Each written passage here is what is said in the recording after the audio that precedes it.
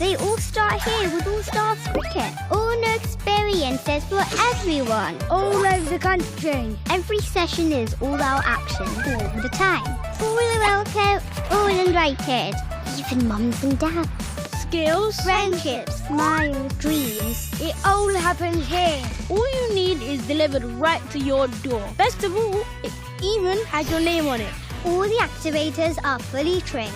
And all they want is for us to have a great time. Always. Have ball, Catch.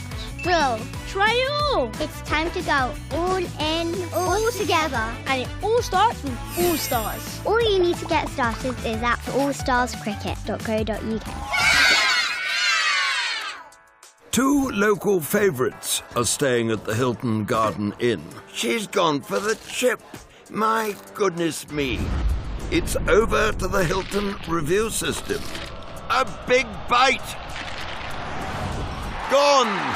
When lunch is the best part of the day, it matters where you stay. 1954, Cyril Washbrook became the first professional captain of the county. Lancashire have won a tremendous victory here. Indeed he has, and his face is what a moment.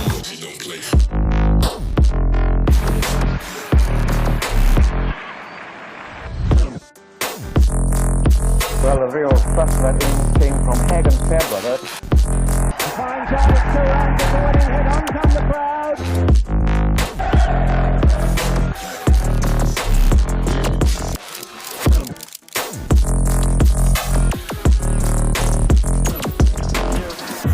Been a really wonderful game of cricket.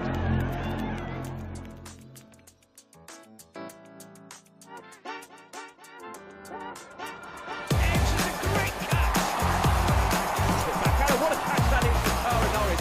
It's going to be brilliantly caught by David.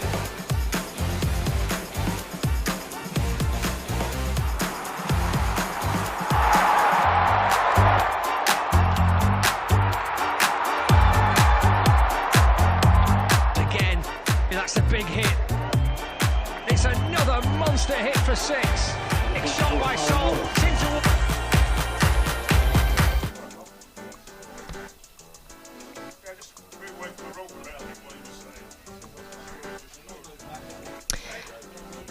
Good morning and welcome to the live stream for Lancashire Thunder versus the Blase in the Rachael Heyhoe Flint Trophy. We are here at Sale Cricket Club in Manchester, and myself, Polly Starkey, and Faye Florence alongside me will take you through the game today. The teams are neighbours in the table, the Blase on 27 points and the Lancashire Thunder on 21 points. And Tara Norris will be opening the bowling here for the Lancashire Thunder as Norris is in, and that's left alone by Sarah Bryce. As mentioned, Thunder won the toss and will bowl first. Your teams for today with Eve Jones and Alice Clark at the top of the order, Danny Collins, Seren Smell, Faye Morris, the captain Ellie Threlkeld, debutant Darcy Carter, Grace Johnson, Tara Norris, Hannah Jones and Phoebe Graham. Then for the Blase, Sarah Bryce, Michaela Kirk at the top of the order, Catherine Bryce follows with Marie Kelly as Norris is in again. And that's been a big appeal by Tara Norris there, but the umpire's not interested and they'll get off the mark for the single. And Ireland International, Orla Prendergast in that side, Ella Claridge, Lucy Hyam, the skipper Kirsty Gordon with Josie Groves in next, Cassidy McCarthy and Grace Ballinger completing their 11. Alongside me, Faye Florence. Any thoughts from you as the play starts? Good morning, Polly Starkey. Good morning, everybody. It's just great to be here. I love coming to Sale. And a little something on the line for both sides. As Norris is in again, and that's defended down the pitch. It'll be a dot ball. Chilly morning here at Sale today, though there is a bit of blue in the sky and conditions promise to be a little bit brighter throughout the day. Yeah, I did arrive and it was quite overcast, but optimistic about the weather and crucially no rain in the next few hours, which for Manchester is a rare sight. Famous last words. Precisely. As Norris ploughs in again past the umpire, and Michaela Kirk just nudges that into the leg side for a single. A lot on the line for both teams today. Thunder with a 1% chance of qualification for the semi-finals in the Rachael Heyhoe Flint Trophy. However, the Blase a 34% chance. Both teams reliant on other results helping them to qualify. So we'll be hoping those top 4 teams lose their respective matches today.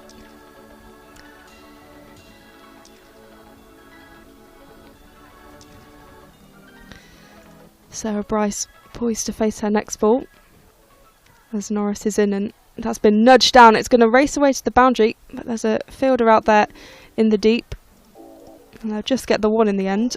The score 3 without loss. Yeah, as you mentioned, Polly, to me just before play started, Blase need to win, and they need to win big to have any chance of other results going their way and making it to finals day.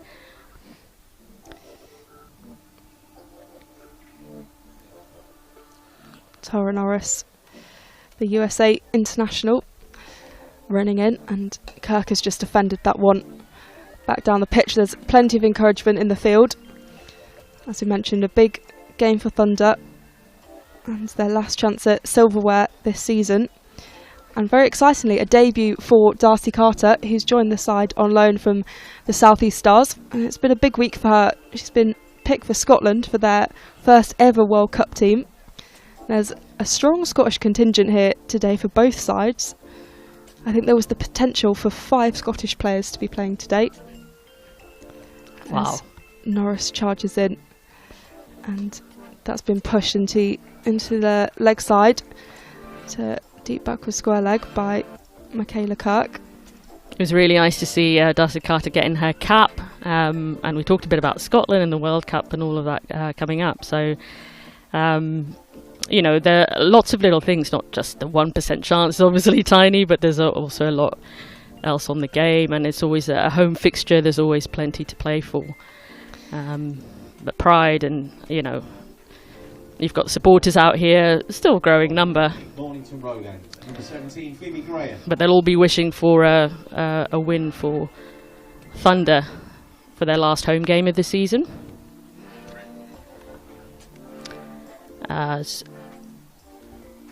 So the end of the first over, 5 without loss for the Blase.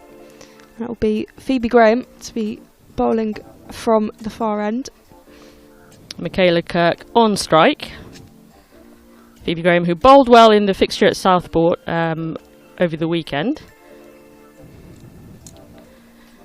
In she comes, and now there's a big appeal that has struck her on the pad, and it's gone behind to. So there'll be no run, but very excited Thunder crew going up for the appeal there. Umpire not interested at all. Getting first use of this wicket, and clearly hoping to knock over these opening bats cheaply. So lots of good positive energy. And in comes Phoebe Graham. This time Michaela Kirk just hits that to the fielder on the offside. No run. Yeah, played that to Eve Jones, who is the latest signing for the Lancashire Thunder. Joined on loan and then very quickly made it permanent. Who is, of course, the former Central Sparks captain. But right, spent a bit of time exciting up here. signing. Yeah, it's very exciting. Spent a bit of time up in the northwest during the KSL days. But it's been at the Midlands side for the past 5 seasons. Michaela Kirk poised to face again. In comes Phoebe Graham. And again she cuts that square, but there's no run. So keeping it nice and tight, Phoebe Graham. It's a good start by Graham here. As you say, we'll see a lot of signing announcements, I suspect, over the next couple of months as the new county system starts. In comes Graham. And that's a wide signal by the umpire. Stopped by... To bowl that one again. Yeah, the first loose delivery of the day. Other than that, she's had a good spell so far. Yeah, 3 dots, and so, you know, you always want to build pressure at the beginning of innings, any time during an innings, but certainly now is the best time to get one of these openers out. In comes Graham. She shapes to cut that again. An excitable appeal again from the bowler, but I don't think she's got any bat on that. But she's still there at the crease, not managed to score a run yet this over, apart from that wide. So pressure building nicely here. Phoebe Graham, she seems to have continued her form from the weekend. Yeah, that's a very, very enthused appeal. But umpire not interested at all. In comes Graham again. Michaela Kirk. Now, that's struck her on the pad again. So really good length and line here from Phoebe Graham at the moment. Pressure really mounting there on Michaela Kirk. Obviously, being a 50 over game, you know, she's not in any hurry to take any rash shots. But I think, she's just causing a bit of unsettlement maybe for Michaela Kirk, not allowing her to settle down there at the crease. So really good bowling from Phoebe Graham. And she comes and she cuts again, and this time they do manage to get away for a run. And so off the mark there. Well, she was already off the mark for one run, but just a little bit pressure release there. But very good opening over from Phoebe Graham. Yeah, really good start by Graham. Just the score 7 without loss. And Phoebe Graham, of course, made the move to Thunder a couple of seasons ago. Was at Northern Diamonds for a while, and it's kind of given her a new leaf playing for the Lancashire Thunder. Will be Tara Norris, but bowling again. Norris and Graham opening the bowling for the Lancashire Thunder.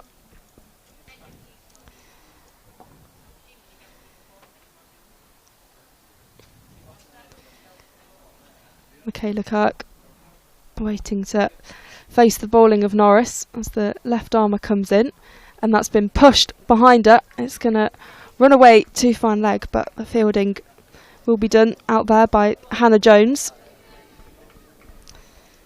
Now managed to run through for one. Sarah Bryce just sorting out the pitch there, bit of gardening. Yeah, quite a watchful start for the Blase so far, hey?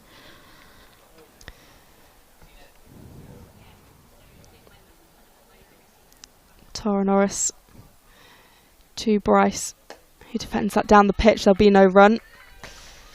Of course, Sarah Bryce has been named in Scotland's World Cup squad alongside sister and Blase teammate Catherine Bryce, who will lead the side. A very, very exciting time for Scottish women's cricket, of course. A lot of the Scotland players play down here in the domestic system. A lot of them actually at the Lancashire Thunder and the Blase. But you've also got Abtar Maqsood down at the Sunrisers. As Norris comes in again. And Bryce just nudges that behind to fine leg. Hannah Jones will have to run in from the boundary, and they'll take the single.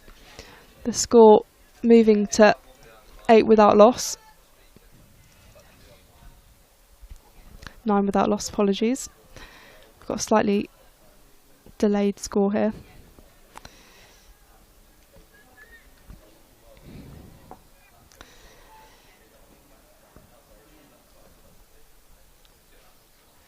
Norris again in her second over to Kirk. There's a big appeal.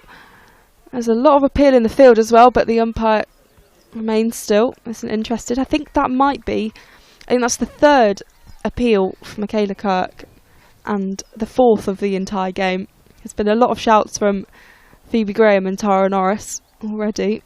Yeah, she's definitely getting whacked about the pads a bit. That one seemed a little bit high, but it's definitely not ball on bat.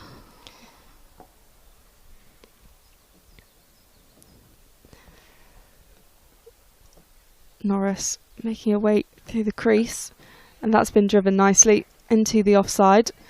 They'll just reach cover, but they'll get the crucial single. Michaela Kirk, who she grew up in South Africa, but I think her grandparents are from Edinburgh, and she had a desire to play for England and came over here, having spent a lot of time, I think, in her summers over here. But she suffered an ACL injury. I think she sustained the injury at Lord's actually during the 100 a couple of years back, and it kind of put a hold on everything as Norris is in to Bryce, and Bryce, lovely drive into the offside. It will race away to the boundary, and that's the first 4 of the day. Sarah Bryce with a lovely stroke down to deep extra cover.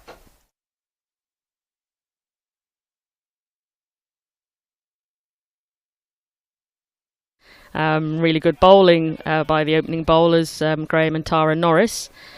So that'll just be the first sign that the Blase are starting to get, I suppose, some measure of the surface and how it's playing. And we'll be really happy to finally get that boundary going. Yeah, 14 without loss for the Blase after 3 overs. Michaela Kirk on strike, facing Phoebe Graham.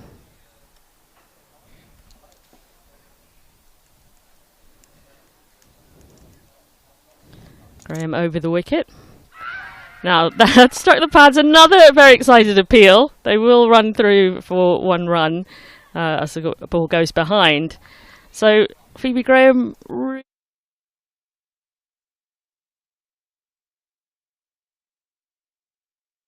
be the one at any moment now. So Michaela Kirk will be happy to get off strike there. Sarah Bryce will be facing next.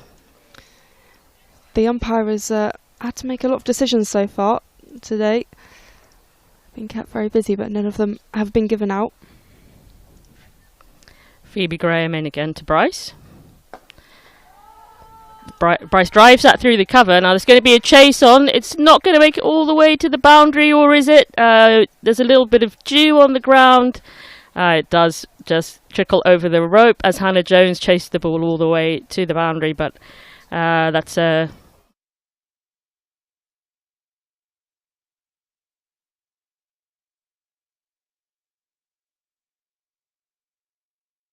in the replay. So they'll be relieved, the Blase, and might be thinking they got away with one there. Sarah Bryce certainly now up in the scoring. Graham in again to Bryce, and this time just defended.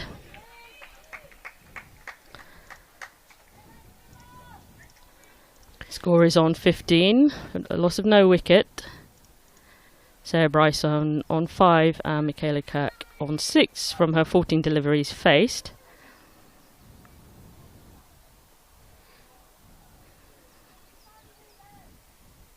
Sarah Bryce maybe looking the more comfortable at the moment on the wicket, facing Graham now. He's over the wicket. Now she'll scamper through for 1. She's just nudged that to the leg side. I wondered if that had come off the bat or pad, maybe a little bit of both. So Phoebe Graham still bowling really well, really good start to her spell here. Making life a little bit uncomfortable for the Blase batters, but they're both still in. And just moving the scoreboard along nicely, but it does bring Michaela Kirk back on strike, who hasn't quite got the measure of Phoebe Graham this morning as yet, so the fielders will be buzzing for this one. Graham in. Now she flashes that, cuts that wide. There's going to be a chase off to the boundary. Eve Jones after the ball. They'll come back for 2 runs. She does manage to connect with that one nicely, Michaela Kirk. So she'll feel mighty relieved about that. Yeah, beat the diving Alice Clark at backward point, and I think there might be a bit of a slow outfield here at Sale, which will be to the advantage of the fielding side, certainly to start with. Yeah, there was a bit of sort of dew and cut grass under our feet as we walked around the boundary earlier. So not the quickest of outfields yet. In comes Graham to Michaela Kirk, who again cuts that, but straight to Eve Jones at point there. So another tight over for Graham. There was a boundary in there, but also still not 100% comfortable there. I think Michaela Kirk facing Graham, so really good, good probing bowling. Yeah, 22 without loss at the end of the over. There'll be there were 8 runs conceded from that over in the end. Of course, the boundary helping, and some good running between the wickets. I think always a good measure, particularly for women's cricket, is it's really good when they can run 2s and 3s, where it's not just boundaries, but the running really counts. As Tara Norris will be preparing to bowl her 3rd over of the day. She's gone for 10 runs so far. Norris to Bryce, and that's pushed into the leg side. It'll be the single, moving the score 23 without loss. The Blase will be keen to put on a big total. A big win over the Lancashire Thunder today could boost their hopes of semi-finals. Of course, for the Lancashire Thunder, qualification is looking slim, a 1% chance, but of course there is still that 1% chance, so stranger things have happened. As Norris starts her run up, is into the crease, and that's driven down the ground. Faye Morris with the fielding. So you're saying there's a chance, Polisaki? There's always a chance. Those stats, of course, by the Cricket Her Weekly, Sid Egan and Raf Nicholson, with their magic machine that produces these amazing statistics. And of course, this year in the Rachael Heyhoe Flint Trophy, it's a little bit different, with 2 semi-finals rather than the top of the table team progressing straight to the final and having an eliminator, which I think is an exciting way to do it, as Norris is in again to Michaela Kirk, who signalled a wide by the umpire. So that'll be bowled again. But yeah, I think it's good having the 2 semi-finals. It means 4 teams can qualify, so that's half of the teams. So I think it brings a little bit more jeopardy, a bit more excitement. And of course, even if you finish top of the table, there's no guarantee that you'll be in that final, which I think is quite exciting as well. Completely agree. Norris again, number 24 on her shirt, and the left armour comes in, and there's a big appeal that's been hit on the pads. Once again, the umpire is unmoved. Now, what are the...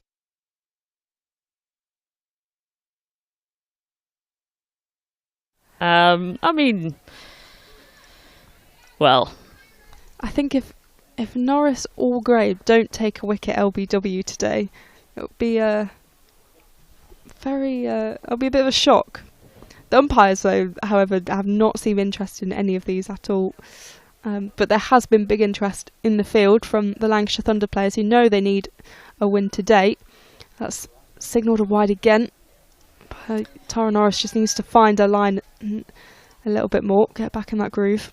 Yeah, straying a little bit on that leg side there, but it's good to hear the fielders being really up and about and keep encouraging, because one of these appeals has got to hit at some point.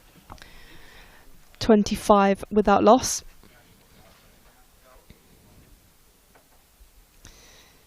Norris to Kirk.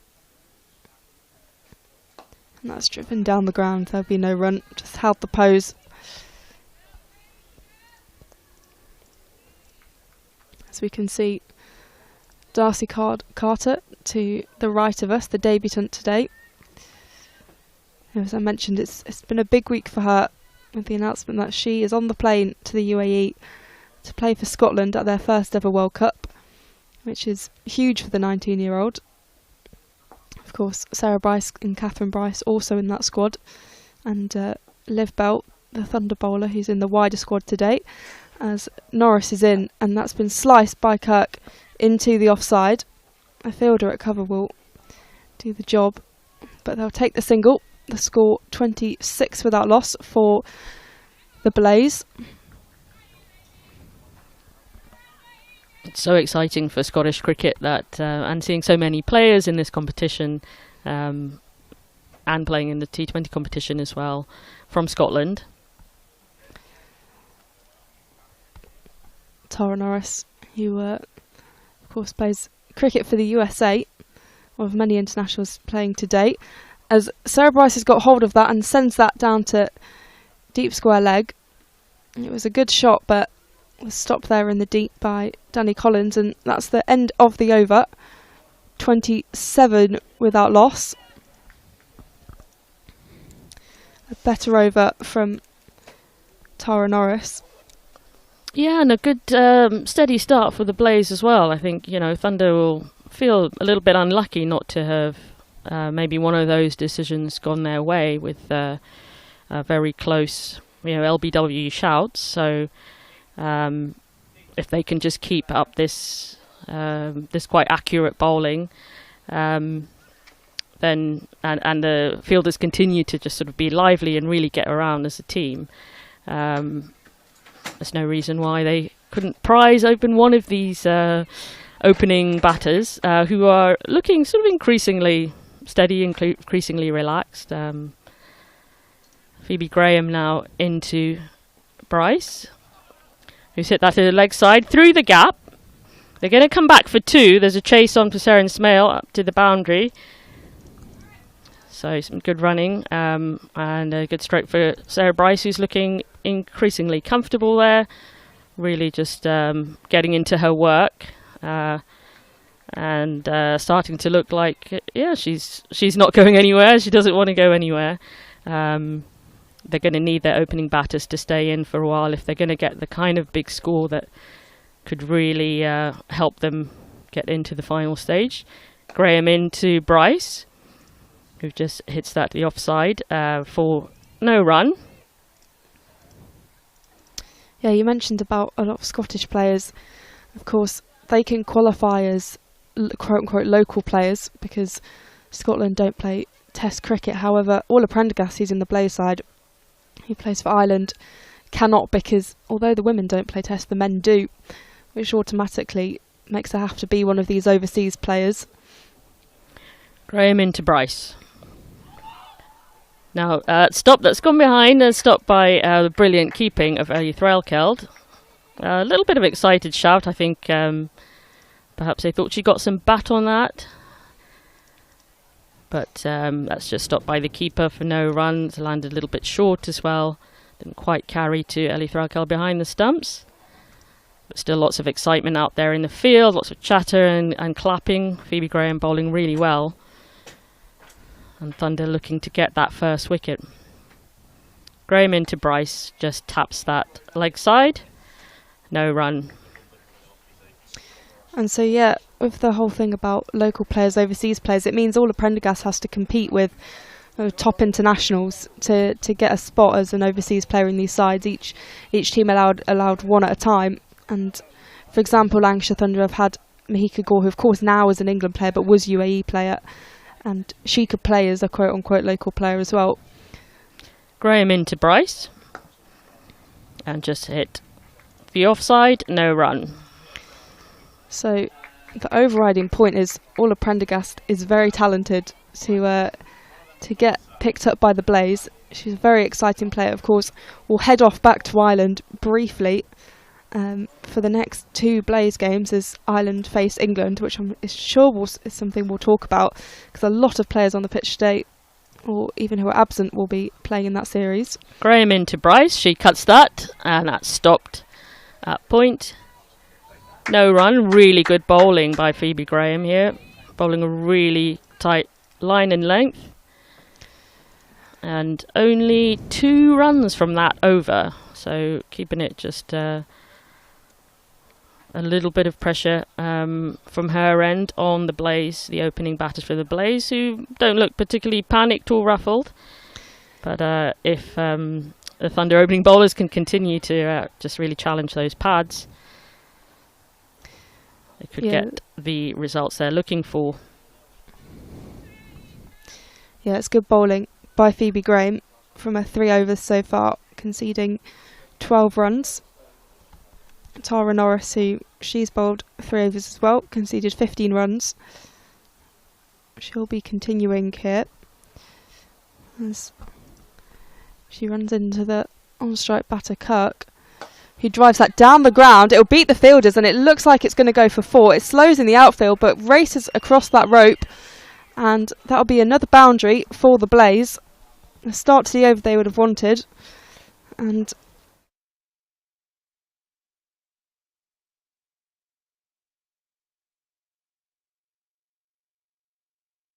beat the 2 fielders there at mid-on and mid-off, just inside the ring. Norris to Kirk, and there's again hits on the pads. Seems to Michaela Kirk is struggling with that aspect. Just kind of needs to get bat on ball because she's currently 13 from 22, and yeah, she looks in the danger zone really, and especially with all those appeals, she'll want to plough on with her innings. 33 without loss for the Blades here at Sale Cricket Club. A reminder, this is the Lancashire stream for Lancashire Thunder against the Blase in the Rachael Heyhoe Flint Trophy. Norris to Kirk, who just defends that in the ground, and you're with myself, Polly Starkey, and Faye Florence alongside me, and we'll be taking you through today's proceedings. An exciting game between the Blase and the Lancashire Thunder, with both teams just about able to qualify for semi-finals. The Blase with a 34% chance and Lancashire Thunder with a 1% chance. So this could be the miracle story. That 1% just keeps making me laugh. As Tara Norris is in, and Kirk just pushes that into the leg side for no run. Yeah, that 1% is, it's one of those where you just think there's a tiny possibility, but it's very unlikely. A couple of, I think, in the last round, Western Storm were also 1%, and now they're out of the competition. So it is unlikely, but as with cricket, all things are possible. Indeed. Norris starting her run up again to Kirk, who flicks that past the fielder at mid-wicket. But oh, did she get her hand on that? I'm not quite sure. She's lying on the ground, so that might suggest some impact with the ball. I don't know whether it was a drop catch, a miss chance, or a near half chance. But it's Faye Morris there. She's the sort of player that I would expect to get to the ball, so it could potentially be hurt. 34 without loss.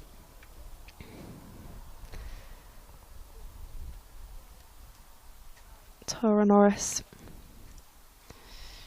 running past the umpire to face, and Bryce drives that down the ground. Norris gets something on and it stops just past our bowling run up. There'll be no run. And yeah, so a reminder of the Rachael Heyhoe Flint Trophy. Northern Diamonds sit top on 37, Vipers in 34, South East Stars on 31, the Sunrisers on 30, Blase on 27, Thunder on 21, Central Sparks on 21 as well, and Western Storm unable to qualify on 14. At the end of the over, the score 34 without loss. And there are a number of other games taking place today, which we will run you through in a minute. Yeah, it looks like the sawdust bucket has come out. Yeah. For the bowlers in there. Probably just a bit of dew around. So we've got Western Storm versus Sunrisers at Radler. And Western Storm are 27 without loss after 8 overs. Seren Smell and Emma Corney out there in the middle. So it looks like we're going to have a change of bowling with Grace Johnson coming on. It's a little bit greyer overhead than when we started. Thunder continue with a seam. Grace Johnson, now that's hit aerially, but it stopped there for no run. Grace Johnson, who's been in the Lancashire Thunder Academy for a number of years, but finally made her debut just last June, and played in the Charlotte Edwards Cup, 19 years old. It's really great to see these youngsters developing at Thunder and bowling so well, and just so maturely and capably fitting right into the side.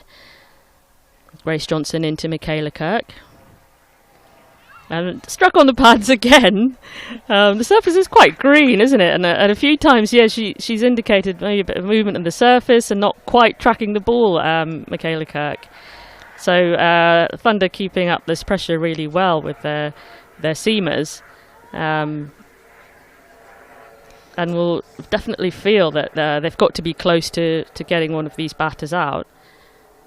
Like I said, quite grey and overhead, and overcast overhead. That's Johnson in, and that's defended by Michaela Kirk. One of the other games going on at the moment is the Southern Vipers against the Northern Diamonds at Headingley.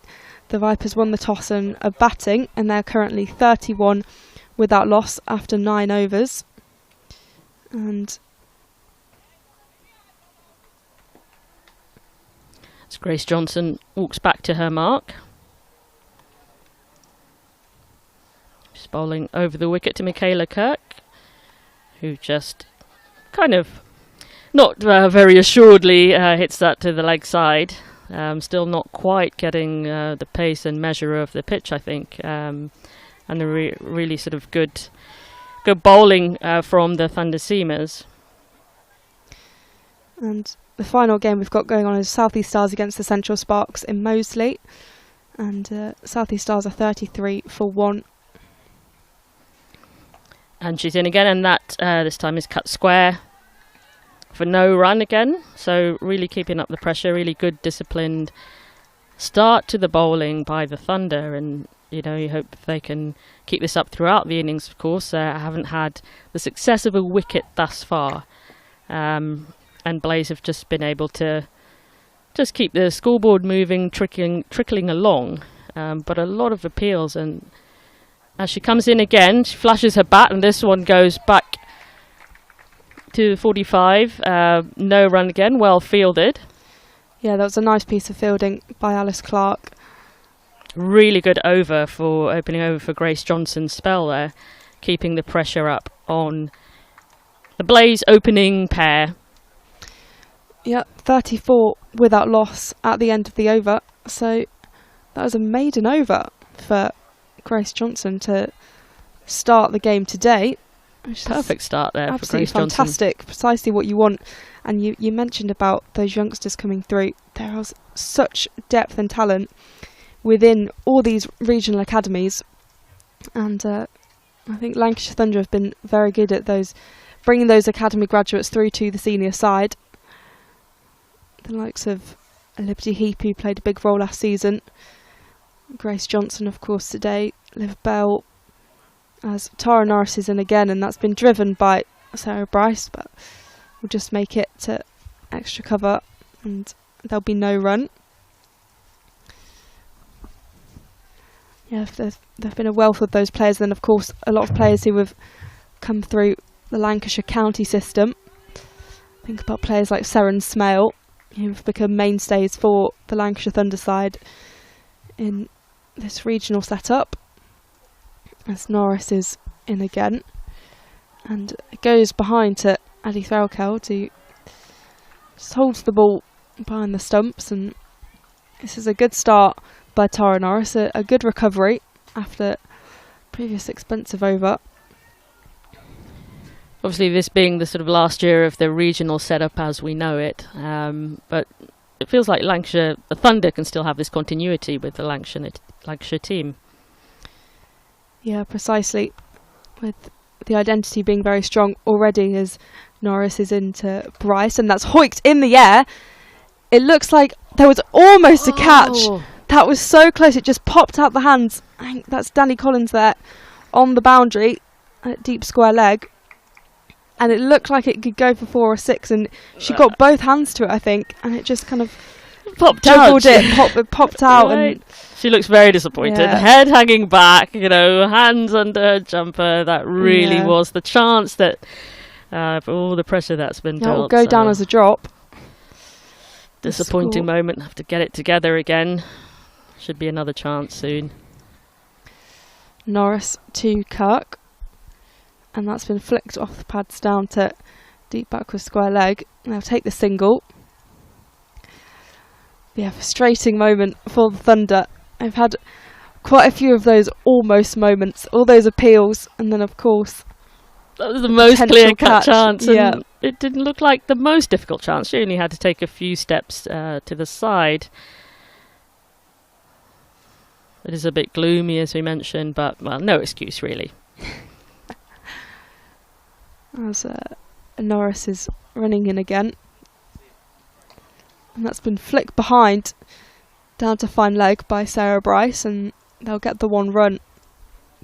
And that, I mean, it really illustrates how you've got to have, when you're putting pressure in with the bowling, then you can't let the fielding go at the same time. You've got to keep all the discipline up all around every discipline. Tara Norris preparing to run in again. Michaela Kirk waiting at the striker's end. Norris in for the final ball of the over. There's a big appeal. All the fielders have gone up, and the umpire just stands there once again. Surely.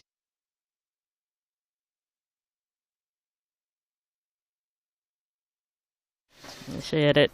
Oh, it's hard to see. The umpire was It's come off the bat, I think. Yeah, potentially. Well, the pressure continues. Precisely, from it's Thunder, building right? pressure. There's a lot of enthusiasm from the Thunder fielders, and that'll only put them in good stead. But Now, I think I remember you saying, Polly, that it was going to stay dry today. yeah, I said nothing. Okay. Oh, I just felt I'm a drop imagining. of rain on my forehead.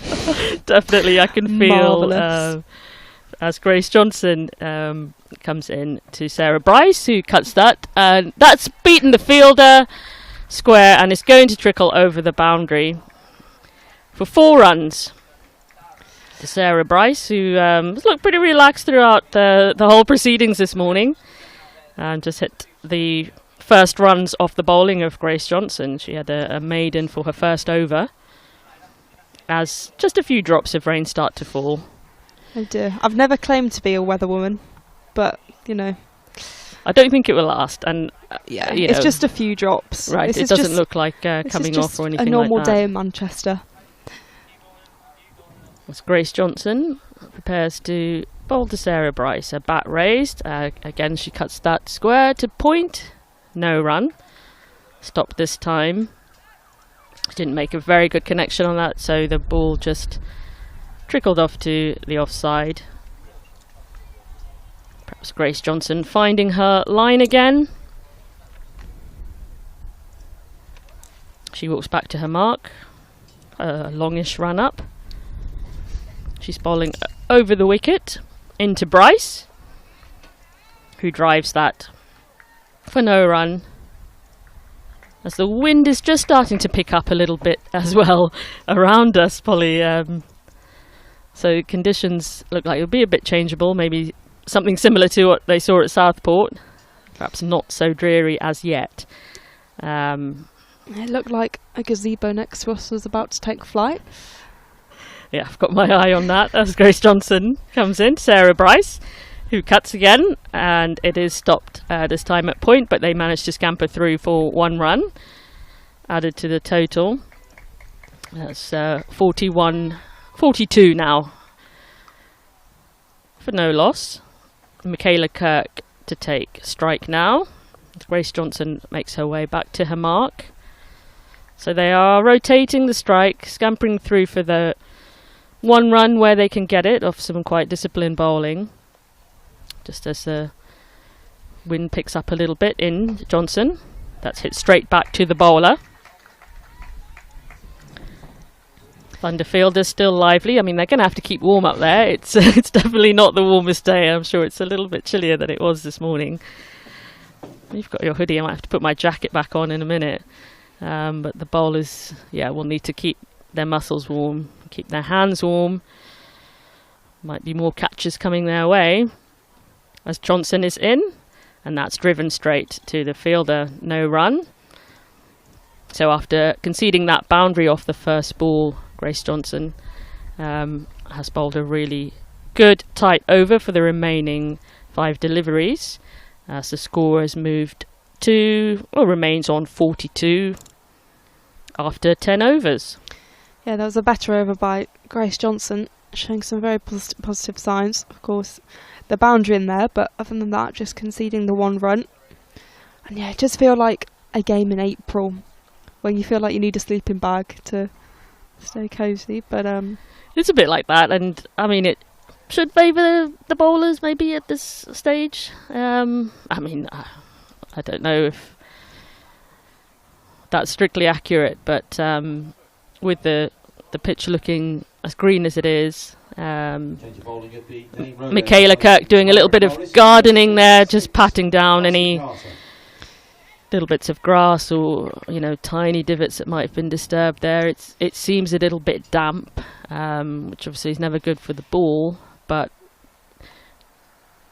movement on offer, potentially. The Thunder are bringing the debutant on.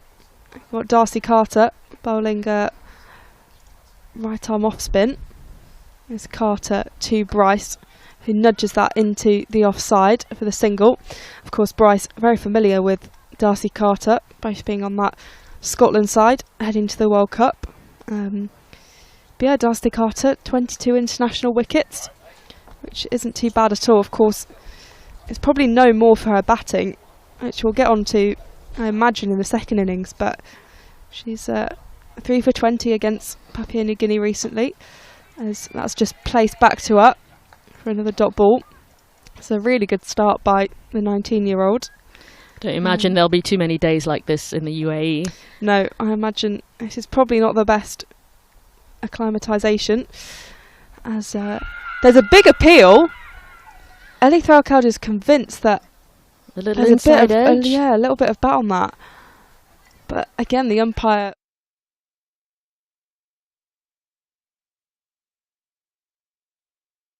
for the reverse sweep. I don't think there's anything on that. From No. my eyes, it looked like there was quite a gap between ball and bat. Carter again, and that's been struck down the ground. Phoebe Graham doing the fielding at mid-off. Yeah, I'm very not convinced by that appeal at all.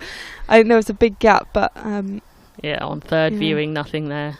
fair enough, as that's struck in the air. It's lofted by Michaela Kirk, but will fall short of the boundary and also falls safe. It landed between the two fielders, not close enough to catch, but they went a million miles away, so that's encouraging signs for Darcy Carter. A good start to her Lancashire Thunder senior debut. Carter to Bryce, who gets hold of that and sends it down to the deep backward square leg boundary for 4. That'll be another boundary for Sarah Bryce, who's flying here. She's 26 from 27 delivery.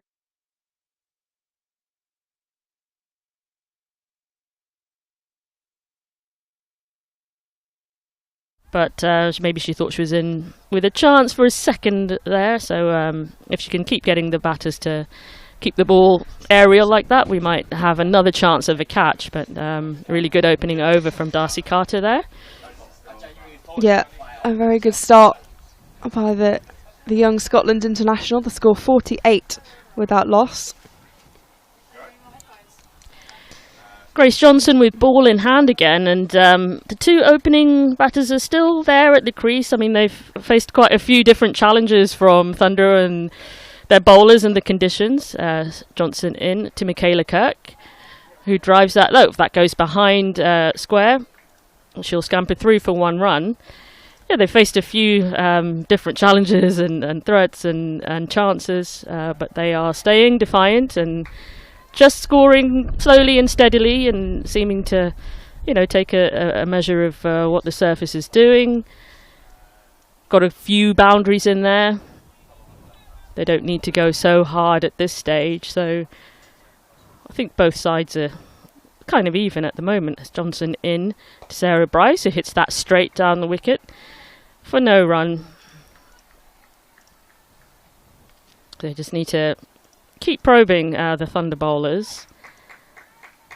That moisture in the air, it's still there, but it's just really the kind of gentlest little intermittent drops of, I don't even know if they're reaching the ground, to be honest.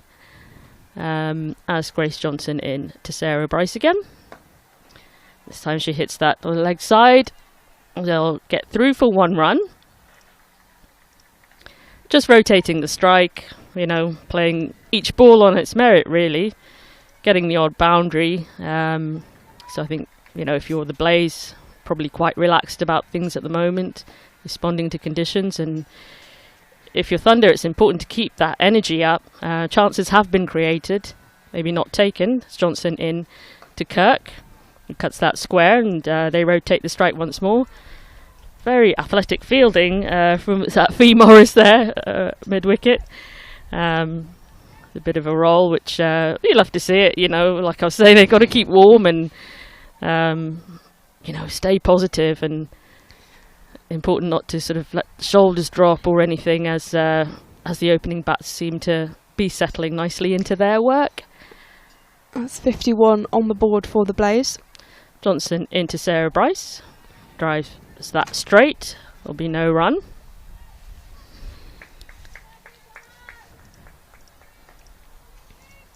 Yeah, you can hear the Thunder players kind of really geeing each other up there in the field. Towels having to come out to dry that ball a little bit from just that moisture in the air. But I see a band of blue sky over the horizon. So if that can stick around, that would be nice. Grace Johnson into Sarah Bryce, drives that straight, bowling a really good length there. Johnson not troubling the batters too much, but at the same time not allowing them to score so quickly that things get away. But Thunder, I think, really want a wicket sometime soon. We're in the 12th over, 13th over now. Yeah, it's 51 without loss, and they'll be really desperate for that wicket. They've had a couple of chances, of course. There was that drop catch in the deep. Could have dismissed Sarah Bryce, but yeah, a little bit frustrating from a Lancashire Thunder perspective. One or two unlucky calls right at the start of the game. Important they don't get frustrated and just keep being disciplined. Carter back into bowl, and that's an attempted reverse sweep by Michaela Kirk, and there'll be no run from it. I'm looking forward to all the sweeping that's going to happen at the World Cup. Yeah, you know. There'll be a lot of sweeping. It's going to be chaos. As Carter's in again, the number 76 shirt, and that's been pushed into the offside by Kirk. Good time to sort of practice against the spinners, especially anyone who's going to be at the World Cup. Carter to Kirk, who hoiks that in the air, and it will head towards the boundary, but again, slow outfield. The run's prevented out there by Faye Morris, so they'll run through for two, but not get the fruitful boundary they would have wanted. As Darcy Carty's part of that South East Stars senior squad, but has come up here on loan to the Northwest for the remainder of the season.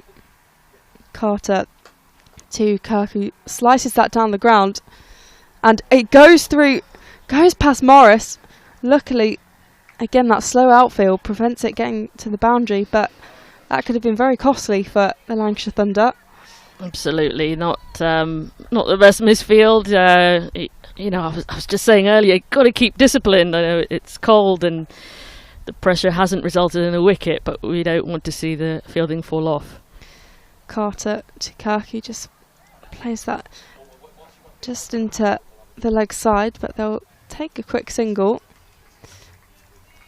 Be also frustrating from a bowling perspective. You don't want your figures to be tainted by any misfields or overthrows, etc. One of the best fielders out there, Faye Morris, so it's rare to see that kind of slip from her. 56 without loss as Carter's in, and that's driven down the ground by Bryce, is racing away to the boundary, and that'll be another 4. That's a really nice stroke, similar to one we saw in early on in the game, our first boundary.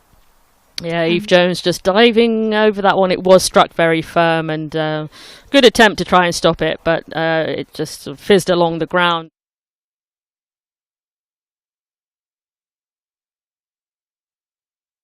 Yeah, the Blase getting braver, getting more confident with their shots and starting to get some results from it. Yes, end of the over, 60 without loss for the Blase. Ticking along nicely, but of course for the Lancashire Thunder, needing a wicket, crucially. Yeah, there comes a point where that wicket column, it can, you can get a bit down about it after so many overs and lots of different chances, and you've done all this good bowling and not got a result from it, but you've got to keep your head up in the field. Johnson into Michaela Kirk. That's cut leg side, and that's stopped square, so there'll be no run. Michaela Kirk will face Johnson again, who's bowled really well actually in her spell so far, so the fielders really need to back that up when there is a chance. And if Johnson can keep this pressure up, you've just got to, the way cricket works, that something has to come from that, right? Now that's hit aerially by Kirk. There isn't a fielder there square to catch, so she'll get through for 1 run. Just sort of square, short mid-wicket was up in the air. I mean, there might have been a fielder there at one point, but there wasn't this time. So Michaela Kirk is safe off the mark, and Sarah Bryce to face Grace Johnson.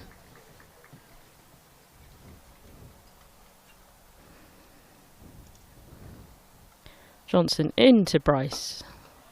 She drives that straight for no run. Score is on 61 after 13 overs. The Lancashire Thunder need to break this partnership sooner rather than later, because if these two stick around, they could put on a big total. For sure, and it's just like party time for any batters below as she's in, and oh, there was a bit of a hesitation, but they'll get through for 1 run. There was a shy at the stumps, and she missed the stumps. Had she hit, I'd have to see the replay to see how close that was, but there was a hesitation in running from the batters there, which we haven't seen yet actually all game, but perhaps suggests that they are sort of getting more confident with what, you know, they're not so as cautious as they were in the beginning, and feel that they can take those sort of chances on, which is why the fielding's got to stay tight as Grace Johnson into Michaela Kirk, who just checks that for no run. But it was interesting to see the hesitation with the batters, you know, crossing over for that 1 run. They've been taking those 1s and 2s quite happily. Yeah, there's been good communication so far, considering Michaela Kirk hasn't played that many games for the Blase over the last few years. But the experience of Sarah Bryce, it's worked well. Johnson into Kirk. She cuts that to the leg side. That's beaten the fielder in the ring, so they're going to run through for 2. Michaela Kirk still not looking 100% comfortable, but probably won't mind too much because they've navigated everything that Thunder have been throwing at them so far. They're both still there. Not a chanceless innings so far, but as you see the batters there in the middle just kind of going over what they're seeing from the surface and how they're approaching their shots.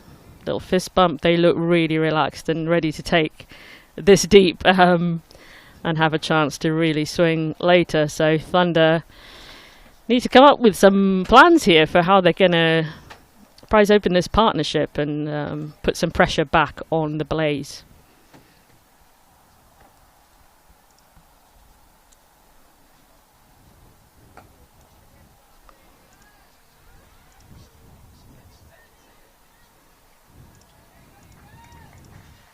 Two runs off Darcy Carter's return to her spell.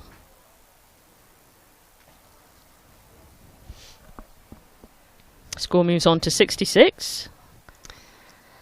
Carter in again to Bryce. And Bryce just nudges that into the offside. And there'll be no run. The Lancashire Thunder looking for a crucial breakthrough. Carter again, and that's been hit airily by Bryce. There's a fielder under it, and she'll have to go. Phoebe Graham with the catch, and that brings Sarah Bryce's innings to an end. The much needed breakthrough, and a debut wicket for Darcy Carter. 66 for 1, and Sarah.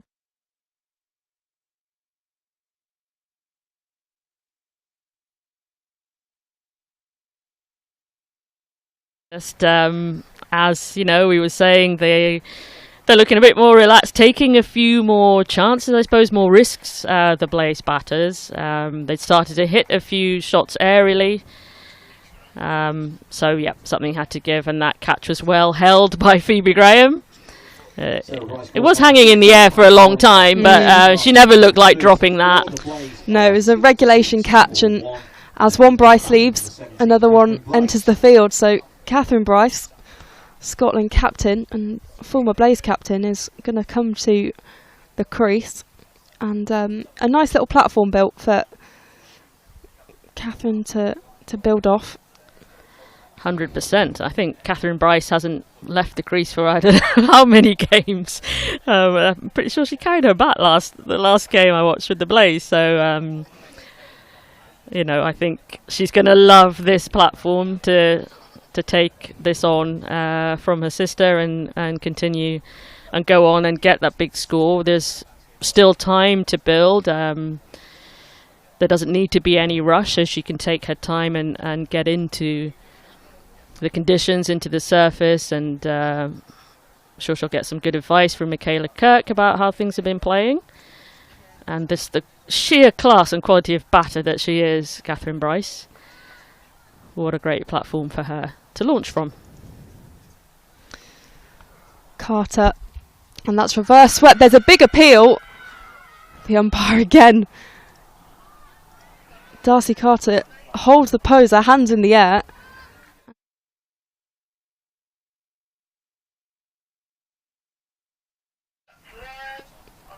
Catherine Bryce with the reverse sweep. I mean, now there is the confidence of a batter. It's a bold move. Who hasn't been got out for a while. And Carter to Bryce, who plays that down the ground. Safer shot this time, but there'll be no run. I love that from Catherine Bryce. Like, yeah, here I am. Reverse sweep, first ball. Okay, didn't connect with it, but she means business right from the get-go. And that's Carter in, and that goes through to Ellie Threlkeld behind the stumps for no run. That's the end of the over. 66 for 1. That crucial wicket of Sarah Bryce within that over. And that's a good start to Darcy Carter's spell with Lancashire Thunder. Yeah, she bowled very well. Well, 66 for 1. Finally, that partnership broken. Catherine Bryce comes to the crease, who's, you know, not the batter that you think you're going to knock over quickly, but every batter has to start from naught, and that's always the best time to put the pressure on and try to get them out away from home, an unfamiliar place, different surface, changeable weather. As Graham comes in to Kirk, who just checks that for no run. Graham fielding off her own bowling.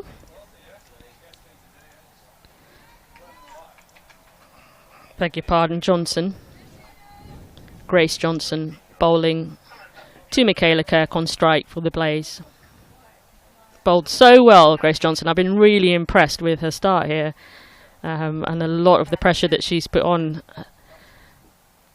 has led to just a, you know, not the fastest scoring rate for the Blase. Just keeping a measure of containment there, even though they had been rotating the strike quite well. There hadn't been very many boundaries off the opening pair, and you know, you've got more of a license when you're sort of 66 for naught, but 66 for 1, perhaps more caution, as that just comes off the edge of Michaela Kirk's bat to go behind. She'll get through for 1 run.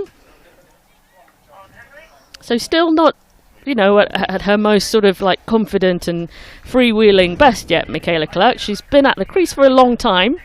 But we're in the 16th over now. So Thunder will feel like, especially the way that Johnson's been bowling so well, they'll feel like, yeah, they could still get her out before she gets anywhere near sort of half century. 26 or 51 so far. It's been a slow innings, but they almost want her to eat up those deliveries. Johnson in, and that's just hit behind to third man. They get through, rotate the strike again, bringing Michaela Kirk back on strike. Yeah, slow and steady for Blase at the moment. They're hoping we'll win the race. The key is keeping Catherine Bryce even at that non-striker's end, letting Michaela Kirk eat up those deliveries. That massively slows their run rate. And will be key for Johnson Thunder. into Kirk. And she swings about at that. That goes behind square. They'll get through for 1 run. 68 for 1 wicket. Yeah, Catherine Bryce, as you say, will be hungry for the strike and keen to build on that platform set by her sister and opening batting partner Michaela Clark. So, as you say, the Thunder bowlers having a bit of consultation there in the field. They'll need some new plans for how they're going to get Catherine Bryce out. Yeah, it's good to see Tara Norris having a chat with Grace Johnson. Of course, Norris having a bit more experience. Oh, here comes the sawdust bucket. So, I wondered what the hold-up was there. They didn't look like they were having a big bowling discussion. It was more waiting around. But yeah, a bit of sawdust needed. As we mentioned, it was a bit overcast when we arrived, and I imagine there was probably quite a lot of dew in the ground.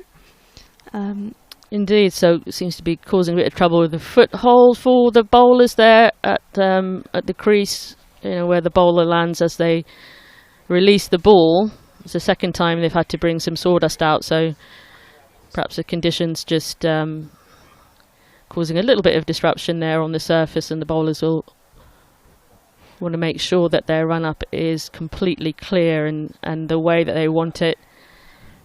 Grace Johnson bowling so well in her opening spell that, yeah, it's definitely worth taking the time to get that run-up right, get the track right how you want it. Maybe, yeah, distract the Blase batters a little bit. Catherine Bryce new to the crease. She's on one of her four balls faced. Grace Johnson into Bryce, who cuts that behind again. She'll get through for 1 run. A little bit of an attempt to go through for the second, but it was never really on. That looking busy as she always does. Good over from Grace Johnson again. 3 runs off it. Keep the pressure up, Thunder, and try to get that second wicket. It was so long to get a wicket, few chances missed. Now is the time to strike again, right, and get another player out. Yeah, 70 for 1 here in Sale, and I'll keep you updated on the scores around the country. So 70 for 1 also in Moseley with the South East Stars playing the Central Sparks. Stars are 70 for 1, and Sunrisers Western Storm are 64 for 2, and the Vipers are 69 for 2 against the Diamonds in Headingley. As there's a reverse swept, there's an appeal again. It's similar to the one that was Catherine Bryce's first delivery of the day. Ellie Threlkeld is convinced, isn't she? She is 100% sure. We'll see on the replay, now. I'm sure. Because the umpire, he was not given anything out other than the catch. It's delivered again, and it's tidy behind the stumps for a dot ball. That's good bowling by Carter there. Yeah, really good bowling by Carter. 2 identical deliveries, and Bryce was brave to play the reverse sweep again, as that's pushed into the offside. The fielding done out there, and so they'll run through for a single.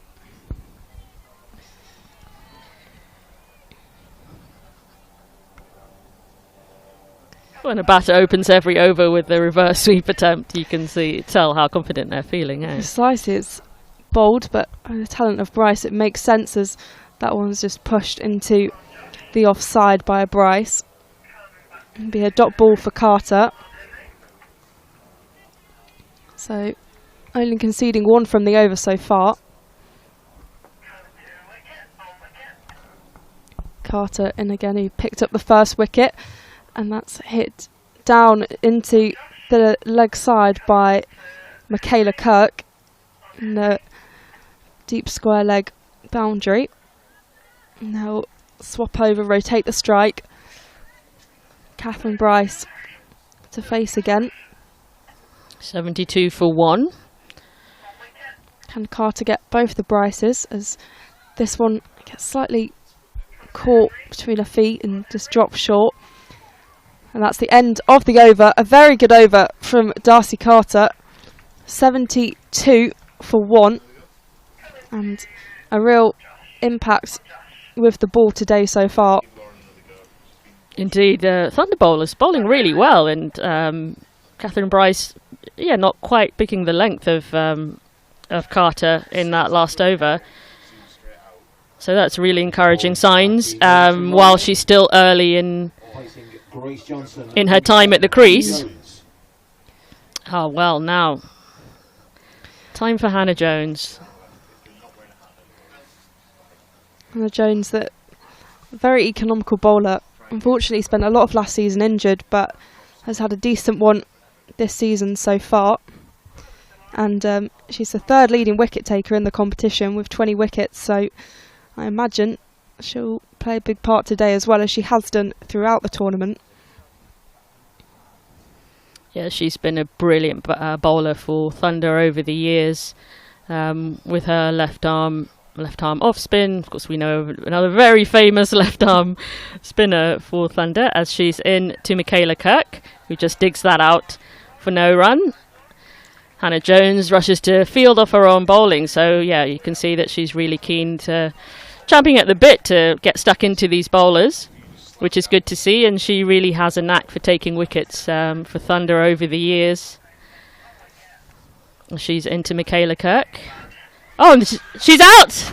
Bowled by Hannah Jones. There's that wicket-taking knack. Oh man, so low-key, and always just such chill celebrations from Hannah Jones, but she really is one of my favourite bowlers to watch. Yeah, instant impact.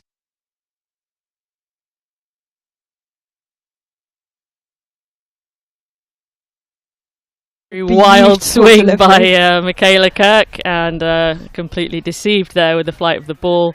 Michaela Kirk bowled by Hannah Jones. Hannah Jones is taking the bails off for two, and their incoming batter.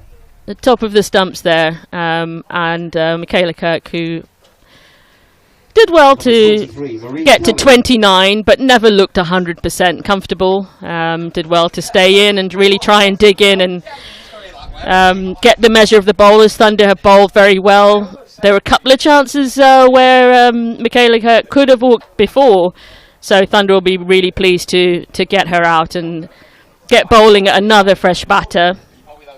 Marie Kelly, again a very prolific run scorer for the Blase, comes to the crease. Her and Catherine Bryce could be a formidable partnership, so Thunder will be really keen to take another one here and not let this partnership settle in. Wicket with her second ball, Hannah Jones. 72 for 2. And that's just checked leg side. Marie Kelly off the mark very casually. 1 run added to the total. 73 for 2. Now, this are a pair you do not want to build a partnership from a Lancashire Thunder perspective. They are two very good batters. 100% agree. As Hannah Jones is into Bryce, hits that leg side. Bit of poor fielding attempt, misfield out there at extra cover. So they'll scamper through for a couple of runs. And gets Eve Jones there at extra cover, who just again tilts her head back. Yeah, a little bit of frustration. She's a really good fielder and very experienced cricketer. You don't want to let any cheap runs through with 2 new batters to the crease. Got to keep the fielding tight from the Thunder perspective. And back your bowl as Hannah Jones is in. Oh, that's hit. Oh, that's hit straight down the ground, and I think it's just hit Marie Kelly just in the shins there. She's got her pads on, of course, so she's up very quickly, but just the Blase fielding the ball there for Thunder. Stopping any runs going through, but she's all right on her feet. Jones in. That's just checked by Marie Kelly leg side. They'll go through for a very nonchalant 1 run, as the partnership I expect will be expecting to stay at the crease and stay together for many overs still to come. But a really good and successful opening over of her spell for Hannah Jones. Amazing bowler for Thunder. Something always happens when she gets the ball in hand, so time for Thunder to keep that pressure up and put the foot down, eh? Precisely. And it's been an instant impact by Hannah Jones, and I think Carter will continue here with the ball. I've just had word from reporters live on the scene in Moseley that the ball has been sent into the nettles, and the players have had to head into the nettles to retrieve the ball, as Carter is in to Bryce, who slices that into the leg side. It's going to race away to the boundary. The diving fielder there, Danny Collins, attempting to stop that, but it will go for 4, and that's a good bit of momentum by Catherine Bryce. Yeah, despairing dive there on the boundary, but a very welcome boundary for the Blase. It's been a while. I hope those nettle fielders in Moseley have got their long sleeves on. Yeah, that's what I was thinking as well. It's 76 for 2 down there in Birmingham. As Carter's in again to Bryce, who plays a similar shot, slightly less power, just into that offside region. And they'll rotate the strike to bring Marie Kelly back on, having only faced 1 ball so far today. Marie Kelly, we mentioned Birmingham, who was from Solihull. Played a lot of cricket in the West Midlands, captaining Warwickshire and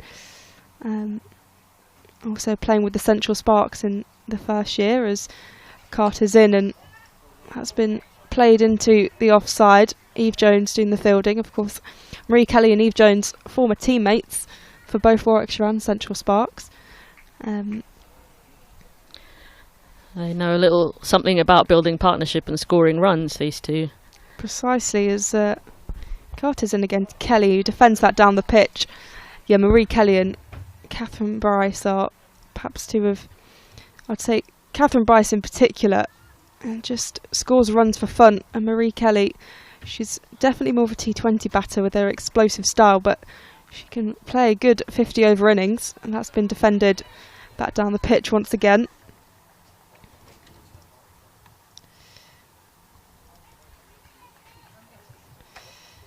Catherine Bryce with 208 runs so far in this competition. Once again, Carter, she gets her hand on it and is put down. That brings about the end of the over. 80 for 2. 81 for 2 even.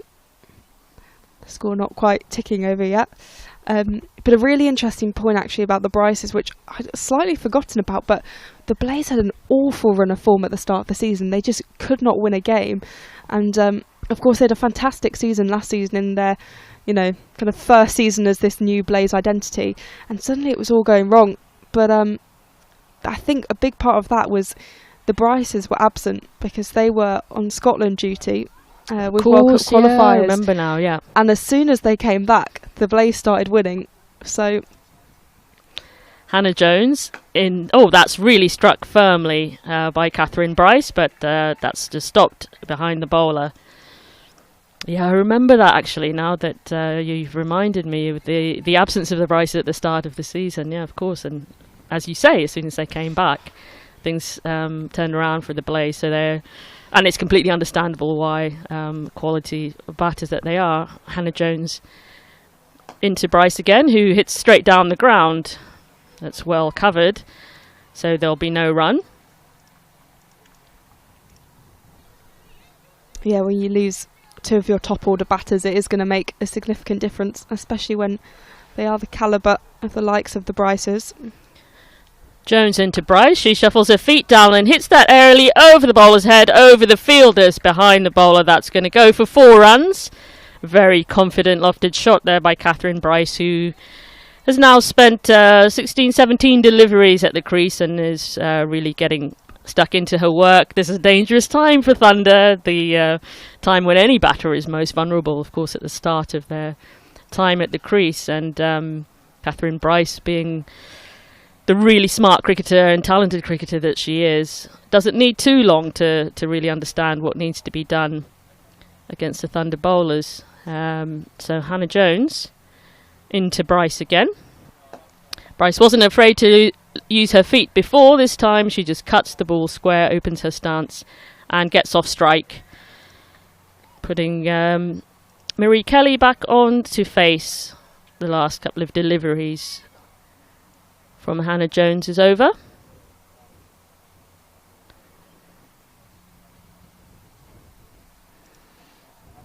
Jones into Kelly. who just checks that leg side, and they think about a run, but think better of it. It's well fielded by Thunder. 86 for 2 here in Sale. Reminder, this is the TV stream for Lancashire Thunder against the Blase in the Rachael Heyhoe Flint Trophy. Jones into Kelly, and again just defended forward, straight into the hands of Hannah Jones for no run. So there was a boundary of the third ball of that over from Hannah Jones. Otherwise, again, a very good discipline over from Hannah Jones, and the score now on 86 for 2 after 20 overs. Made it to that 20 over mark, and Lancashire Thunder, although they've had good impact with those 2 wickets, will want a couple more wickets in that tally.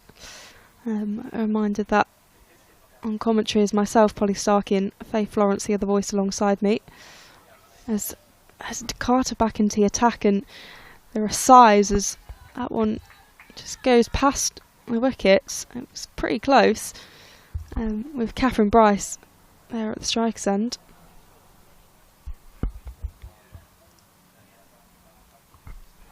Yeah, it's not been easy to get Darcy Carter away. Really good spell from her. I think it's a good point as well, that it's, she's hard to get away, and Bryce is a player who knows her quite well, and has been driven down the ground on the offside, but there'll be no run.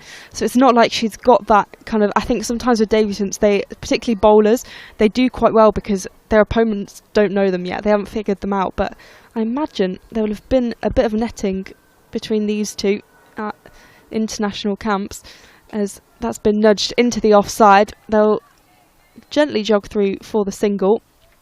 So I think Carter's just a hard bowler to figure out.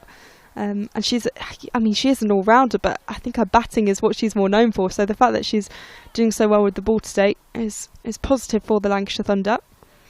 As Carter's in again, and Marie Kelly pushes that into the leg side for 1 run.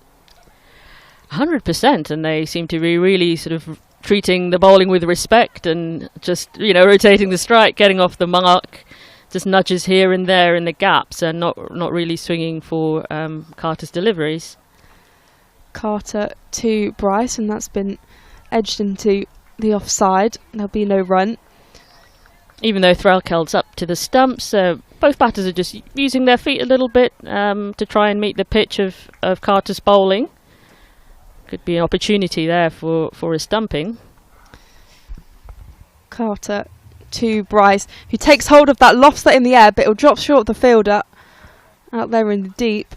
And that's Faye Morris there, and they'll only get 1 run. It was an expansive shot, but once again, or opportunity for a catch. Yeah, hey, precisely. It could have been a wicket. Really good bowling by Darcy Carter. I've been so impressed with her this morning. Creating chances for Thunder, and that's just what they've got to keep doing with these two on strike. A formidable partnership, potentially, of Marie Kelly and Catherine Bryce as they chat in the middle. 89 for 2 at the end of the over. Kelly calls Bryce back for just a few more instructions. Hannah Jones will be bowling once again. Her figures so far. As Jones is in to Bryce, who was shadow batting a bit, and then just checks that one back to Hannah Jones. She's bowled the 2 overs, got that 1 wicket, of course, of Michaela Kirk, who she bowled, and only conceded 9 runs. Jones into Bryce, who uses her feet to come forward, hits that straight down the ground. There is a fielder covering behind, so they'll get through just for the 1 run.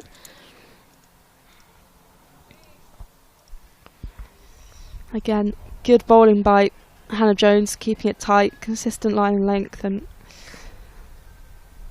is Marie Kelly on strike. Hannah Jones in. She uses her feet again and shuffles towards to meet the pitch of the ball. That struck leg side for 1 run. Jones doesn't put much pace on the ball, so the batters have to work really hard to get it anywhere, which I think coming down the track a bit is just aiming to put a bit of force in there, but Jones's bowling's working so far. Absolutely, yes. Jones is into Bryce, who uses her feet a little bit and strikes that straight. So a straight drive there for no run. Fielders at long on and long off, prepared to retrieve those straight drives. Jones in again. Now she uses her feet and hits that aerially. That's over the head. There was an outstretched hand from the fielder there at long on, but it's gone over her and over the boundary for 4 runs. So starting to get a little bit of success from being brave and using her feet. I mean, Catherine Bryce is such a quality batter. She'll be willing to take that on against the off spinner, and even with the wicket keeper up to the stumps. I think is starting to get a measure of the surface. She's been in for 26 deliveries now. Hannah Jones into Bryce, and this time she just hits that into the offside. Fielded extra cover for no run, but it's a good little battle between those two. We love to see it. Quality bowling against really quality batters. That's the kind of contest that makes this competition so exciting to watch. The Rachael Heyhoe Flint Trophy. Polly Starkey alongside me. How do you think it's going for the Blase at this stage? Yeah, I think they're ticking along nicely, and I guess this partnership is quite crucial to the rest of their innings. If Marie Kelly and Catherine Bryce stick out there, then I imagine they'll put on a big total, but a couple of wickets can all make the difference, and that first wicket taker was Darcy Carter, who is coming back in, and that's been lofted in the air, and it goes over the head of Phoebe Graham. It drops short of the boundary, and it kind of plugs in the field, and they'll take the 2 runs from it. But I thought for a second, with the height it got, that could have been a catch. And same, yeah. She looked. I mean, she was backtracking on her feet. Maybe she didn't quite get. And that would have been pace of it. Yeah, but identical to Carter's first wicket, as that's been pushed into the leg side down the ground, and that'll be another dot ball for Carter. So yeah, there's a kind of everyone held their breath for a second. So that went she up. Looked in the business there, but yeah, it was a bit fast over her head. There's Carter to Kelly. It's just slashed into the leg side. They'll take the single. It was quite a full delivery, and it was almost a full toss. And Kelly just took hold of that, but didn't quite get the rewards. Still creating chances in her 7th over, Carter. Bowling so well. Carter to Bryce, and that's nudged into the leg side. There'll be the 1 run, just gently jogging between the wickets. Plenty of encouragement in the field from the Lancashire Thunder players, as we've seen throughout the game today. Needing to keep the energy up in this crucial game, as Carter's into Kelly, who comes down the track, and that in the end is just hit down the ground straight to Grace Johnson.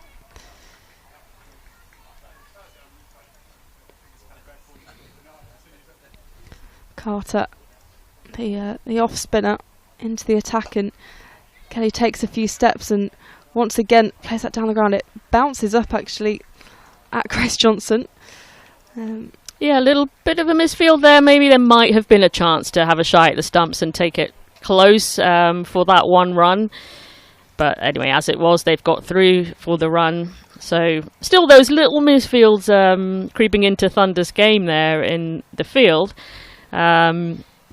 Okay, maybe she would have been safe, Marie Kelly getting back to her crease, but got to keep the pressure on with chances like that with 2 such good batters. Exactly, it's about pressure, it's about intent, and I think a sign of a really good side is when their fielding's really sharp, when their fielding's intimidating. I love when you see within the ring the players, the way they walk in and try and intimidate the batters. That's kind of the sign of a really strong side, and even if it's not actual cricket technique, it's the things around it which can also make the difference on the field. So as Blase have brought up their century at 100 for 2, Grace Johnson continues bowling to Marie Kelly.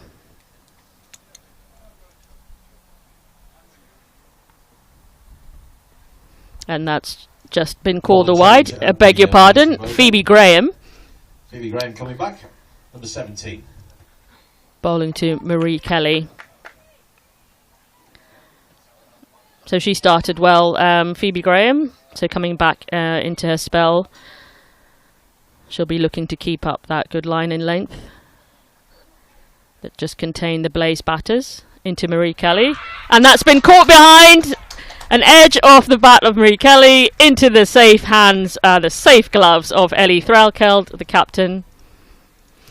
It almost felt like there was a massive sense of relief there with that celebration.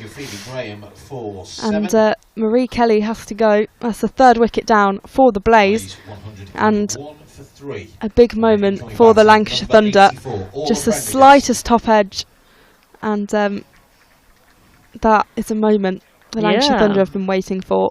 Really good delivery from Phoebe Graham that just seemed to move away off the surface and catch the outside edge of Marie Kelly's bat.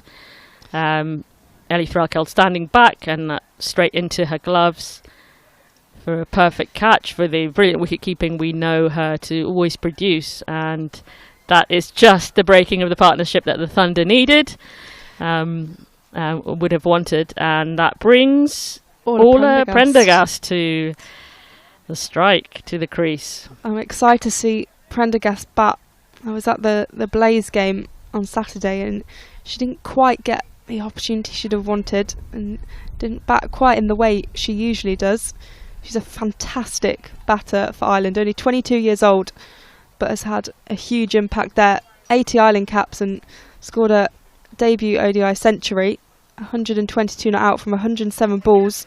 She's facing Phoebe Graham now, and she just checks that behind point, I beg your pardon, and she'll get through from 1 run off the mark to put Catherine Bryce back on the crease, facing the bowling of Phoebe Graham. As we were saying, she started really well and returning to her spell for her 4th over. Started with a wide and then the wicket of Marie Kelly. So she's picked up where she left earlier, and she's into Catherine Bryce now.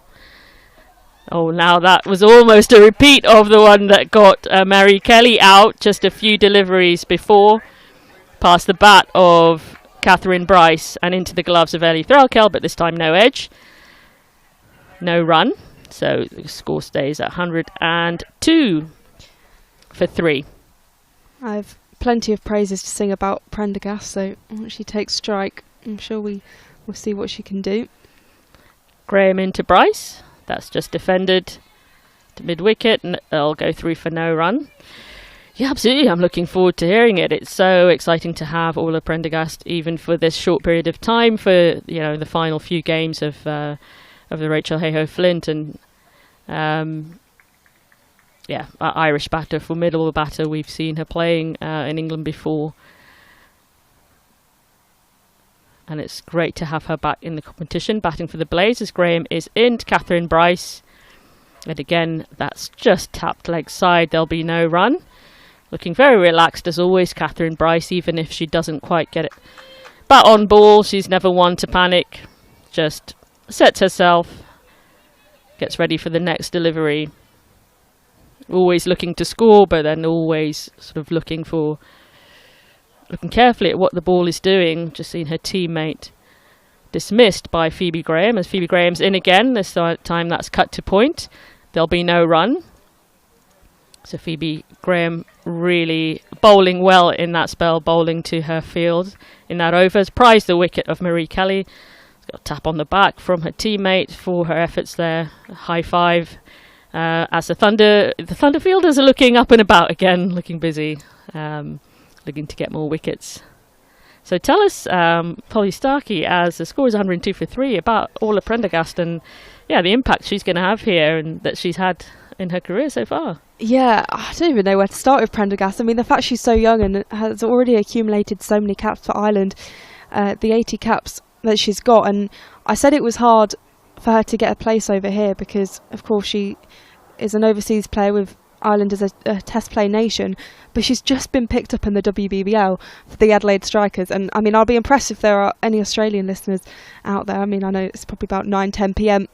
In parts of Australia at the moment as Carter's in to Prendergast, and that's just nudged behind it, and they'll take the 1 run from it. And she's been picked up by the Adelaide Strikers in the draft, which of course is an incredibly competitive draft. You've got the likes of Smriti Mandana, Sophie Eccleston, the world's best players from, England, India, Australia, and she's managed to be picked up as an overseas player there, as Carter's in, and that's been driven by Bryce. There'll be only the one run available, but she's managed to get picked up in franchise cricket, which, previously it's only been Gabby Lewis really who's made those steps, and so it's fantastic to see her be recognised. And yeah, Australia, what a gig, as Carter's in again, and that's nicely defended by Prendergast.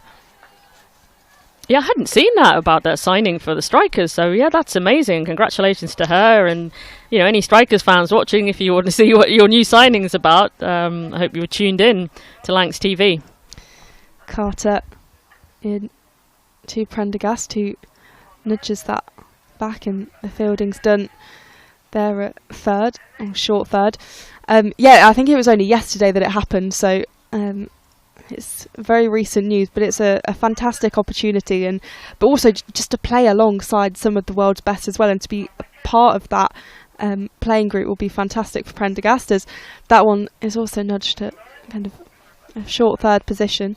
And I think it will be great for Prendergast's development. A couple of regional players, I think Georgia Adams, Eve Jones have headed over there. Mai Boucher, just as she was on the fringe of England, headed there with the Melbourne Stars, as that's been played again to kind of a point area, as Tara Norris single, working that one. hard there. Yeah, the score 104 for 3. But we've seen kind of the impact of the 100 here, and the WBBL over in Australia, and the WBL in India even. They're just really good opportunities for development and to kind of put your name out there, especially for someone like Orla Prendergast, who won't get the opportunity to play against the top sides in the world very often. But she impressed against Sri Lanka, and she'll be heading back to Ireland very shortly to play against England, or it's not an England A side, it's a real England senior side, but it is kind of made up of A players, as the main squad heads to the UAE to prepare for the World Cup as drinks are taken here in Sale. But yeah, it's fantastic for Prendergast, and I think with bat and ball, she is the ultimate all-rounder, and that's what teams want in franchise cricket.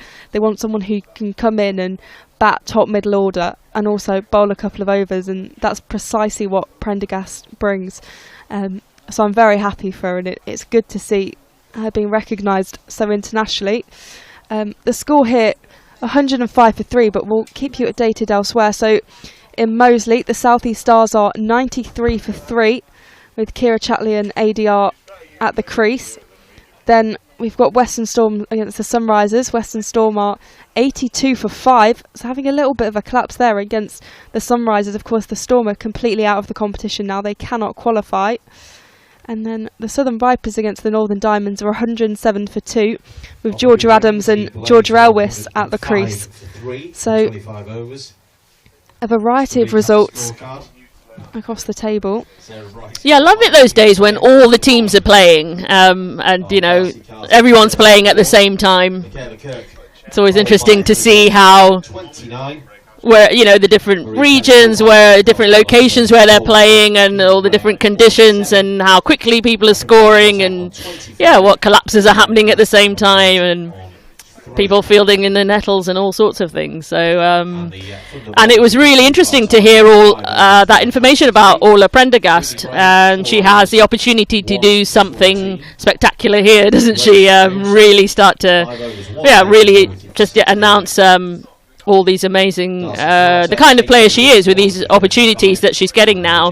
And if she can go big here for the Blase, and really take them to a big score that they would need, and if they can defend, and if things go their way and they do end up in that final stay, and get into position with, of course, what the other sides need to do to allow the Blase in, then she could really start to build her reputation even more. So a huge moment for her here with the Blase today. Yeah, and in fact she came over for the Western Storm last season, and on debut scored a century, and you just think that's the start you want. So she's made a real impact on regional cricket over here, but as we mentioned, she can't qualify as a local player because Ireland are a test play nation, so that's a slight hindrance to her. But I mean, she's proven that she can come in as a big overseas, and the Blase have had a plethora of players, with Nadine de Klerk previously coming over, but Orla Prendergast is doing a good job here, and it'll be nice to see her score some runs today. Obviously, from a Lancashire Thunder perspective, they will be keen to stop her as soon as possible. But that opening partnership, I think it was 66 runs between Sarah Bryce and Michaela Kirk, and that is something the Lancashire Thunder will want to stop. The partnership is very much in its infancy between Prendergast and Catherine Bryce, but it can very easily sail away. So as drinks come to a close, that's Polly Starkey giving me lots of information, and all you listeners out there on Lancs TV, really interesting about Orla Prendergast and the different players that the Blase has signed over the years. I'm Faith Florence with Polly Starkey today on Lancs TV, bringing you this Rachael Heyhoe Flint Trophy game. The home side is Thunder. We're here at Sale Sports Club, competing against the Blase. Both sides, as Polly's reminded us, there's a 1% chance for the Thunder, and a bigger chance for the Blase to do something here to get them into finals. Phoebe Graham bowling to Orla Prendergast, and she's hit that one behind to fine behind for 1 run. She'll get through. Phoebe Graham had taken the wicket, a previous wicket, and has been bowling really well this morning. So as she continues after the drinks break, into Catherine Bryce, a wicket of Marie Kelly that Phoebe Graham had prized before. So she'll be looking to keep that pressure going. Often after the drinks break, there's usually something happens, right? Often batter who's look really steady might just get themselves out after that little distraction. Yeah, I mean, it disrupts play. So if you're the fielding side and you're not doing well, it gives you a chance to regroup. And if your batter's sailing along, then it gives you a chance to kind of have that broken, which isn't great. Graham into Prendergast. And that's into the gloves of Ellie Threlkeld. She does swing at it to cut, but doesn't quite get any bat on it. 107 for 3. Graham with ball in hand. Orla Prendergast facing. Catherine Bryce is at the non-striker's end. Graham into Prendergast. Now that's taken an edge and it's going to race towards the boundary, but there is a fielder there at third who's gone to retrieve the ball just as it got towards the wicket, so just 1 run off that. Yeah, there was a big yelp from Phoebe Graham, and Darcy Carter doing the fielding there, making good ground to prevent the ball getting to the boundary. So Darcy Carter at third, and Hannah Jones at fine leg, as Phoebe Graham comes into Catherine Bryce, who attempts to drive that through the covers, but doesn't quite get much bat on it. So there'll be no run off that delivery. Catherine Bryce sort of, looking around, looking still relaxed, but looking like she wants to make a few more connections there and get that ball away. Just really feel that, you feel more in control when you can get bat on ball and score runs as you're used to. So Phoebe Graham doing really well to keep it contained. Drives that straight back to the bowler. It's at the end of that over. Good over for Phoebe Graham. And the score remains 108 for 3. Yeah, Bryce certainly will be keen to push on a little bit. She's been around for quite a few deliveries, and I imagine she'll want to up that, but at the same time she's a very experienced player and she'll realise that she doesn't need to go too hard too soon. She can take it relatively steady. They've passed that 100 mark, of course. With around the halfway mark, we usually do this thing where you double it and add 20, as Carter's in again, and that's been pushed into the offside.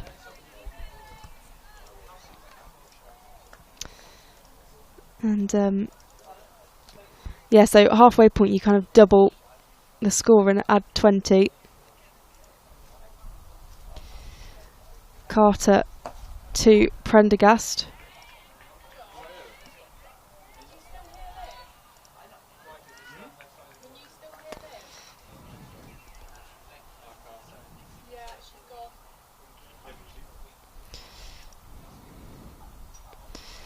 Carter to Prendergast, who pushes that behind to the fielder.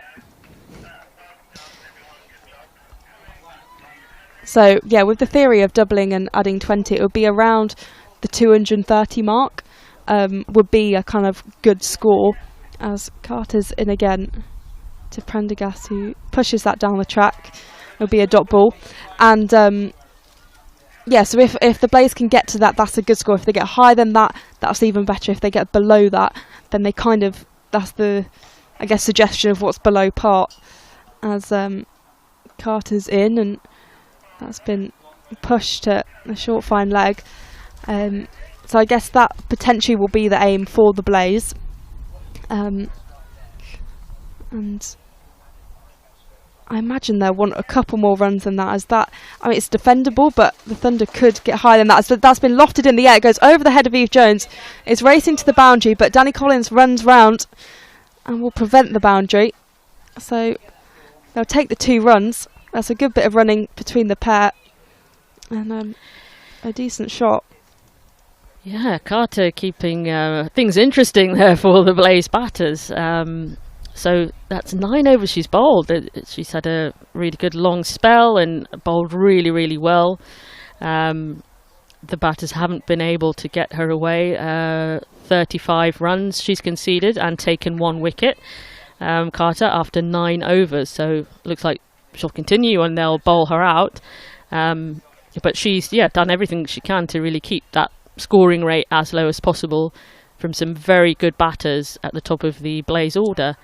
Phoebe Graham bowling to Catherine Bryce now, who hits that backward of square. She'll go through for 1 run. Fielded by Hannah Jones. That fine leg.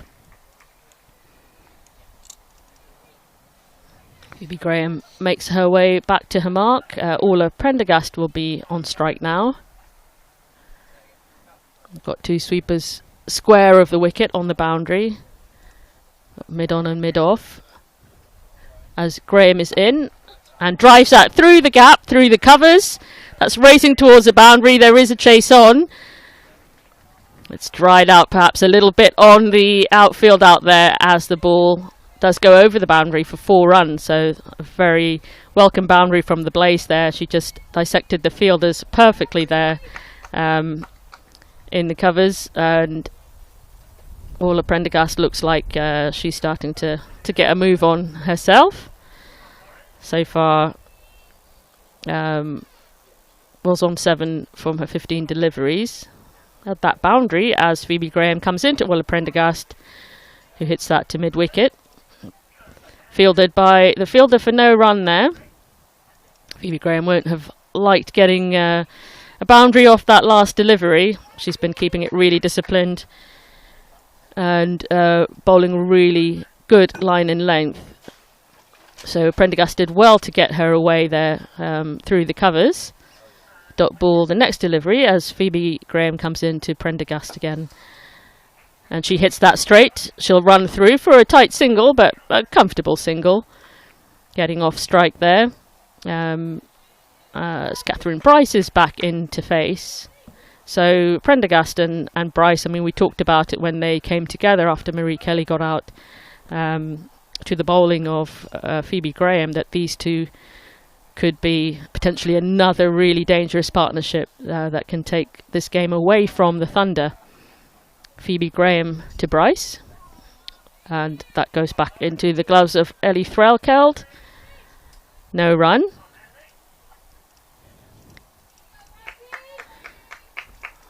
And of course a chance for Prendergast to make a big statement here. That new information from Polly Starkey, that I hadn't been aware of yet, of the Adelaide Strikers signing Orla Prendergast for WBBL. Graham in to Bryce. Oh, now that's gone behind to the gloves of Ellie Threlkeld, just popped out of the gloves, but there was no bat on it, so very close to the edge there again. Graham bowling beautifully in her spell, in the 6th over of her spell of bowling. The score is up to 116 for 3 after 28 overs. So ticking along nicely. There have been some good wickets by the Thunder, but yes, we mentioned this could be a dangerous partnership, and we're getting to the stage where the Blase can really start to accelerate now once you get towards the 30th over. And that score that you mentioned, potentially, a good score of 250-ish that the Blase could get up to, would be very, very difficult for the Thunder to defend. So they've opted to put Darcy Carter back in, as that's been lofted in the air and that's been driven down and that's gone away for 4. That's a really nice shot from Orla Prendergast, showing what she can do. Absolutely, one bounce classy 4. Shot. And almost looked like the Thunder were applauding that shot. It was so good. Held the pose. It was beautiful. Just one bounce 4, as you say. So good for everyone. It was really nice. And Carter continuing here, looking to bounce back, as that's just been pushed into the leg side. More tentative shot this time. And utilising what bowlers Thunder have left. So of course Hannah Jones has only bowled 3 overs. Grace Johnson and Tara Norris have had 5 each, and then Phoebe Graham's had 6. So they've really utilised Carter here, just bowling her out, doing a whole 10 overs, as Carter plays that to Bryce, who pushes that into the leg side.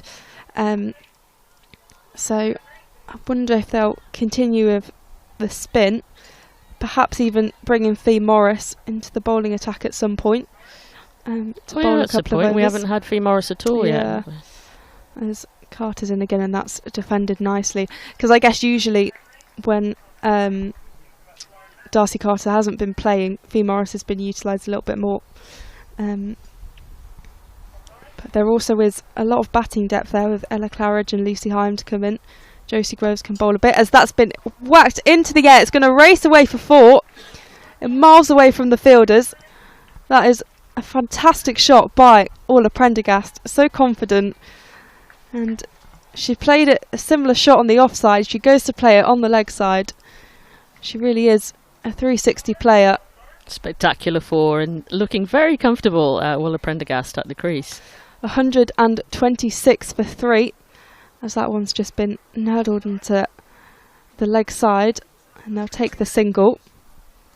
She kind of has this sort of open stance with her feet spread apart, and this kind of bouncy, preparation before, as she waits for the ball to come in. And I've been watching her as she's using her feet, just sort of dancing a little bit backwards or forwards, as she reads the pitch of the ball. And for me, has looked the most comfortable batter out there in the Blase so far.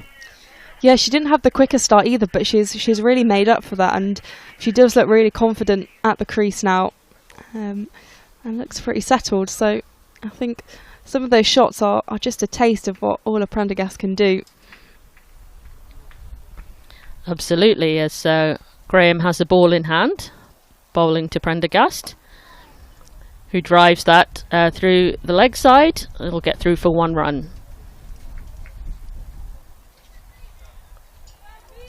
So they're rotating the strike well. The Blase batters looking increasingly confident and comfortable, and as you mentioned, at this stage starting to just pick up that strike rate a little bit where they can. So important for Thunder to put their pressure back on if they can. As Phoebe Graham to Catherine Bryce hits it straight. Got to keep that bowling line in length really disciplined, and the fielders to just really keep at their mark, keep that energy that they've had for the whole innings, keep it up. Yes, we've seen a few misfields, but by and large the fielding's been pretty good when they've been able to back their bowlers.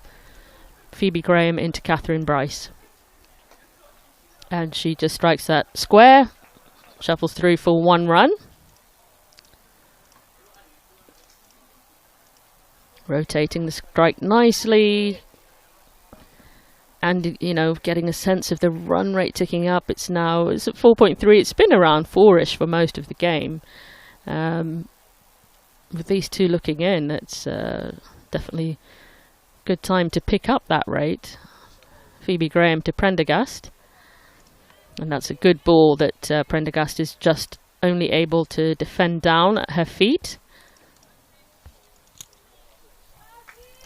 Score on 129 for 3 in the 30th over here at Sale Sports Club. Rachael Heyhoe Flint Trophy. Thunder versus the Blase.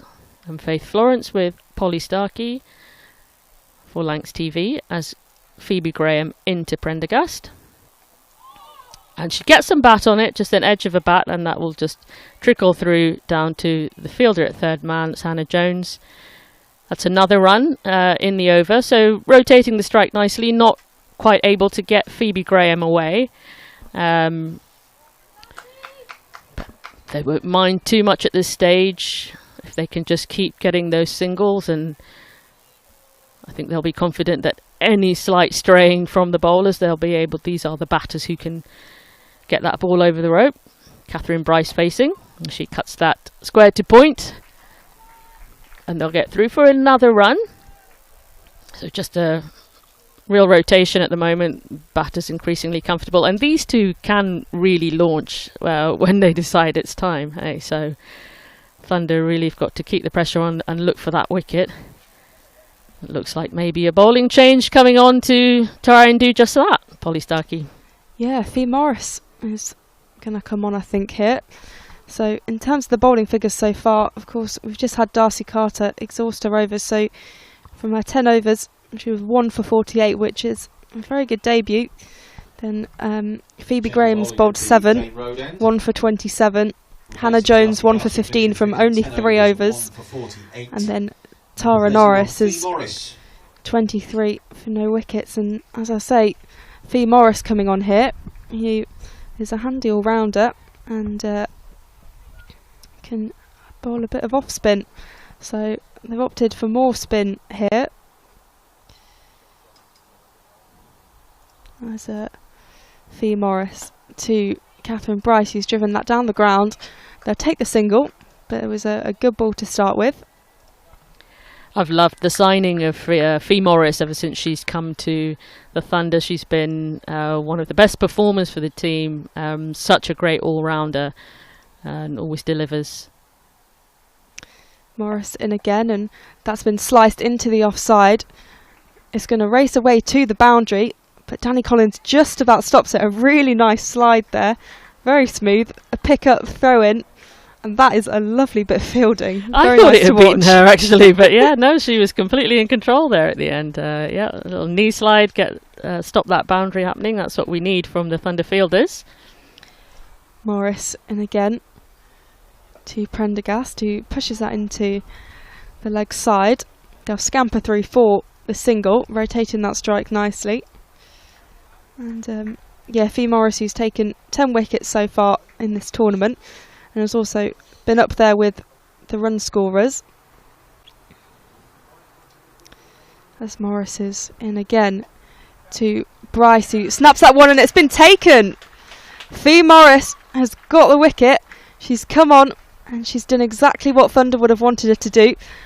That's the end of Catherine Bryce's innings, and she has to head back after scoring 31 runs. The score 135 for 4. The 4th wicket for the Blase, and a fantastic brilliant fielding catch. And bowling. Tara Norris there at that crucial backward square point, just there to get those sorts of catches. And in the safe hands of Tara Norris, sends Bryce back to the pavilion. Really good wicket, crucial wicket for Thunder, because we saw Catherine Bryce in the last game carry her bat for 80-something runs. I mean, she was getting close to a century, if I recall. So to get her out at this stage when she could really go on and take the game away from the Thunder, as you know, we've seen her do just in her last match, would have been really riding high and feeling confident for that. So that's an excellent wicket for Thunder, and really good time, and restricts them from a Thunder perspective. Hopefully, not getting that score of 250 plus that you mentioned, that would be very difficult to defend. So that's one in the column for the Thunder. Really good pressure paying off there. Yeah, that was a partnership of 34 between Catherine Bryce and Orla Prendergast, so kind of nipped that in the bud at the right time. And the Blase 135 for 4. Faye Morris ready to continue her over. As Claridge faces her first ball, which is defended back for 1, for a dot ball even. Apologies. Faye Morris, a very good start to her bowling today. Morris to Claridge, who pushes that into the offside. There'll be no run. Yet to get off the mark. Yeah, I was saying, I think she's been a brilliant signing. She's one of those middle order all-rounders who can build a partnership. You know, if you lose a few up top, you feel quite happy if Faye Morris is coming out to bat, you know, that you can still get those runs and get the partnership, whether you're chasing or trying to build a score.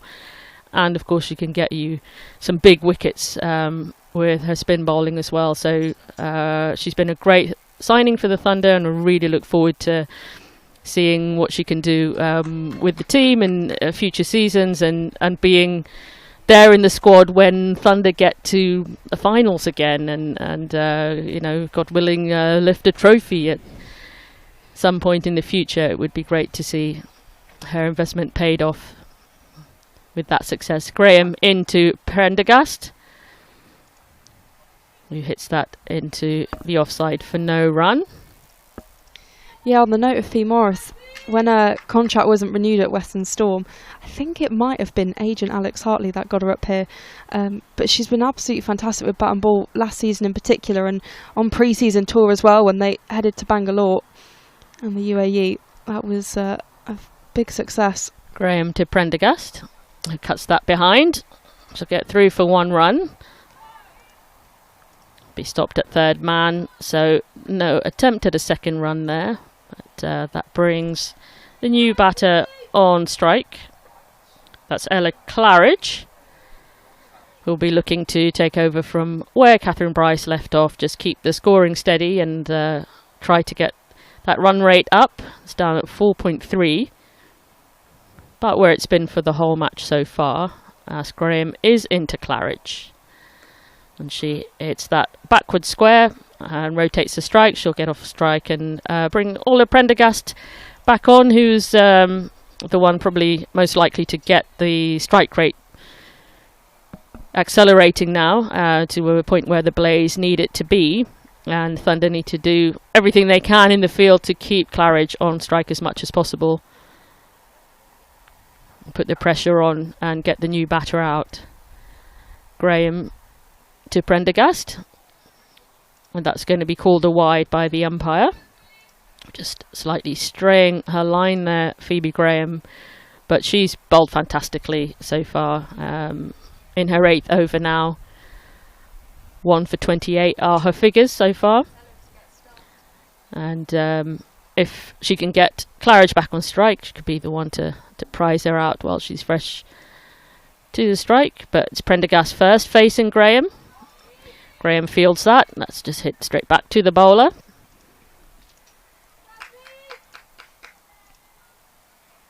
Thunder fielders up and about. Just got a wicket, sensing that this is a big opportunity to break open a new partnership again.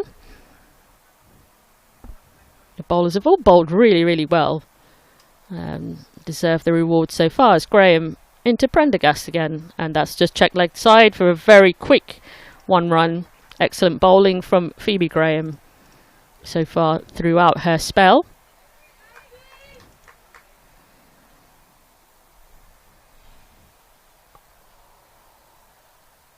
Claridge will have to face Graham for another delivery now.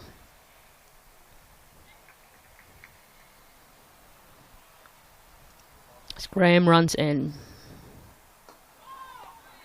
And that's hit leg side, and they scamper through for 1 run.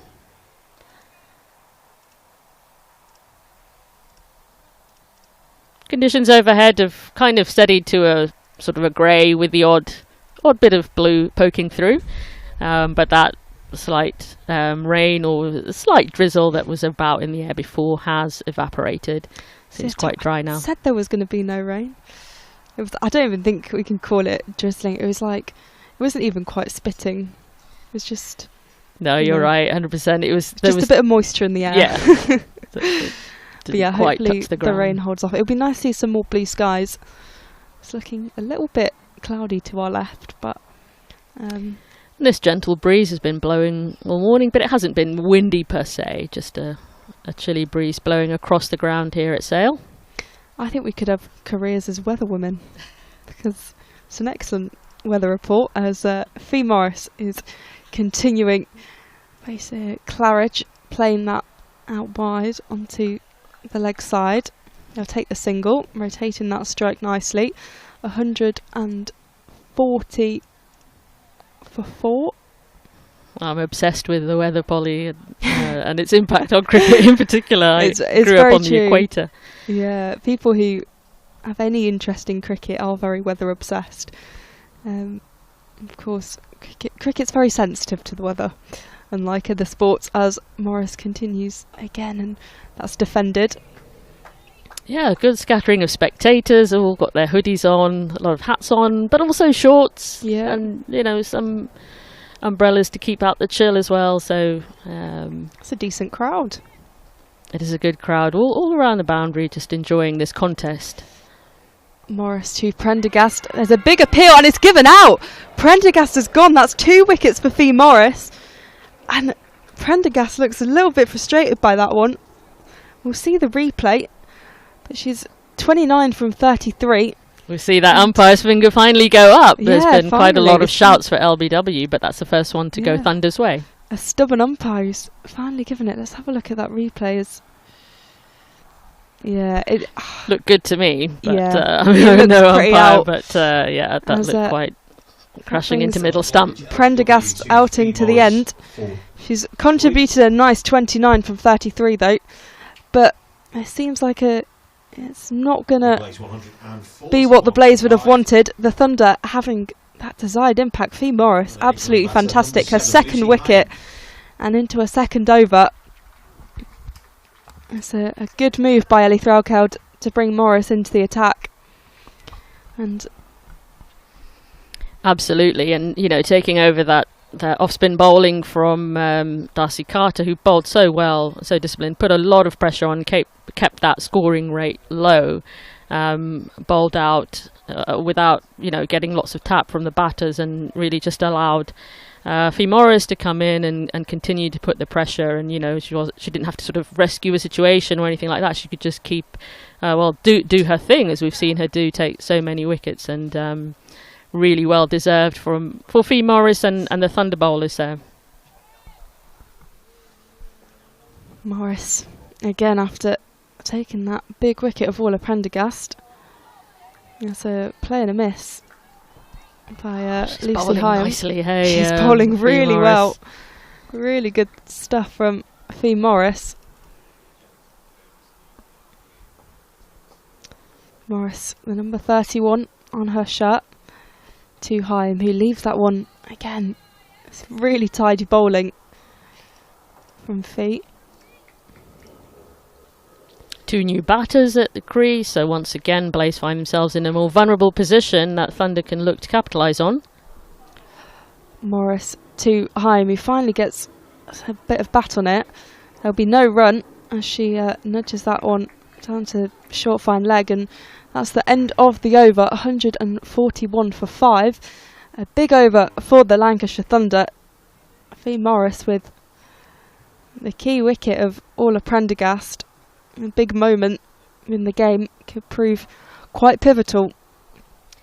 Absolutely, and that strong score that you calculated earlier of 250 plus, that looked like it really could be on when Catherine Bryce and Marie Kelly were looking very comfortable at the crease, and then all of Prendergast, and all of a sudden 141 for 5, 250 looks miles away.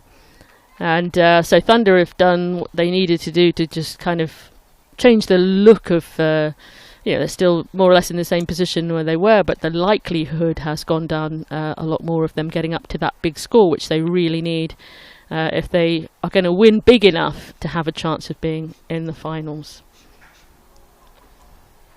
Claridge on strike, and that's just fielded in the covers.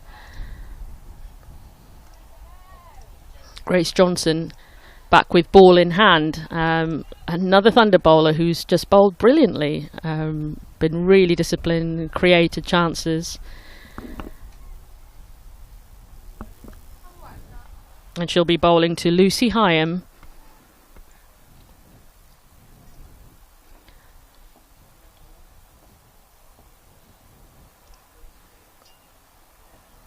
Into Lucy Hyam, who just defends that forward.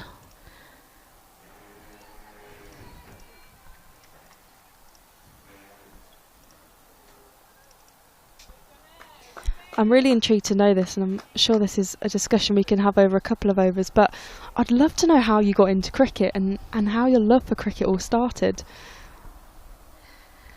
It's Johnson, and that's cut square, just peering over the monitor, and that's been fielded there at point. They've got through for 1 run, but yeah, a lot of people ask me about that. And yeah, of course I'd love to answer your question and share that with you, because even some of my family ask me how I got into cricket quite often. Johnson into Claridge, who hits that through the covers. There is a fielder sweeping out there. They're going to come through for a second run. And Ellie Threlkeld does whip the bails off, but she's safely through. Claridge back on strike. Yeah, I've been a huge cricket fan for a long time. I was born in Kenya, and that's where I first got into cricket as a little girl. In the 80s, my mum used to love watching the West Indies on TV. And so that would have been my first experience of cricket, was watching that great team from those days. As Johnson is in, and that's driven towards the cover fielder. No room for a run there. The score remains 140 for 3. And I went to a sort of British school in primary school, and we were encouraged to play all sorts of sports, all the classic sports, rugby, cricket, football. Girls could get involved in sports as well, and so a combination of just the thrill of watching the West Indies with my mum, and then learning about cricket at school and getting to play in PE and have some competitive games. It's Johnson in to Claridge, who hits that square and goes through for 1 run. And ever since then a love for the sport was ignited, and I'm just a huge sports fan. And living here in the northwest, I'm based in Merseyside in Liverpool. I get to go out and watch so much good sport. And I came across Thunder in when they were playing at Egbert Cricket Club, which was just up the road from my house. And this is years ago, and I had just moved to Liverpool at that time. And I mean, they couldn't win a game, but it was just so exciting to go along and see women playing cricket just up the road from my house. And I thought, yeah, this is going to be my team. And love watching England and just the growth of the women's game. So that's kind of a summary of it all. But I just think it's a fantastic sport and so exciting to watch and be a part of here alongside you. As Faye Morris is in, and Claridge tries to play it down the ground. It hits Morris back on the hand as it goes back as they do manage to scamper through for the single. Morris looks in a bit of pain, but smiles it off. Yeah, it's such a nice story, and I think especially the opportunity to play cricket and learn about it at school is just so rare. That never happened when I was younger. I was at a girls' school as well, and, cricket, football, rugby, what are they? You play hockey and netball, as Morris is in, and that's driven down the ground. A really good piece of fielding there by Eve Jones in the covers. so it'll prevent the run. But yeah, the opportunities are growing massively. And yeah, that West Indies team, I can't say I was alive, but I've watched back the footage and it's absolutely brilliant. As Morris is in again, and I tries to play that. Ellie Threlkeld appeals, and Faye Morris has got a hand on her head, so it looked like it could have been close. It signalled a leg by the umpire. The score 148 for 5.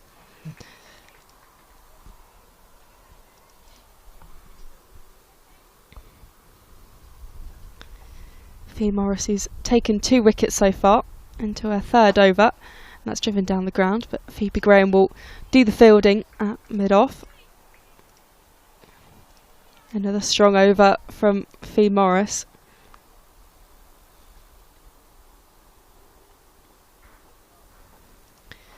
Morris in again, and that's been hit up in the air by Lucy Heyhoe, Ella Claridge even, and that dropped short of Seren Smell out there in the deep. They'll take the single, but these aerial shots aren't going very far. They're just kind of plugging into the ground. You mentioned it's a slow outfield. I imagine even though it's later on in the day, there's still a bit of moisture in the ground. It's probably a little bit damp out there. Morris to Heyhoe. He slices that into the offside. There's a misfield, and so they'll be able to take the single. Yeah, got to keep the pressure on new batters. The little misfields and things like that. I mean, nobody will be more irritated than the Thunder fielders themselves, but they've really got to keep on top of it. They've got real opportunity. They've worked so hard to get the success that they've had so far to get those 5 wickets and some amazing gun batters out. But got to keep the pressure up in the field there. As Grace Johnson continues her spell. She's got the ball back in hand now. Lucy Heyhoe, just the 1 run off 7 deliveries faced. I don't know if my scoreboard's quite up to date. 2 off 8, beg your pardon, and Claridge is on 9 off 12. 150 for 5. Johnson into Heyhoe. Oh, and she just definitely cuts that behind. There is a fielder out there at 3rd man, so they'll just be through for 1 run. Showing a bit of skill there, Lucy Heyhoe with the bat. You know, I fell in love with cricket watching Brian Lara batting. That the first female cricketer that I just thought, wow. Watching her was Catherine Brunt streaming in and bowling, you know, with that character that she has, as Johnson into Ella Claridge, and that's just checked into the offside for no run. I just absolutely loved watching Catherine Brunt, and you know, fast bowling is my favourite aspect of cricket, because I just think you got to kind of be mad to do it. And I can't, you know, I was a kind of batter back in school that would just sort of thrash for the boundary, but a bit rubbish at bowling. As Johnson is in, and that's cut square. It's going to be fielded on the offside. They will get through for 1 run. But I just sort of loved the spirit and attitude of Catherine Brunt, and the way she'd steam in and just like turn that arm over and absolutely terrorise batters. Whenever I wanted to introduce someone to cricket back in the day, I'd say, come and watch this player, you know, watch Catherine Brunt.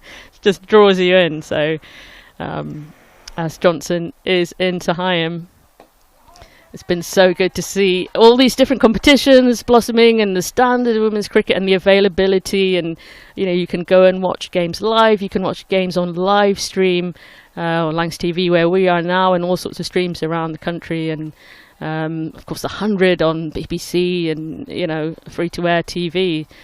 Just there's so many opportunities to get into cricket as a fan, even if you don't play, you know. As Johnson into Heyhoe, who just checks that into the offside and runs through for 1 run. Score is on 152 for 5, 153 with that run. So just rotating the strike nicely. The 2 new batters at the crease, not taking any risks. Bowling is good from Johnson, so just a little bit of an arm wrestle here in the contest. Of course, the Blase, as we mentioned, looking to up the rate, but the Thunder bowlers not allowing them to do that.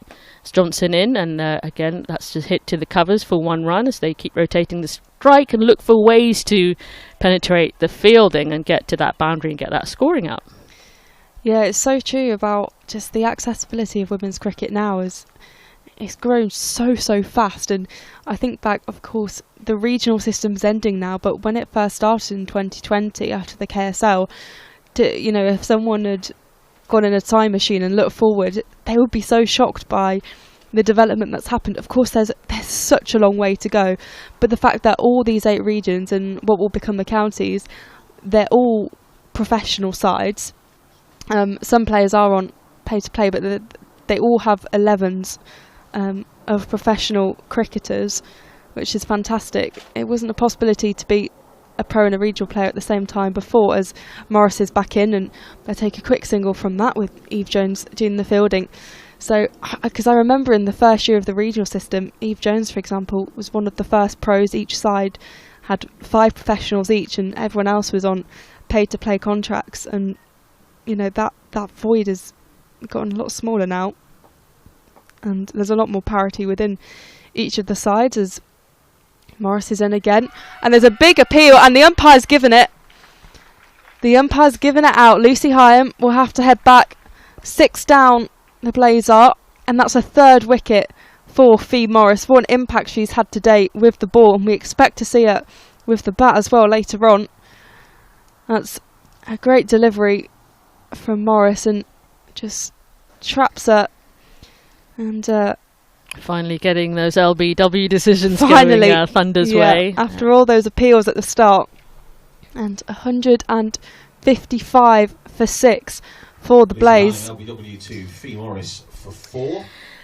Yeah, I don't know if you describe it at this stage as a little bit of a mini collapse from the Blase. 55 for 6. Well, some little starts, but then getting out ever since Faye Morris has had the ball in hand. That pressure really starting to tell on the Blase now. Yeah, I would argue it is a little bit of collapse. This is the 3rd wicket in the last 5 overs or so. Thunder will be absolutely delighted with this, and I think they really deserve it. From the start, certainly with ball in hand, they've been really, really disciplined, really tight, built a lot of pressure, got key wickets at the right time, that has allowed Faye Morris to come in fresh and just start her spell, taking wickets all over the place. The fielding hasn't been at 100%, but when it's been good enough to really rattle the Blase a little bit and cause this little collapse. Faye Morris continuing here in Sale as Kirsty Gordon faced their first ball of the day, which is just nudged back in front of her, and there'll be no run.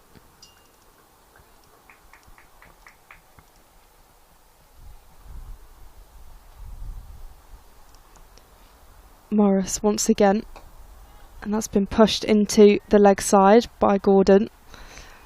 Another dot ball for Morris in this fantastic over. She's gone for 9 runs so far and taken 3 wickets, and she's only in her 4th over. Morris to Gordon, he just glides that back down. No run once again. 155 for 6 the score. A reminder, this is Lancs TV for Lancashire Thunder against the Blase in the Rachael Heyhoe Flint Trophy, as Morris plays that to Gordon, who gets off the mark and will send that down to 3rd. We'll just take the single, and you're listening to myself, Polly Starkey, and alongside me, Faye Florence, who are taking you through today's game. And that's the end of the over. 156 for 6, with Kirsty Gordon getting that 1 run, and Ella Claridge on 12 from 16 deliveries. Kirsty Gordon, definitely no bug with the bat, and a really professional, mature and calm, level-headed cricketer who, will respond to the situation that the Blase find themselves in. and will really try to rebuild now with Ella Claridge and keep pushing the Blase up to a score which they feel not only can they defend, but could be a score that can make a difference if needed for them to be in the finals. Grace Johnson to Kirsty Gordon, just defends that. As you mentioned at the start, if it's not enough just for the Blase to win, they've got to win big. They really have to either take a lot of wickets quickly off the Thunder or score very big here, and they've lost the batters that can really take games away from you, but they've still got enough good batting there to push the score up. As Johnson is into Kirsty Gordon, and she just checks that onto the offside, and yeah, Kirsty Gordon being that kind of player and that kind of captain who can really just respond to what the situation needs. And that's a little bit of a rebuild now and a bit of a settler for the Blase, but at the same time keeping rotation going, keeping the scoring up. As Johnson is into Kirsty Gordon, who drives straight, but I think Thunder will feel right now that they're in the ascendancy, that they've been making the impact and getting the results in these last few overs that really put that pressure back on the Blase, and yeah, if they can keep knocking them over now, really give them a chase that they can feel confident about. 156 for 6. Kirsty Gordon facing. Johnson in, and that's cut square. A little bit of hesitation about the run, but they will get through for 1 run, bringing Ella Claridge back on strike. And Kirsty Gordon off facing the strike, as she tries to get into this spell of Johnson's bowling and get a feel for the wicket, and a feel for the conditions out there, and take on the job of rebuilding things for the Blase.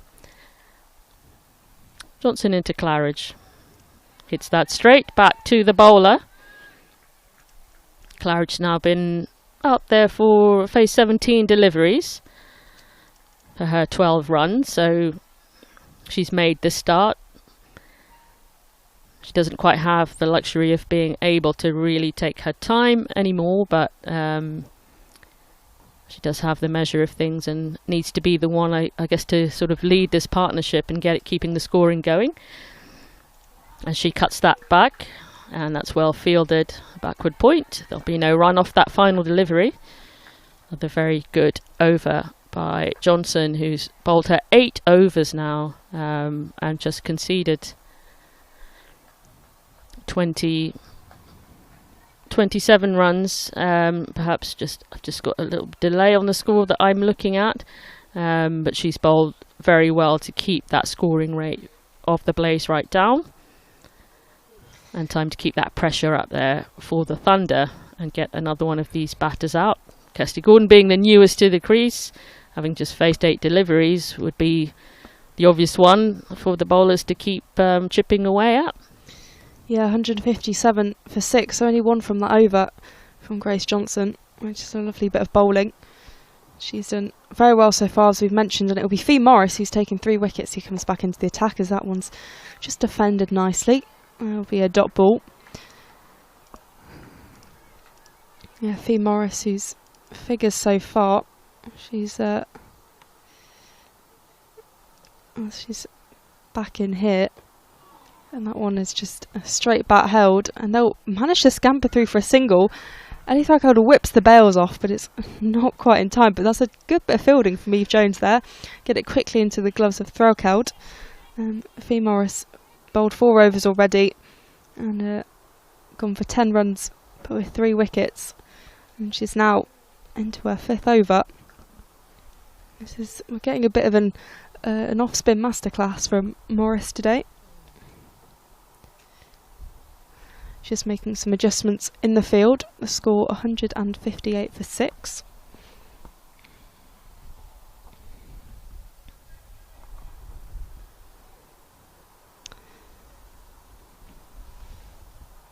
Morris with Claridge at the other end, preparing So that one goes straight into the gloves of Ellie Threlkeld.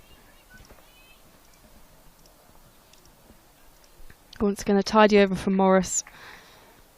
She's bowled very clinically today, reaping the rewards of those 3 wickets, but her economy has been crucial as well, as she's in again, and that's skied in the air. It's going to almost be taken.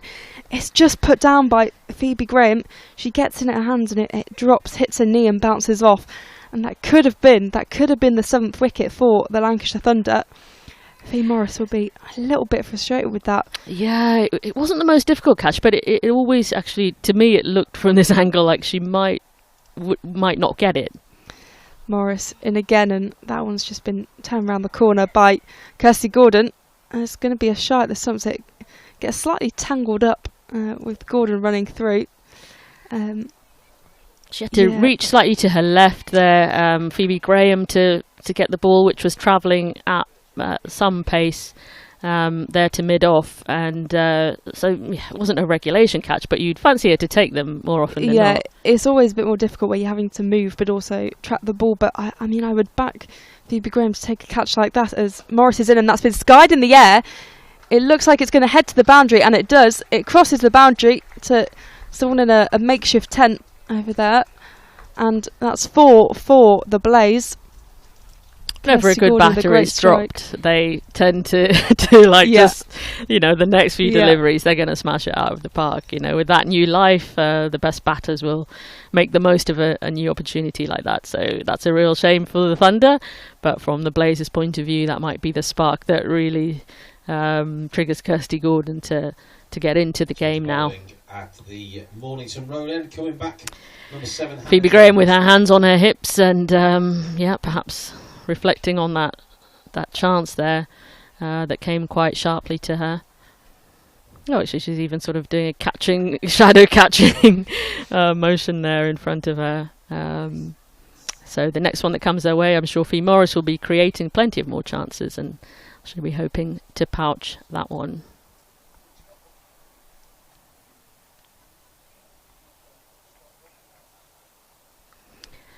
Hannah Jones back with ball in hand, bowling to Kirsty Gordon, who just cuts that one backward point. There'll be no run. Hannah Jones, last time she started her spell, began with a wicket. That's the wicket of Michaela Kirk, who was who was really getting into as she's in, and this time that is caught by Eve Jones there at just an extra cover. Hannah Jones has this habit of starting with getting wickets, starting her spells.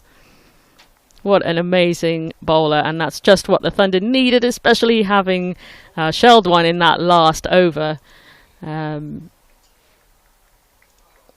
Kirsty Gordon has to walk. Yeah, good bit of bowling. Classic Hannah Jones having that early impact.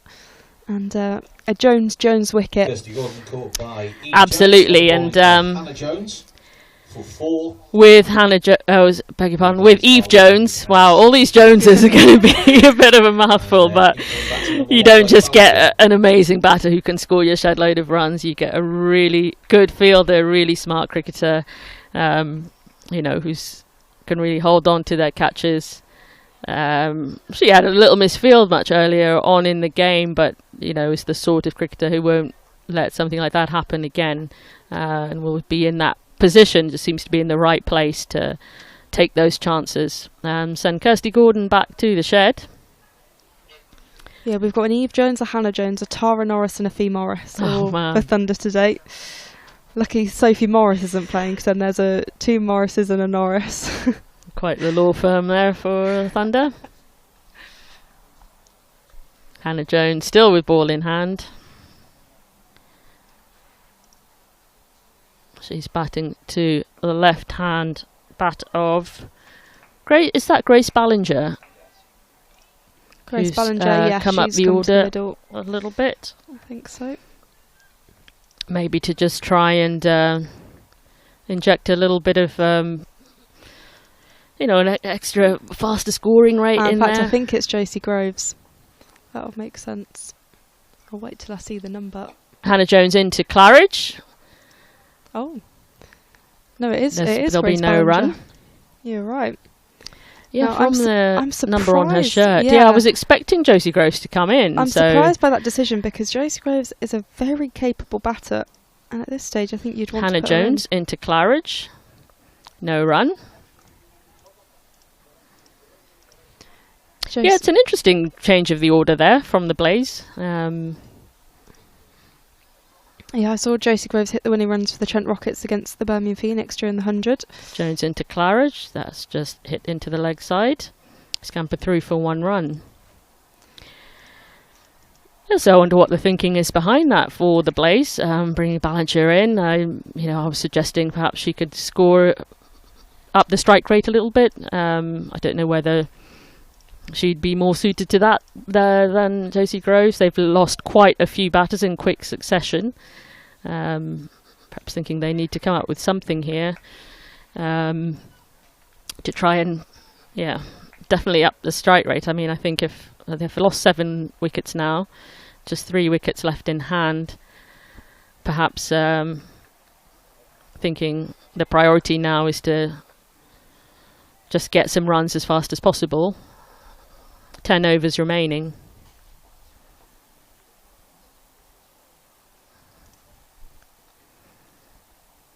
Faye Morris bowling, and that's pulled to the leg side, and they'll get through for 1 run. Claridge has faced 24 deliveries now, so she's definitely made a start, scored 18 runs. But it's incumbent on both of these batters now for the Blase to just really try and get a good score to defend. Faye Morris here, who, as we've mentioned many a time, has done a lot to date with the ball, as is an appeal, and the umpire's not interested. Yeah, a bit Faye of a Morris choked is- appeal there. yeah. But Faye Morris still looking very threatening. Yeah, her bowling has just been so consistent today, as we've seen throughout the season, to be fair. But she's looking quite unplayable, as Ballinger has just guided that. There's been a misfield by Darcy Carter out there at square leg, and it will cost them, as they managed to run through for 2. Well, a bit casual there from the Thunder Yeah, at just the wrong time. I mean, it's... yeah, they got to keep that pressure on. It'll be frustrating for the team. As that's been flicked by Ballinger. And that'll just be the 1 run. There's an area that the Thunder could really tidy up. It's the fielding, and not just today. I think I've seen the Thunder do amazing things with bat sometimes and with ball, but all 3 disciplines never at the same time at the same strength. You know what I mean? Morris in, and that's driven down the ground. Claridge is sent back by Ballinger, and there's a miscommunication. There's an appeal, but the umpire isn't saying that that's been run out. It was she quick seems to be fielding, safe. but I think she was just about safe. Again, it wasn't too hurried by the Blase to get back in the crease. No, she was halfway down the track, wasn't she? Yeah. It was. Everyone just feels a bit casual at the moment, but we need the what's high going intensity on? back. Indeed. Morris is going to continue here. And I have thought of a reason why they might have brought Ballinger in, purely to create that left-hand, right-hand combination to exhaust the field. That's bowled up. That is a fantastic ball by Faye Morris. And she's just bowled her there. The bells have gone flying. And there's another wicket for the Lancashire Thunder. They're on a roll here. Faye Morris is on a roll. That's her 4th of the day. And she's only 6 overs in. You cannot bamboozle Faye Morris today with any changing of the order or anything like that. She is absolutely on point. Got that ball on a string. It's going exactly where she wants it to go. Doesn't matter who's facing.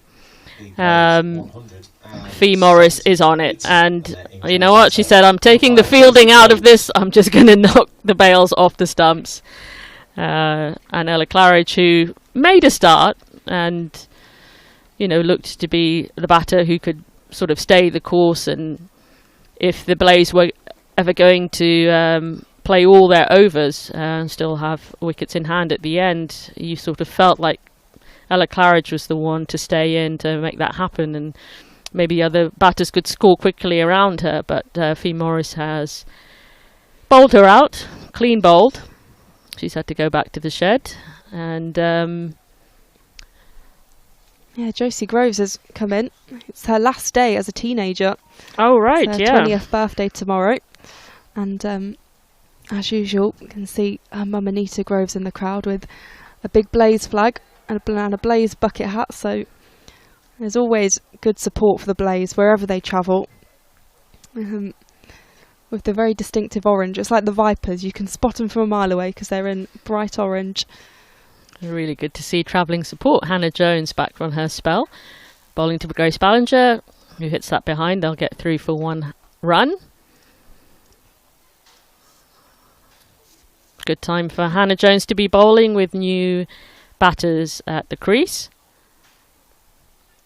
Thunder can really put the foot down and try and bowl out the Blase for a total that they feel that they can defend. It's 171 for 8. Hannah Jones to Groves, who's out to the covers, no run. Really great opportunity here for Hannah Jones and the Thunder to get another wicket. Keep applying that pressure to the Blase. Jones into Groves, hit straight back to the bowler.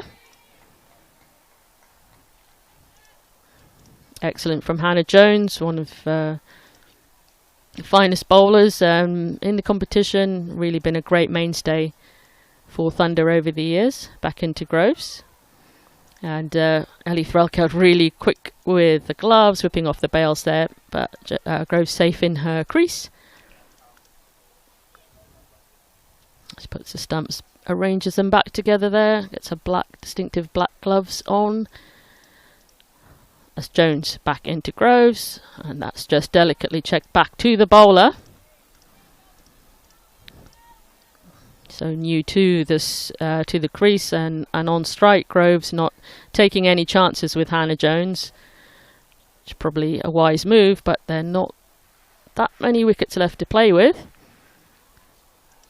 Once again, Ellie Threlkeld with the lightning hands, whips off the bails, really keeping the pressure on the batter on strike there.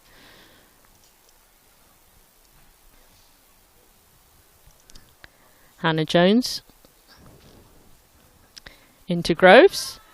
A half-hearted appeal as Groves is just trapped there in her crease, but there's no danger for the LBW. To the stumps there. Really, really good bowling from Hannah Jones. Keeping the pressure on the Blase, who want and need to score, really.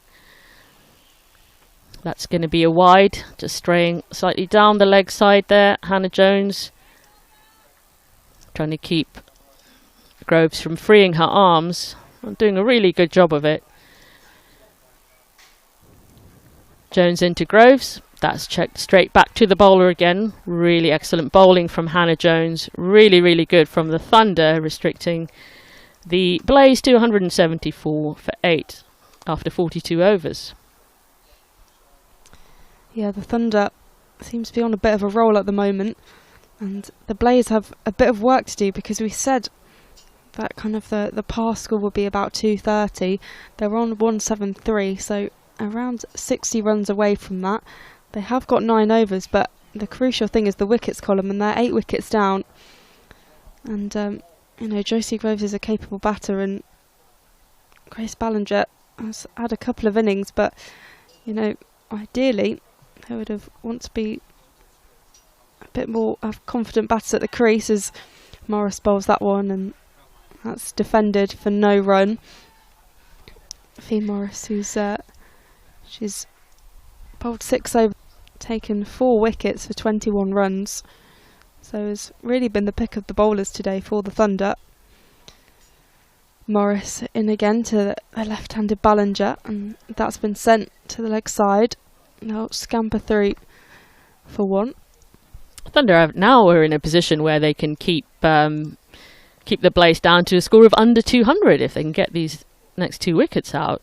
Yeah, exactly. That, I mean, they'll really want to get this first innings wrapped up as soon as possible, because 174 is very chaseable, and with the depth of batting that Thunder have at their expense, particularly with the addition of Darcy Carter today, they'll definitely back themselves to chase that down, as Morris is in to Groves, who drives that down the ground, but it goes straight back at Morris in the end for no run. The run rate just sitting above 4.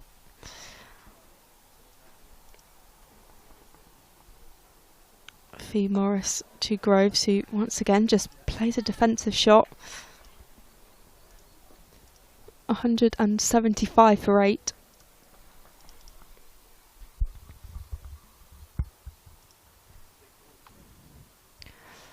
Morris to Groves, who plays that down the ground. It misses Eve Jones there, and it races away for 4. That's going to be a much needed boundary for the Blase, and a very good shot from Josie Groves. He gets off the mark with that. Eve Jones looks disappointed at herself with that fielding, but it was timed really well just to manipulate the field there and pierce the gaps. 100%. Very well placed by Groves to just swerve Eve Jones. Morris to Groves, who nudges that into the offside, and there won't be a run available. It's the end of the over, and another decent one for Morris. She finishes 4 for 26 are her figures after 7 overs. The score 179 for 8 here in Sale. A reminder that this is Lancs TV, Lancashire Thunder against the Blase in the Rachael Heyhoe Flint Trophy, the final home game of the season for the Thunder, the penultimate round of the tournament before the semi-finals. And with me, Polly Starkey and Faye Florence alongside me, bring you some of the other scores. South East Stars at 214 for 4 against the Central Sparks in Moseley. Western Storm are 140 for 9 against the Sunrisers. And the Southern Vipers are 211 for 6 against the Northern Diamonds across the Pennines at Headingley. So some interesting games happening around the country in this penultimate round of fixtures. Phoebe Graham bowling to Grace Ballinger. Ballinger swings and drives that straight, but there'll be no run.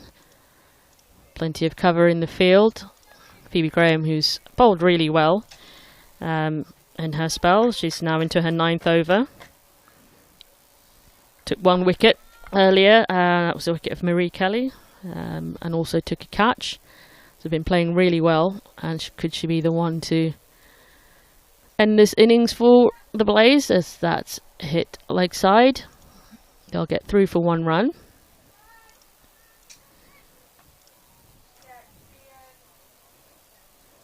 Be crucial for Thunder now to really keep up the pressure and just build on the brilliant bowling and the pressure they've been able to put on the Blase to enforce that mini collapse, and to just really keep the batters coming in and going back to the shed before they can get anywhere with their starts. But they can't rest on their laurels now. Thunder, they've got to keep trying to keep the Blase under 200, restrict them to that low total. Graham into Groves, driven straight, there'll be no run.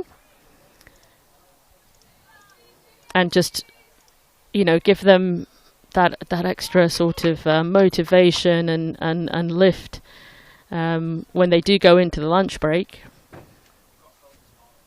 to feel that they can come back out and chase a total that the Blase thought that they would have far exceeded at one stage. Graham into Groves.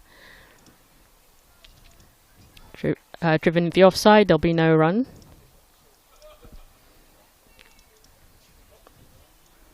Really good bowling from Phoebe Graham, who hasn't always consistently got the opportunities to bowl, probably as much as she would like. A lot of competition in the Thunder side, and it's great to see when she does get the chance that as she comes in, and that's cut to the leg side. 1 run. When she does come in, she takes that opportunity and just keeps up the standard that everyone knows that she's capable of. high standards she set for herself and that she's shown for the Thunder over the years, and that's all you can do really when you get your opportunity. Keep showing that why you should have that place and be the bowler of choice, as she's in to Ballinger. They'll get through for 1 run. A low scoring over of Phoebe Graham so far. Can she get one of these wickets? It's 182 for 8. With the 7 overs remaining, ball in hand with Phoebe Graham. Josie Groves on strike, who's on 4 off 11. And hits that into the offside. A run through for 1 run, so rotating the strike, these two. I guess 1 over at a time, they'll want to keep that score going. The strike rate did drop down to 4.1 at a time when it probably should be going the other way, so Thunder will be pleased about that. But Blase have 6 overs to really just make hay if they can. Even if they're bowled out, I'd think getting that score up is more important. Yeah, I think at this stage it'll be something they'll be focusing on a little bit more. The Thunder kind of are on the squeeze and trying to strangle the Blase a little bit, and it's great if these batters can stay in the middle, but they've got to be scoring runs.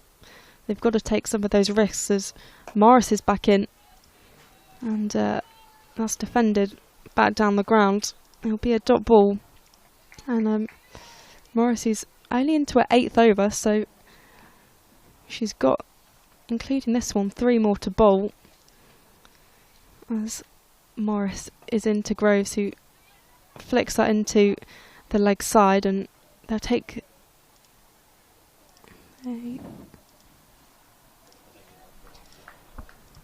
get the 1 run. 183 for 8 the score.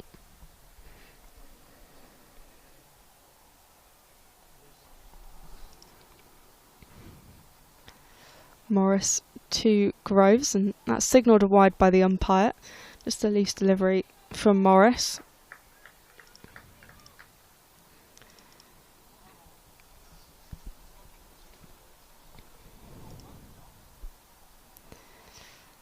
Morris to Groves, who drives that down the ground, and it'll find Tara Norris, who's poised there at mid-on.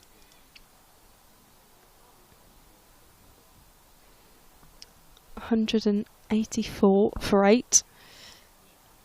Morris to Groves, who plays a nice straight bat there, and they'll scamper through for the single. There's a shot at the stumps to Ali Threlkeld there. I think nothing comes of it, and the strike is rotated, so the left-handed Ballinger will be back.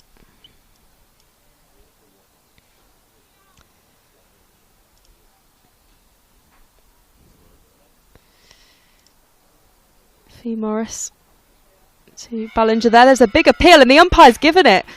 Grace Ballinger has to go. That's the 9th wicket, and that is the fifer for Faye Morris. Wicket of the innings. That's a fantastic spell by Morris, and she's had the breakthrough once again. The Blase are 9 wickets down, and the Thunder just need 1 more wicket as Cassidy McCarthy will come to the crease. 1 more wicket to see this innings done, and what a show that Faye Morris has put on here today. Oh, so richly deserved as well from Faye Morris. Ever since she got the ball in hand, came into the innings late to bowl her spell after a really good squeeze by Darcy Carter, who was the first off spinner to bowl those overs for Thunder from this end. And all her teammates giving her a huge hug, a lot of high fives. She's bowled absolutely fantastic. And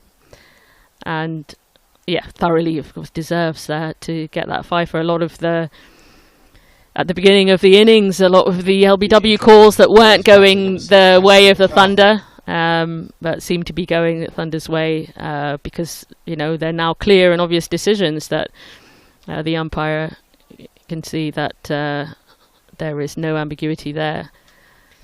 Yeah, Morris has completely changed the game, so she didn't actually bowl until after the 30th over. And then in the past, just under 15 overs, she's taken that fifer, which has really turned the game for the Lancashire Thunder. Enormous smile on her face. Morris to McCarthy, he flicks it up and over, and that's going to head down to third. There's a fielder out there, so they'll get the 2, but off the mark quickly from McCarthy. Yeah, it's flown off the edge of the bat, so it looks now that like the Blase are just going to swing and try to get as many runs as they can off these last 5 overs. So the end of the over, 187 for 9. So Faye Morris, she still has 2 overs she can bowl. She's 5 for 20, 5 for 30 even are her figures after those 8 overs, and it will be Phoebe Graham again for her last over. Phoebe Graham into Groves. It's that leg side. Hesitates at first, but then goes through for a run. A little bit of a misfield at point. Just the 1 run for it.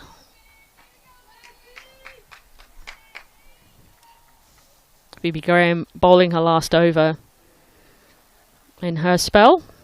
She's been brilliant for the Thunder today. It'll just be the icing on the cake if she can get 1 last wicket in her final over.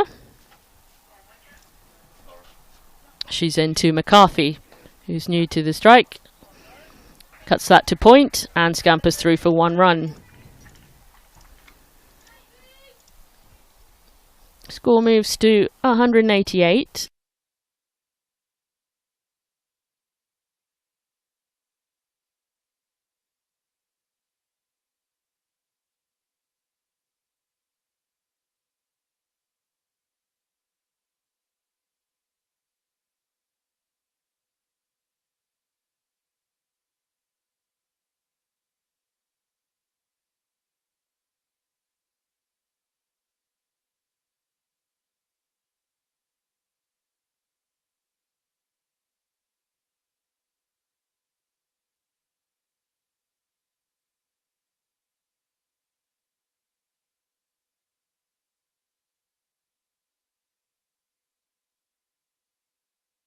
Straight back to the bowler.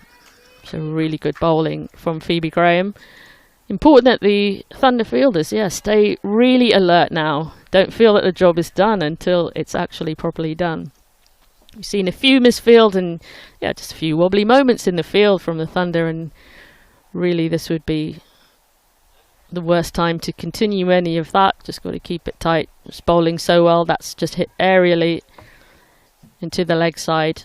Another run added to the total. They seem to be going for these runs 1 by 1.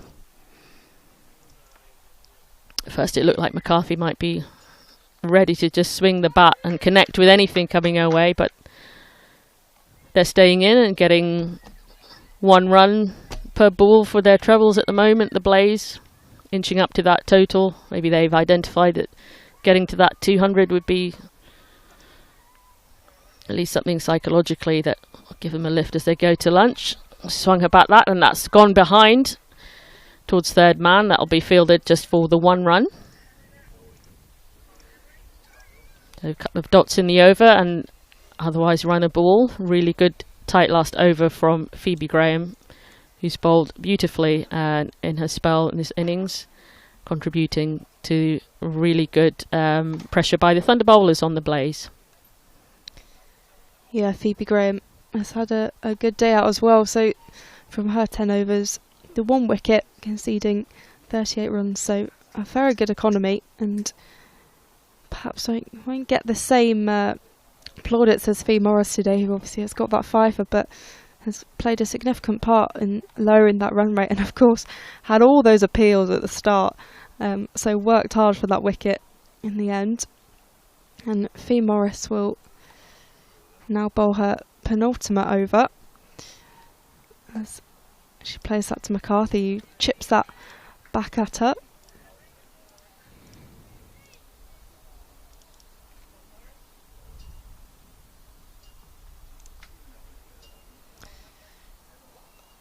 Morris to McCarthy, and that goes behind, and they'll run through for just the single in the end. I think she just got a little top edge on that one. That the outfield is still quite slow, I guess, from the sort of damp conditions, and lucky that didn't race away on another day. That could have raced away for 4 behind, but just 1 run the damage. Medium to Groves, who chips that in the air. There's a fielder out there, Danny Collins, to tidy it up, and they'll take the 1. Still a good over from Morris, who, despite that fifer, is still looking fierce with the ball. Morris to McCarthy, who strikes that aerially. It's going down the ground, and that's a fantastic shot for 4. That's a textbook strike of the ball, and it just sails away over the boundary. Feeling very confident against Morris, which not many batters have managed to do today. Yeah, I think that's the approach I'm expecting more of these last 2 wickets that the Blase have. Just try to get the boundaries. Morris to McCarthy, who nudges that into the leg side. To get over that 200 mark, but 197 for 9 at the moment. Morris to McCarthy, he chips that one up in the air, and it's caught. That's the 6th wicket for Faye Morris, and the Blase are all bowled out for 197. A fantastic display by Faye Morris. She has put on a show, and she has completely changed the game for the Lancashire Thunder here at Sale.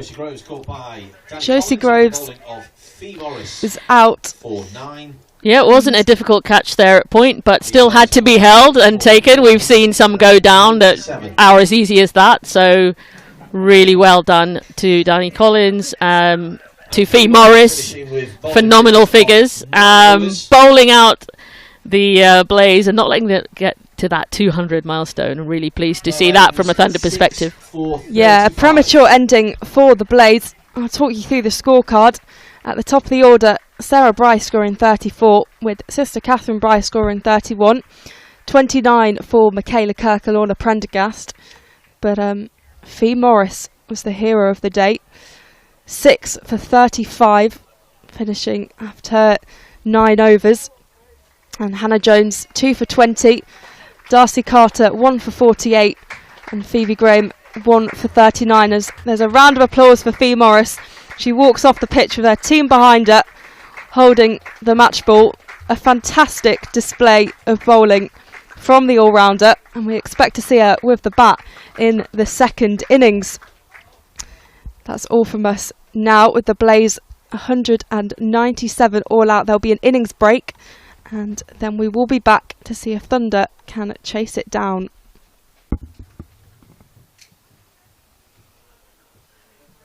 Just to run you through the Blase scorecard in full. Sarah Bryce caught by I wanna fly the world. I wanna fly better.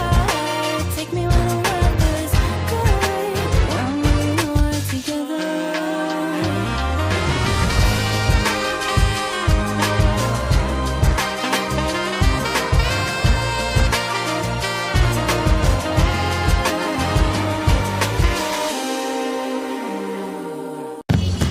Welcome to Conrad Dubai. Here's your key. Thank you. Let me help you with the bags.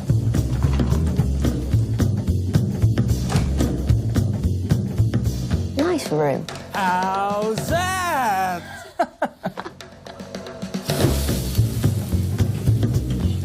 How's that?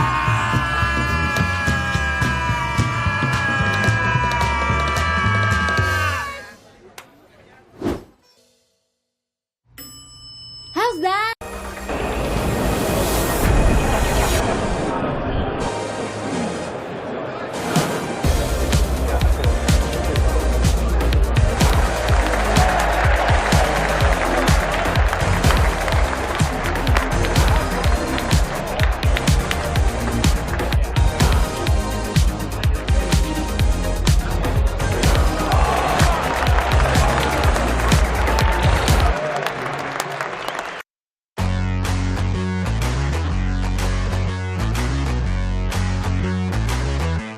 Keaton, and this is Luke. We are the Giraffe opening pair at Lancashire Cricket Club.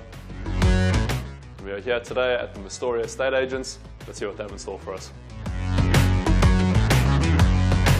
One of the highlights for me probably was making my Test debut. You aspire to play international cricket, and I think for me making that Test debut in Mumbai was a special moment I think I'll look back on.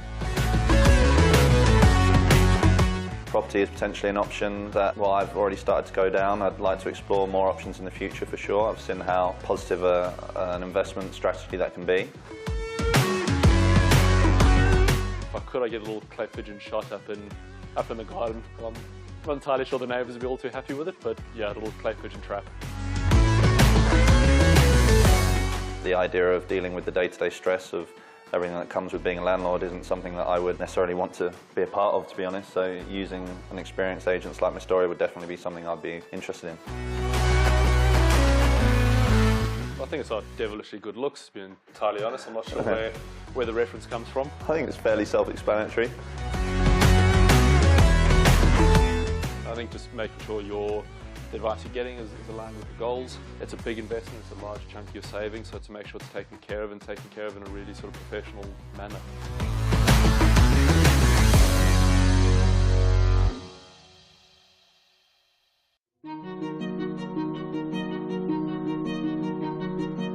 I think the pace of the women's game and how far it's moved and how quickly it's moved is absolutely phenomenal. And I think not many people would have ever envisaged that it could have moved the way that it has done. So you would never imagine seeing that type of crowd for a women's match when I used to go and watch Thunder play Blackpool in the KSL. Just to see the growth of the game, it's a super exciting time. Been here at Emirates Old Trafford in the indoor school over the winter. The first time ever as a women's team we've been able to have a really good training block here. Today there's huge misogyny in cricket. There's huge casual sexism every single day. I guess it's pretty entrenched. Women's cricket wasn't really on the agenda. Problems in cricket are being dominated by a very sort of small pool of white men, basically. I think it's pretty clear there's a huge funding gap. A lot of stakeholders are going to have to really take a few brave decisions to get us where we need to get to.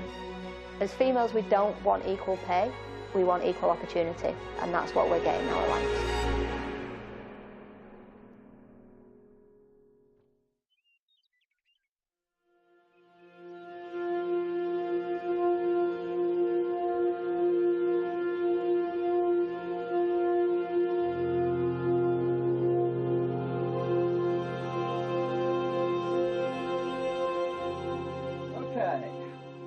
Okay. I'm recording, so...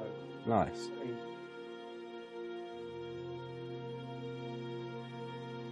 3, 2. The Charlotte Edwards Cup begins on Sunday, and it's going to be a very exciting competition. It's a massive competition, you know, especially for our Thunder girls as well. After, you know, a relatively quiet showing in the 50-over competition, I think the coaches will be really pinpointing this competition to do something. So the Charlotte Edwards Cup is our T20 domestic competition for our regional team. Obviously named after the great Charlotte Edwards, who's strangely a coach in the tournament, so she's playing for her own name. It's a round-robin competition, so each team plays each other once. Then the top 3 get through to a finals day, where top of the group goes straight through to a final, and second and third play off in a semi-final. I think, in a way, this season coming up could be quite pivotal for Thunder. I think they're at a point where they're going to try and show a little bit of something for the investment that's been put in. The pressure's there at the end of the day. You know, we're putting in significant investment from the likes of Hilton and Sports Breaks, and the club are over-investing over and above what the ECB are putting in as a regional programme, and which to a level more than any other team. I mean, we're trying to develop a professional elite environment. The fact that it is so much more visible, that people know they can make good careers from it now, will engage the teenagers and even younger women than that to really get involved in the sport and drive it forward, which is an exciting thing for all of us involved.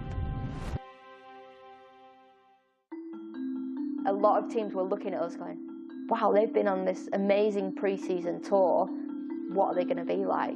Emma Lamb on strike.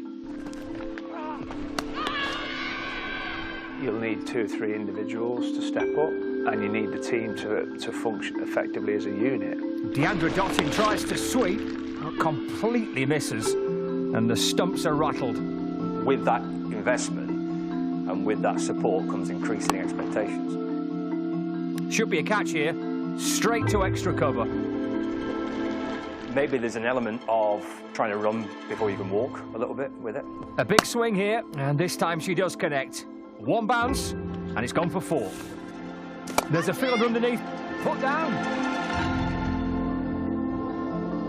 Actually, that motivation going into a new season is always really exciting and can set you up as a group to really start performing. Prendergast will go for the single, shot at the stumps, and miss. And Western Storm are home.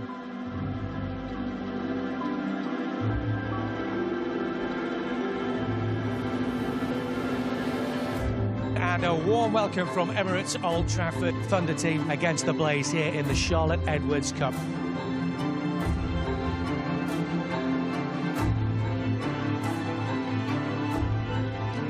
Kirsty Godden balls down the pitch, comes leap out and chipped right up towards mid-off, and Emma Lamb's got. What do we think is going wrong? Why aren't we winning these early games, you know? And there wasn't any one thing that we could put our finger on.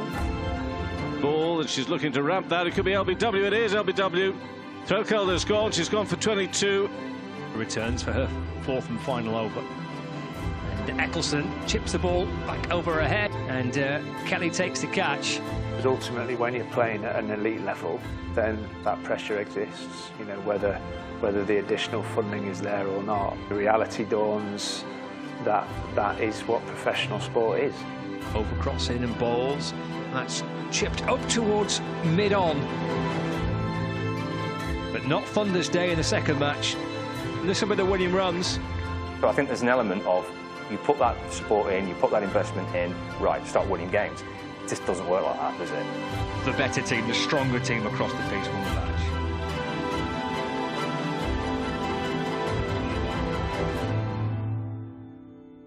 Good for you, Scott. Okay.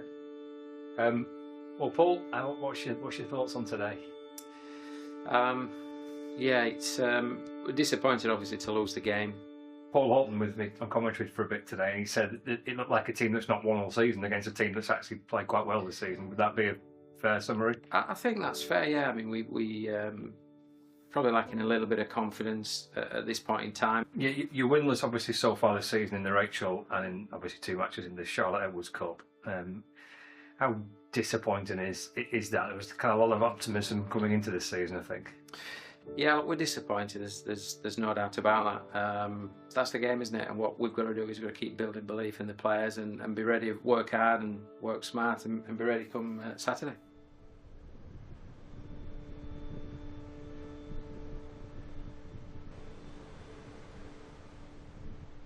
We always joke about Crosby having its own climate as well. Like every time we come, the weather's nice. First thing on a Sunday morning, it's like so quiet. Like it's early, but there's like nobody here. The first time we brought Maisie here, she thought the statues were real people, and then I was like, yeah, so did Charlie. Don't live far from here and grew up playing at Rainford Cricket Club in Liverpool Comp, which is all because of my brother, really. So, brother played both cricket and football, and I did the same because of him, really. So, opportunities-wise, I always just played boys and men's stuff, really. Yeah, it was brilliant, and Rainford gave me all the opportunities that they could, and played a little bit at school as well. And then obviously got picked up in the Lancashire setup from sort of nine onwards. So yeah, played for many years, coming through the age groups, which was all women's stuff. I'm Ellie Threlkeld, wicket-keeper, batter and Thunder captain. Oh, Ellie Threlkeld, an amazing skipper, fastest hands in the Northwest and in the whole country, I'd say. So I think behind the sticks as a wicket-keeper, she's a phenomenal talent. You can't look past the skipper, Ellie Threlkeld. I think she's been brilliant over the last few years, you know, taking on the reins as skipper. It's never an easy job, especially with a young group like we've got. She's, you know, a formidable individual. She's still so young and she's got such incredible leadership skills. Ellie's great. Ellie is what we're about at Thunder. And it's challenging for her in terms of the pressure of keeping, captaining, batting in top middle order as well. So she's got a lot of pressure on her shoulders as well. Played for Lancashire since the age of 9, I think, so a very long time. I've been part of the Thunder setup for 3 years now when it first was created. One of the first to receive a professional contract in 2020. And yeah, I've been part of the setup ever since and became captain 2 years ago. So yeah, this would be my second season in charge. It's something I've always wanted to do. I think I've done it a lot at age group cricket. When we found out Alex Hartley was stepping down, it was not really talked about a lot for a long period of time, and it was sort of myself, Georgie Boyce, a couple of other players were getting opportunities to do the leadership roles on the pitch, and it was mentioned to me that it might be possible, and I sort of gave it everything from my end and said I really want to do it. But yeah, I remember the moment Shawsey told me, and I just couldn't really believe it, to be honest. I think obviously I was only 23, and yeah, it's pretty young to be able to do it, and I think since then I've done everything I can to sort of get better and to try and impact the group as much as I can. I think a captain in cricket does have a lot of responsibilities. There's decision making, obviously there's a lot of input from a coaching team beforehand, but on-field decision making of if the game plan's not going quite how you wanted it, who's coming on to bowl next. You've got a foot in both camps in a way that you're working with the coaches around selection, and then you're also part of the team like everyone else. All the support we're getting from Lancashire's absolutely brilliant. Hilton have been amazing, and yeah, likewise other sponsors have as well, and I don't think we'd be able to be going on pre-season tours and funding extra professional players without their help, but there becomes a point where yeah, we've got to give back as a team, and all the support we're getting, it's got to translate to results on the pitch. Hello. Hello. How are you? Very well, how are you? For ages. I know. The women's game, the growth has been magnificent, really. I think it's been a rapid pace of change, but it's also on a journey where you kind of just know it's still got so much further to go. The game will only get better in quality if women can be given the opportunity to have 12-month contracts, to train in the way that the men do, to completely focus on cricket, and that it's the money. Exactly. We needed to do more, we wanted to do more. I think one of the things that we've always been guilty of is wanting to run before everybody else wanted to walk. You know, we can go and drive additional commercial sponsorship, but we need some more from the governing body. The governing body can achieve that if it actually recognises that by going and doing a broadcast deal or getting a big title domestic sponsor for the Charlotte Edwards Cup trophy, that would be game-changing, because that would fill that gap that would enable the women's pro structure to pay what it needs to pay and do what it needs to do to really compete and grow. I think in terms of where the women's game is right now, I think we're only scratching the surface of the potential actually, and I think it's going to take a real collaborative effort across the whole of the professional game network. So that's all of our partners, so that's whether it's the first-class counties, the national counties, commercial partners. It really does have to work together in a cohesive way to sort of rise the whole tide. We are, as the ECB, over-investing in the women's game at the moment relative to the direct commercial returns that we create from it. That's partly because we believe it's just the right thing to do, because ultimately where we're trying to get to is a self-sustaining economy where we build the audience, we create the value, we're able to pay players what we'd like to be paying them. Stop treating the domestic game as a performance sport. It is a commercial elite sport. There will be a way of doing that if there's a will. In terms of women's domestic cricket, we are very much in our infancy, I guess, in terms of establishing that as a broadcast product. I think it's something that I am optimistic about in the future as to where that will sit. I genuinely have always just wanted what's best for our women's professional squad and what's right for our women's professional squad. You know, it isn't our job to make the life easy for the ECB and others. It's our job to be on a journey and do what's right by our women's professional squad.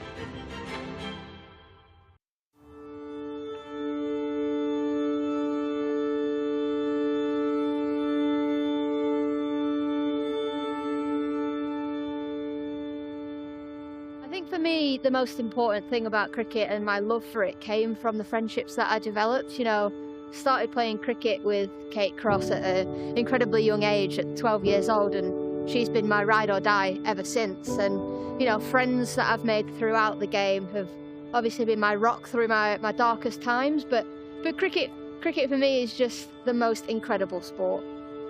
For me, nothing in my life will ever beat the 2017 World Cup final at Lord's, and we won it. And then you almost think, how does it get better than that? That's the high. Your dreams have come true. And then you lose your England contract and you go, who am I? Who have I become?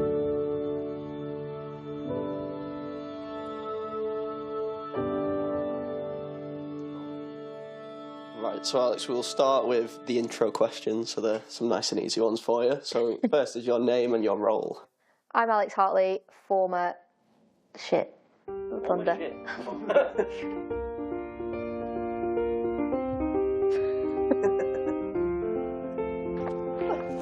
Straight into the hands of deep mid wicket. Kate Cross with the catch. Ragadoosh, baby. Time for a batting clinic now. Oh, I don't like that one. Alex Hartley, World Cup winner, just an absolute firecracker of a player, really good fun. Oh, they're having sex. Oh no, it's not, it's dead. The moment she came back to training again, it was fantastic. She just brought an energy, a keenness, a directness about her as well. Brilliant start from Alex Hartley. Alex, left arm spinner, enthusiastic player, absolute cricket nut, loves getting involved in everything cricket. Alex Hartley, one of my oldest and longest friends, the heartbeat of many teams and one of the reasons that I fell back in love with the game.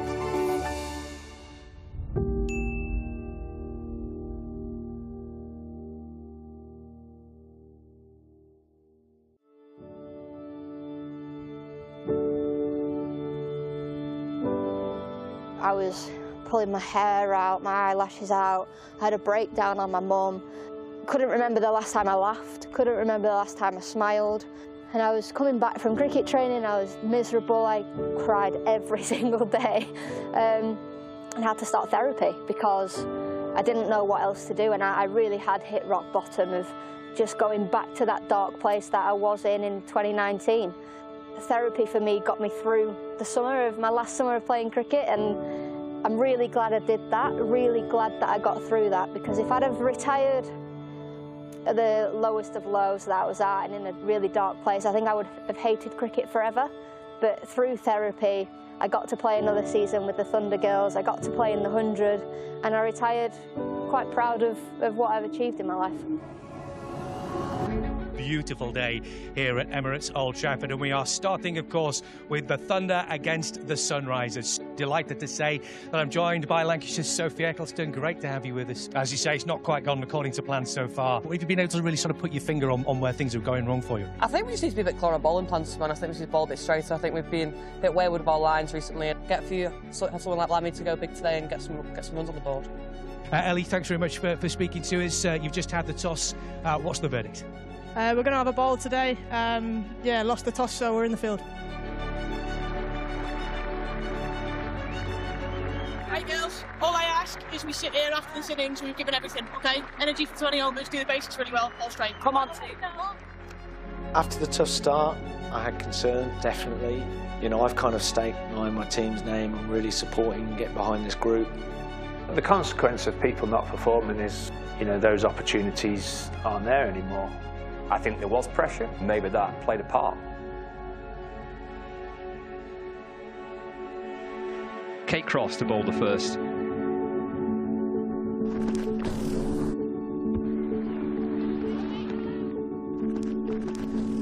Cross strikes, wicket with the second ball of the match.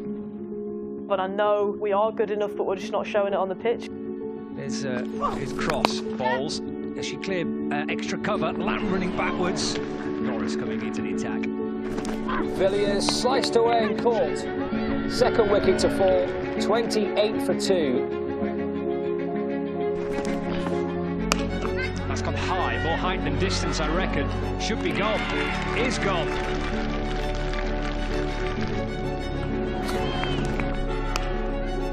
Straight to Deandra Dottin. Gardner, the new batter. There's Lamb in and bowls. That's driven for 4. 2 balls left. Oh, and bowls.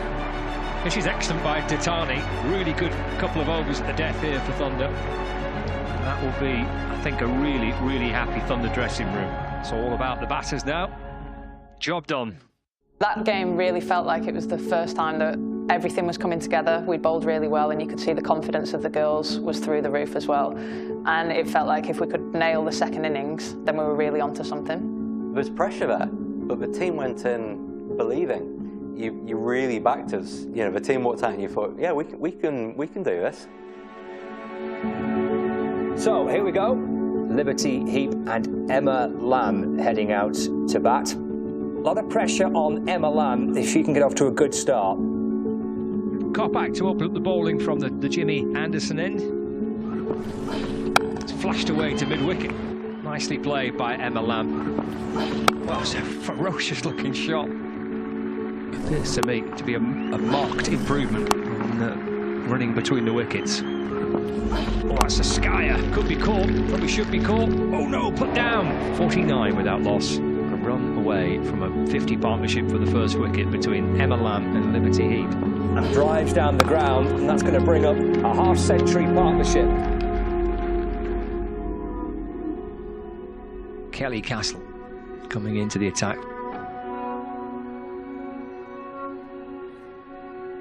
Lamb looks to sweep, and she's gone. LBW, big blow.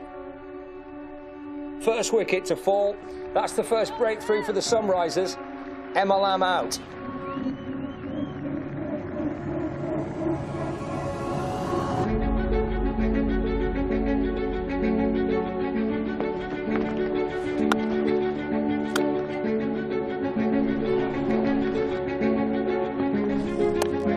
Side in the air, caught, out, and that is the end of Morris. She's gone for 7.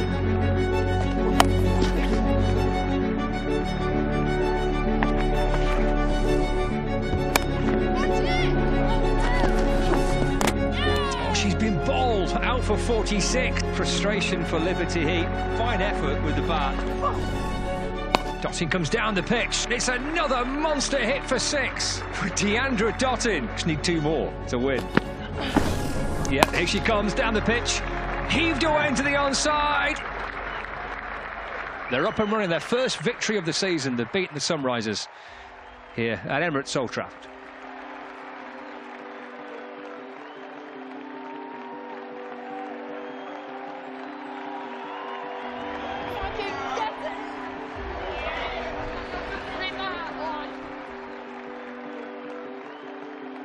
Happy captain. Happy captain.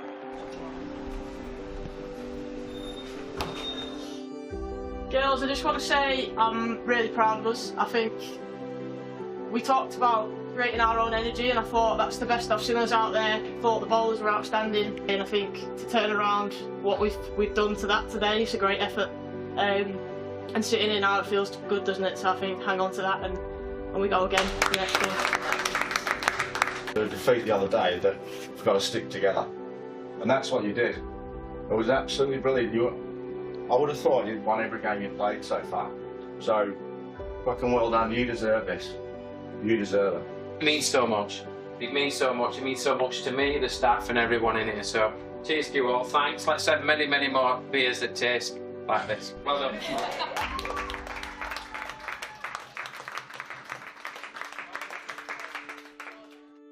I think still when people think of cricket in this country, they think of the men's game. We're still working to get the women's game up to that level in the public consciousness. The men's game has too much cricket at the moment. We all know the schedule is congested and it impacts performance. The women's game is entirely different. The women's game is in a different phase and it's hungry. It needs as much cricket as possible. Women have been put on small club grounds with not great facilities. We're obviously a long way off gender pay parity, and that has to be the ambition, that women's cricket can bring in enough revenue and stand on its own 2 feet that women can get paid what they're worth.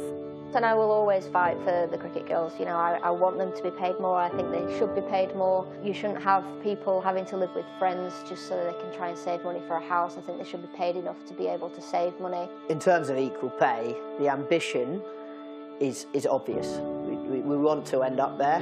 Things like the 100 and domestic cricket, 100 is that both teams are doing exactly the same thing. They're playing a 100-ball match. The sponsors are massively interested in the women's game. We've got to close that gap. We absolutely want to get to a position where salaries for male and female cricketers are equal. Now, we could put all of that investment in salaries.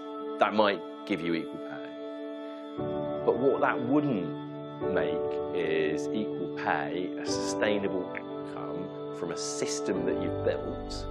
It would just be something that you've chosen to prioritise at that moment in time. Funding is always going to talk, money always talks, but if you have these investments from organisations, you know, such as Hilton, such as Sports Breaks, then it does mean that you can just do that bit more, and every 1%, 2%, 3% is going to help develop a side and give them that sort of confidence and the ability to go forth and be the best team they can be. We are in catch-up mode, so I think it's unrealistic to say, right, we're going to equalise everything tomorrow just like that. There are things that need to be built in, and there's changes both in terms of, there are procedural things that we need to change as well around that. So it's investment, it's mindset, it's culture. But look, I think fundamentally the biggest thing within all of this is leadership.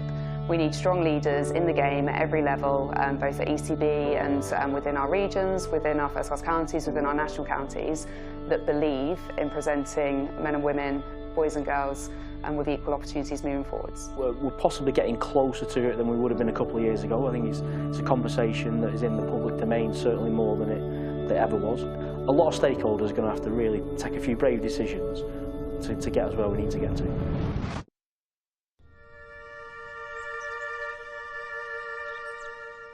When I wasn't at school or playing netball or doing any other activity, I was always down here playing.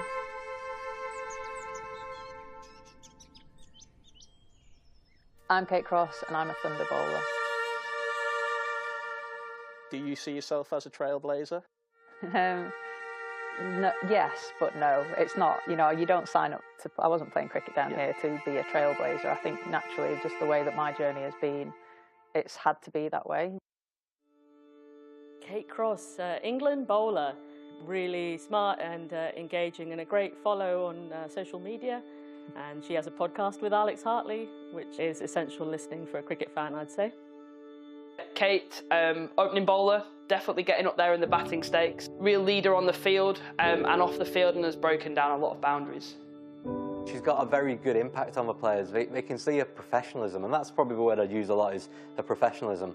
She definitely has been a role model, I think, and future players have followed, and in the main, the vast majority have gone on to be international players. Kate, it's Lancashire Thunder's first training session today. How excited are you to get started? Oh, massively excited. I always get a real buzz when I come in through the gates at Old Trafford, and I think it's making it very real now. It's really nice to be here, and I'm looking forward to get going now.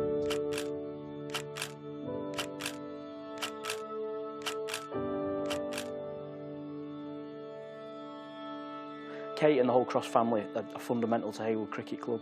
I'd actually finished playing for the first team when Kate made her debut, but was at the ground when she did it. And you know, I think the whole club is just proud of what Kate's done. She's a great role model for the club. You know, there's a lot more females and girls wanting to play cricket at Heywood and the surrounding clubs just because of Kate and what she's achieved. I think Kate paints or embodies that vision of women's cricket, how it's moved on from those real amateur days of how you have to fight and earn your place in an academy and then in England. Her journey now would be easier, and that's the brilliant thing. And I think the legacy of someone like a Kate is that these changes come in. So nowadays they'd be coming into a county age group set up at Lancashire, set up into one of our emerging player programmes, and then into the academy, and then into the Thunder setup. Kate was a 15-year-old girl bowling in the nets, and this coach said, Stanley, just come have a look at this girl.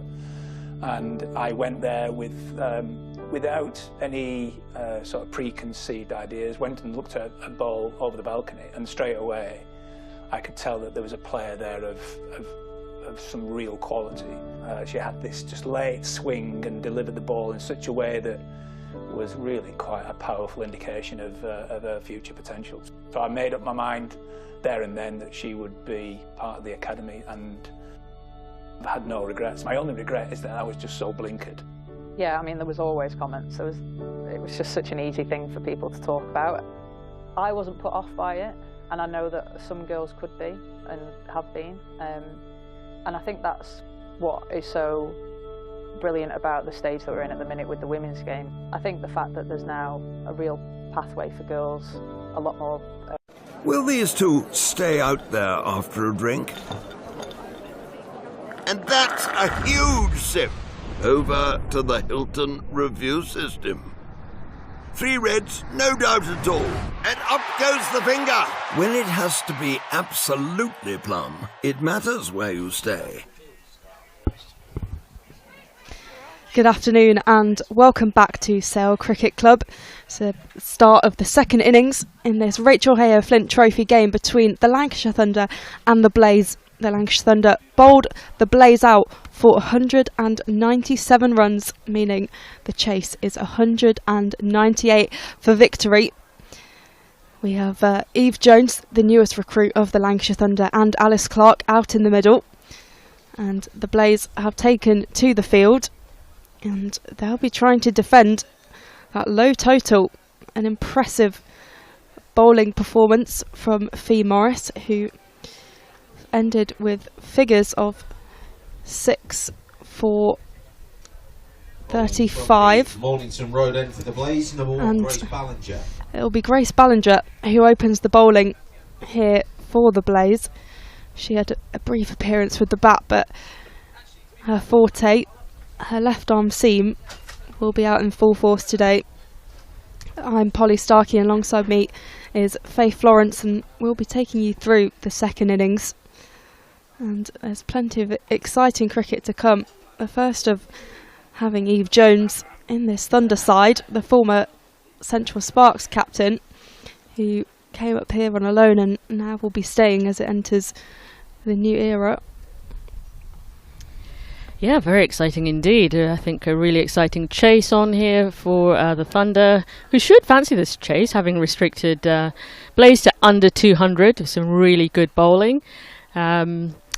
Blase will, of course, feel that they can defend this total. They've got some really good bowlers of their own, and if they can keep their fielding tight and disciplined, which was an area we saw Thunder wobble a little bit at times, they would have wanted to score more, but definitely they'll feel that they can probably defend it. And if they can put the pressure on Thunder, we saw a big collapse in the last game Thunder played. They won't want to repeat that, but it's going to be a really good contest and could go either way. So 2 left-handers to open, and Ballinger to Clark to start off with, and there'll be no run. So we've got left-handed bowler and both batters.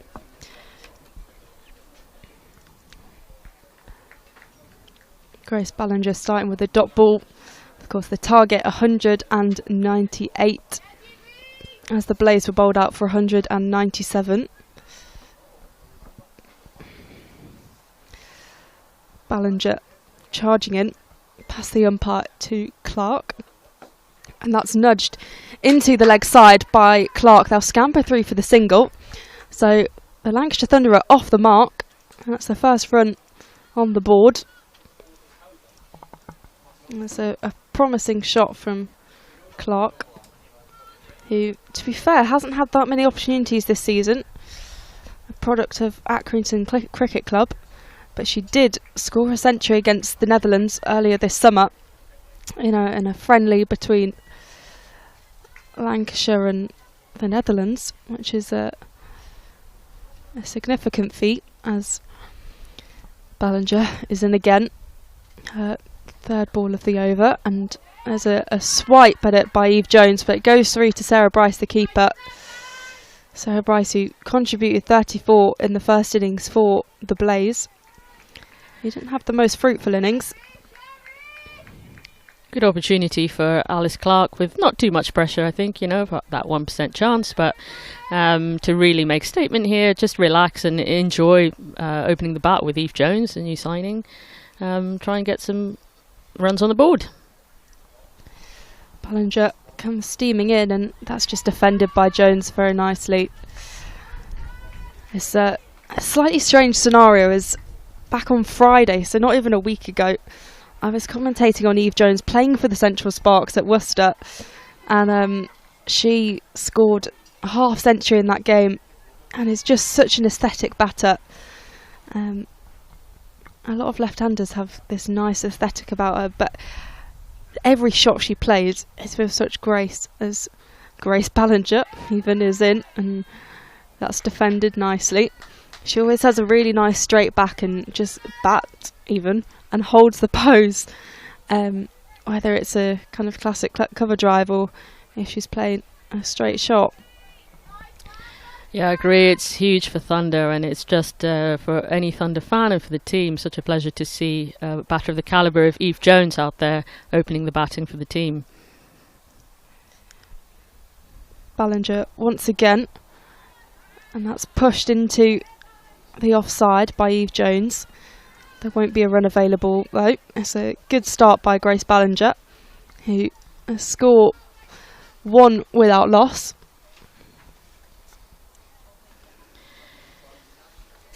We saw the Blase make quite a cautious start when they started their batting innings, trying to read the conditions, see what the surface was doing.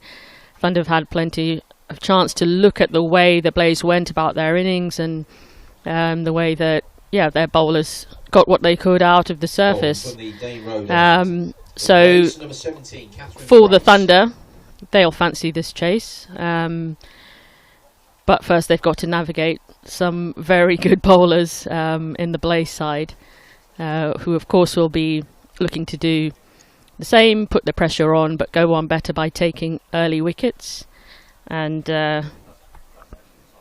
with Catherine Bryce bowling her medium pace, it will be Eve Jones to face her.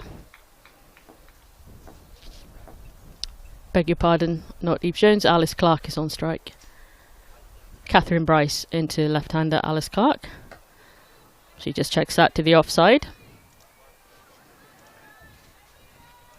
Catherine Bryce, a keen wicket taker for the Blase. Can be a very dangerous bowler, and I'm sure both batters for Thunder will be treating her bowling with a lot of respect and just getting their eye in against her as she comes in, and that's driven straight as Alice Clark just gets a feel for the line and the pace and how Catherine Bryce is bowling in this early stage of the Thunder batting chase. Bryce into Clark. That's just defended back to the bowler. A few dots to start off Catherine Bryce's spell. Just what you'd expect from such a good bowler. Yeah, Bryce has taken 13 wickets in the competition so far, so she's the second highest wicket taker for the Blase behind captain Kirsty Gordon. Bryce into Clark, and she defends that. The offside, as Catherine Bryce tucks the hair behind her ears, moves back to her bowling position. Clark, just watchful, defending, not got Bryce away as yet. She hits into the leg side, and they will get through for 1 run, so she can get off the pressure of all those dot balls and have an idea of how she's going to handle the bowling of Catherine Bryce. Eve Jones, another left-hander. It's unusual to have 2 left-handers opening the batting. So whether this is something that the Thunder can use to their advantage, and it's not a right-hand, left-hand combo, but still not the easiest to bowl to. It's Catherine Bryce over the wicket, and that is left alone. Through to the batter, another dot ball. Really good opening over from Catherine Bryce. Thunder batters watchful, and the score remains on 2 for no loss. Yeah, 2 very tidy overs from Ballinger and Bryce respectively. 2 conceded, and you're right to mention the anomaly of having 2 left-handers open. There's a bit of a, I guess, there aren't many left-handers in women's cricket, particularly in England. I think Australia do have a host, but to have 2 opening is pretty impressive. Of course, Central Sparks and Lancashire Thunder are the sides which probably have the most lefties. But as Ballinger is in, and that one's left alone by Alice Clark. But of course, one of Sparks' left-handers has now come to the Lancashire Thunder. But one of Lancashire Thunder's lefties, Naomi Dasani, is headed to the Vipers. So the left-handers are all over the place. Indeed, and it's something, you know, people say over the years that England have maybe lacked more of left-handed batters. As Ballinger is in, and Clark just pushes that one back to the bowler. Yeah, it's a really good point, because I remember about 2 years ago there was just this question of there aren't actually left-handers playing for England, and I know now Freya Kemp is in the mix, but of course she's not predominantly a batter. But that's where kind of the cries for Eve Jones to be called into the side happened, because she was in a bit of a purple patch of form, and she was a left-hander who could be there at the top of the order, and that could kind of match with the Aussies. As Ballinger is in and Clark pushes this one back again, and there'll be a dot ball. And so I guess with Eve Jones, she kind of missed the boat just because of age, and that's, I've said this a million times, that's not really her fault. She can't do anything about that, and England just tend to look at younger players and build for the future, which is completely understandable. But yeah, the talent of left-handers is definitely increasing in the likes of Grace Scrivens and, as I said, Freya Kemp. There are lefties who are emerging, as Ballinger, a left-hander herself, comes in, and that's swiped at by Clark, but it goes through to Sarah Bryce behind the stumps. The score's still 2 without loss. And those top teams all have that left-hand, right-hand combo somewhere in the top order of batting, don't they, apart from England over the years. So it's definitely a big advantage. It makes a big difference in cricket, having that. Ballinger with a distinctive run-up comes in, and Clark has nudged that one into the offside, and there won't be a run available. The score still 2 without loss. There's a fantastic over from Ballinger, a player who can sometimes let some loose deliveries out, but this is a really tidy, concise over. She's almost done a second over, and she's only conceded 1 run. And the Blase seem to have the same energy out in the field that, you know, Thunder started with as well, really making noise, you know, keeping each other alert, encouraging each other. Ballinger to Clark, he drives that down the ground. The batters will cross and will get the single. It's racing away to the boundary, but there's a fielder out there. I think it's Kirsty Gordon there who does the fielding. Alice Clark tried to steal another run there, and could have been caught napping there halfway down the crease, but she realised just in time and managed to turn round and get back safe. The ball had to be thrown quite a long way in, and wasn't the fastest, hardest throw, but yeah, a little bit of a tiny little scare for Thunder there with the running between the wickets. So the end of the third over, 3 without loss, and Alice Clark on 3 from 13. Eve Jones yet to get off the mark, having faced 5 deliveries. The Blase realise what they've got to do here, and that's put a bit of a squeeze on and get some wickets, because a big win would really help them with their finals day hopes. A 34% chance of qualification, but with the manner in which they were bowled out for 197, they'll have to they'll be wanting a bonus point win. Bryce into Clark, and she hits that hard to the leg side, but for no run. There's a fielder there. Yeah, absolutely. Like as we've mentioned several times, perhaps the Blase have a little bit more riding on this game because they've got that stronger chance to get into finals day. But still plenty of motivation for the Thunder as well. Bryce into Clark. She steps back and hits that behind. It's going down to third man. They'll run through for 1. They'll get another run as the ball gets all the way to the boundary and beats the chasing fielders. 2 fielders after it. The outfield, well, it's no warmer.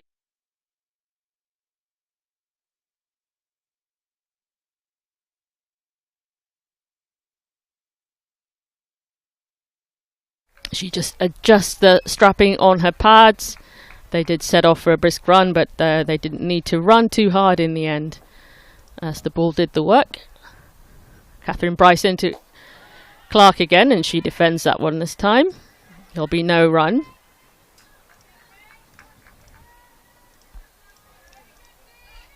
But really nice boundary guiding that ball backwards, beating all the fielders. Fine leg. Bryce back in to the left-handed Clark.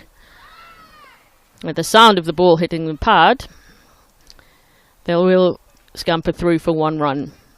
So a little bit of excitement from the fielders, but no danger there for the batter. The sound of the ball hitting the pads very familiar, as with the start of the Blaze's innings, a lot of rapping on the pads. Yeah, it seemed to happen sort of almost every over as Bryce now to Jones. He steps forward to defend that, beats the bat into the keeper's gloves. Sarah Bryce behind the wicket.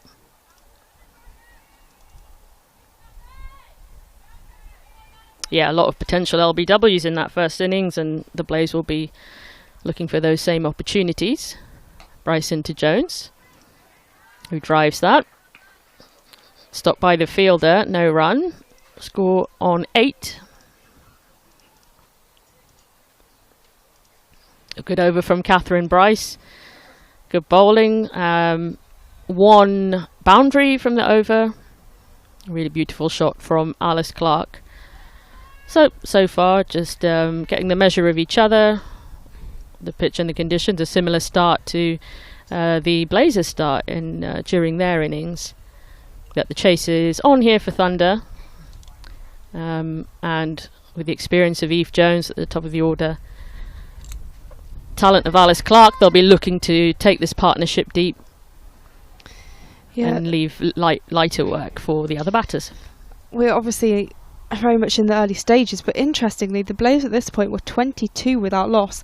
They just had a very big previous over, as Ballinger is in to Clark here. He pushes that into the leg side, and they'll run through for the single.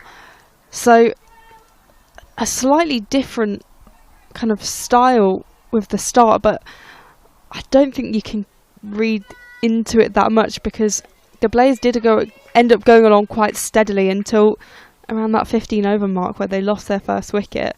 But I think the Thunder are right here. They are below the required run rate, but they also have a bit of time, as Ballinger plays this to Jones, who nudges it back.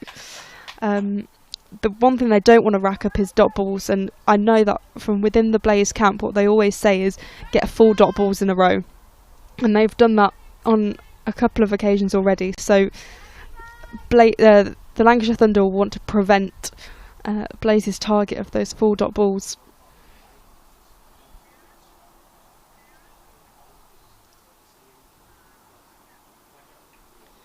Ballinger is in, and that's been struck nicely by Eve Jones, but goes straight to the fielder at cover point, so there will be no run. This is not really like Eve Jones to be stuck at the strikers end on 0, having faced 8 deliveries, I think now. It's really interesting little insight, the little target that you told us about, that Blase set, those 4 dot balls.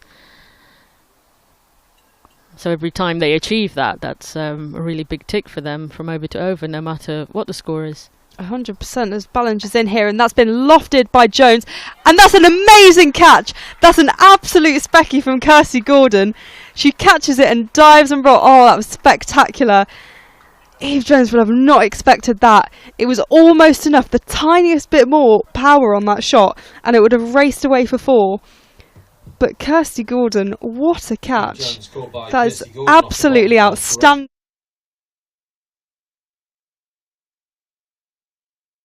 The start for Eve Jones, and it was a little bit hesitant, and so she tried to get the ball over the bowler's head there. I mean, that has to go into catches of the tournament, surely, because that was remarkable. It was very good. She's just on the edge of the ring, and managed to get, and she's not the tallest player either, but she managed to get up to it, and what a catch.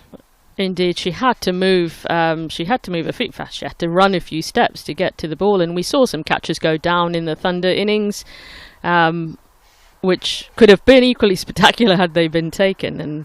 And as you say, not an easy catch by any means, but she moved towards the ball, hands high, and pouched it.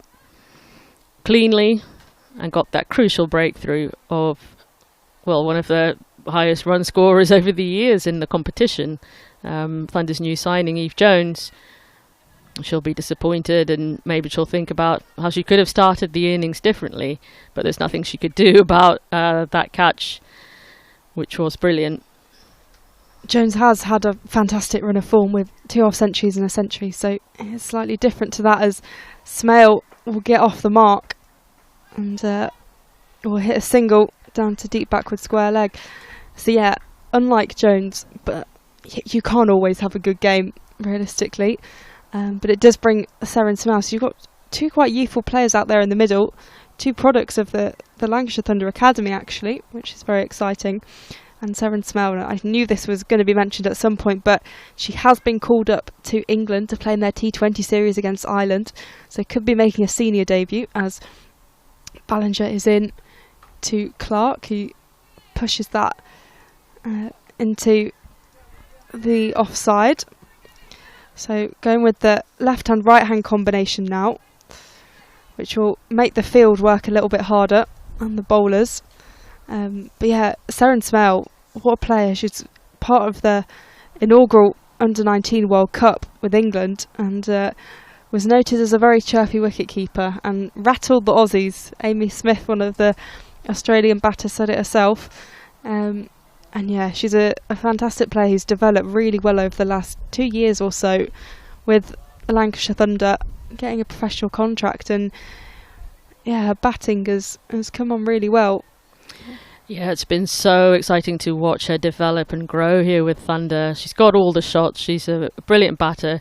She's a good wicketkeeper. We've got an excellent wicketkeeper, one of the best in Ellie Threlkeld, so she doesn't get the gloves very often, but she's really good in the field. And we've seen her take some spectacular catches as well out in the deep over the years, as Catherine Bryce is into Smale, who flashes hard at that and cuts that to point. And that beats the fielder. It's racing towards the boundary, but it's not going to quite make it. Slight sort of uphill slope there. But a really firm shot and a good strike from the bat of Seren Smale, who hits a hard ball, who picks the gaps. She's such a talented batter. And it's, yeah, like I was saying, it's been so exciting to see her grow and develop and now earn a place in the England squad. And it's no surprise if we do see her in the senior team soon, as Bryce is into Clark. Into Smale, apologies, who flashes at that. Doesn't quite get hold of it. So remains on strike. And having seen Eve Jones exit early, to see Seren Smale come out, Thunder will still feel confident that they can chase this total down. Bryce into Smale, she flashes hard at that. That's stopped by the fielder in the offside.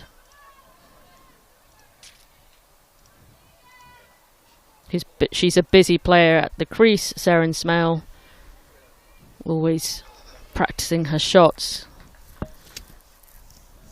getting her feet right, getting in position. She loves to score and will take every opportunity. The bowling will have to be tight, as that one is fielded. The offside for no run.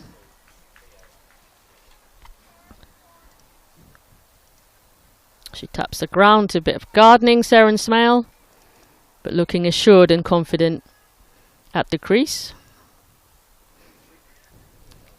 Catherine Bryce over the wicket to Smale, and that's just checked square to point. I'm counting the dot balls ever since you said that now. Every time there is a dot ball.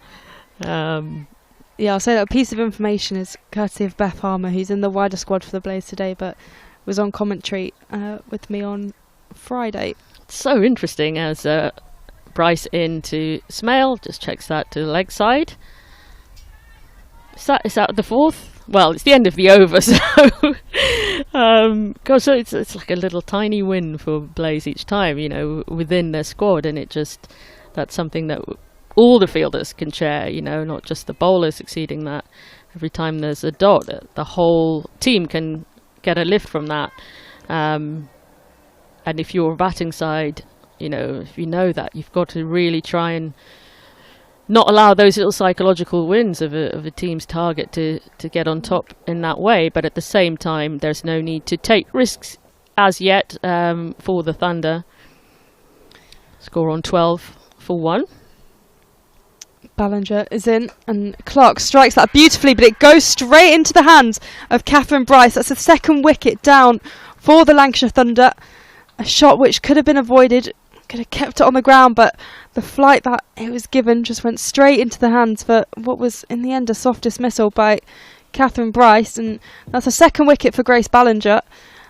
She's on a roll today, and it means that Alice Clark has to head back prematurely. By Catherine Bryce off the bowling of Grace. Almost a mirror image of what happened to Eve Jones. Number 31, trying to go aerial there in the offside, trying to get over the fielder and not quite pulling it off. And the Blase have been successful in getting those two left-handers out. So yeah, not an ideal scenario for the Lancashire Thunder, though, losing both of their openers with essentially two new batters at the crease, and with Grace Ballinger looking in fine form.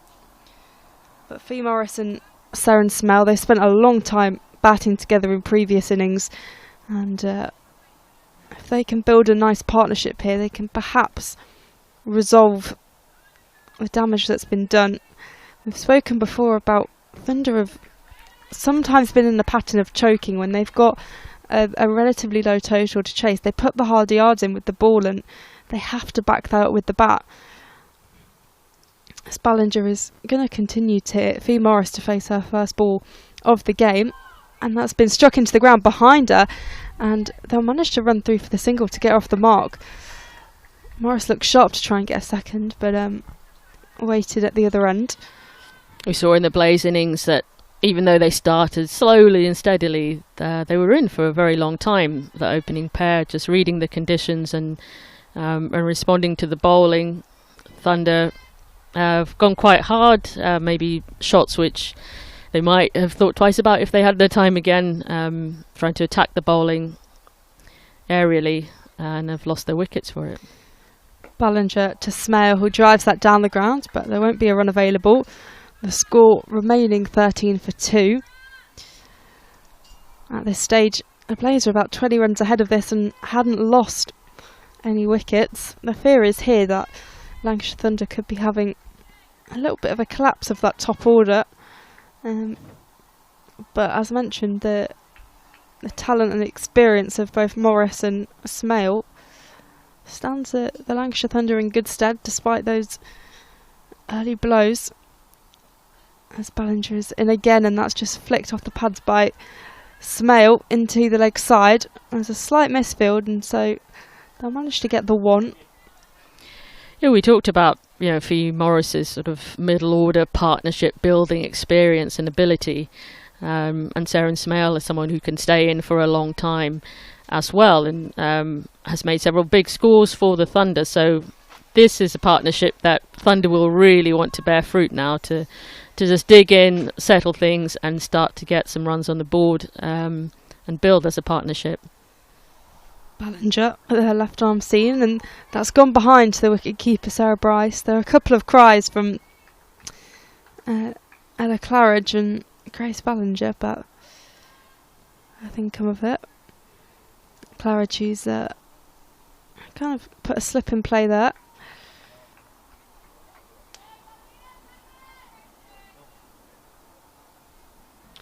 (14 for 2) here in Sale. The target 198 for the Lancashire Thunder to chase down.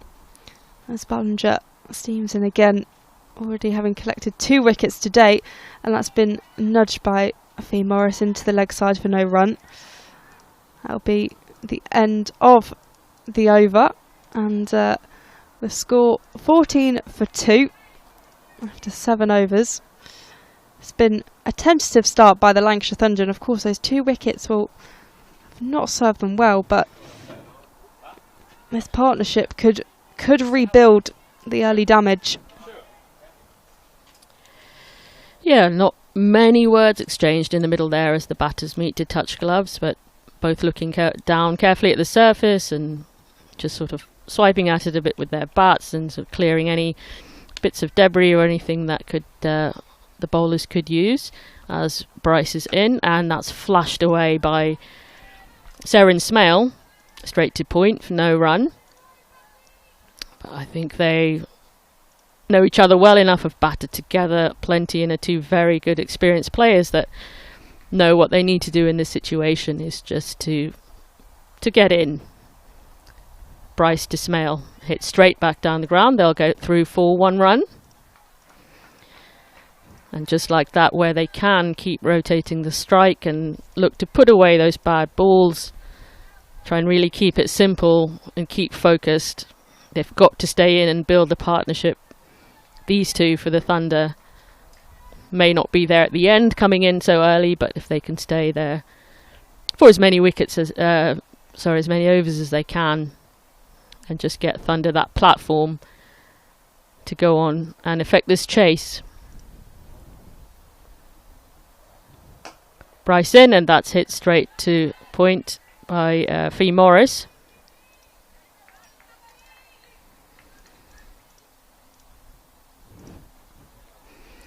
Bryce bowling well to her field, and plenty of encouragement from her teammates out in the field.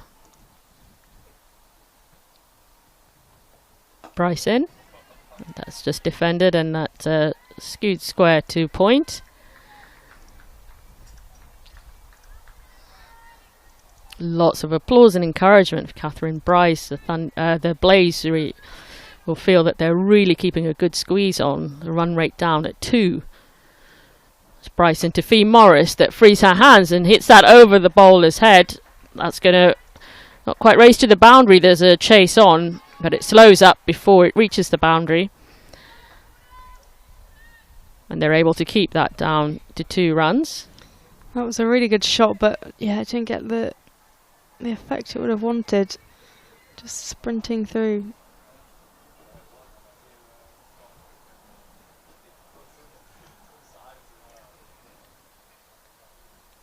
Bryce into Faye Morris, and this time she hits that behind. There is a fielder out at fine leg, but she's hit it fine enough that it goes straight over the boundary for 4 runs.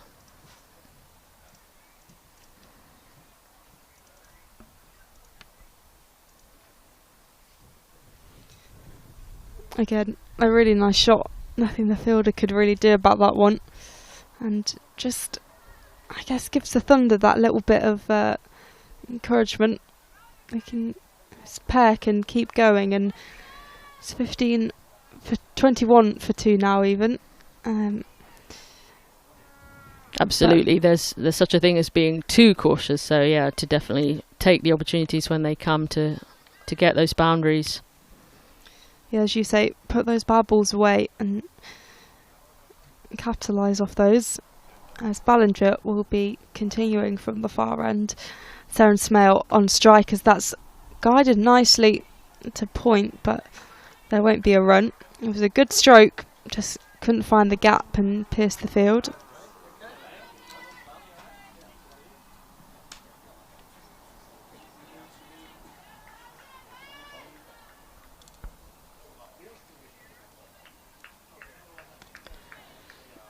Ballinger's just walking back to her mark.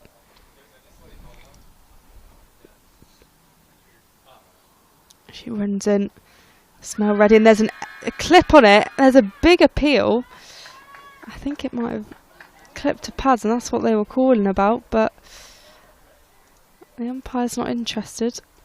Yeah, the appeal seemed a little bit muted as well at the end there. Perhaps high.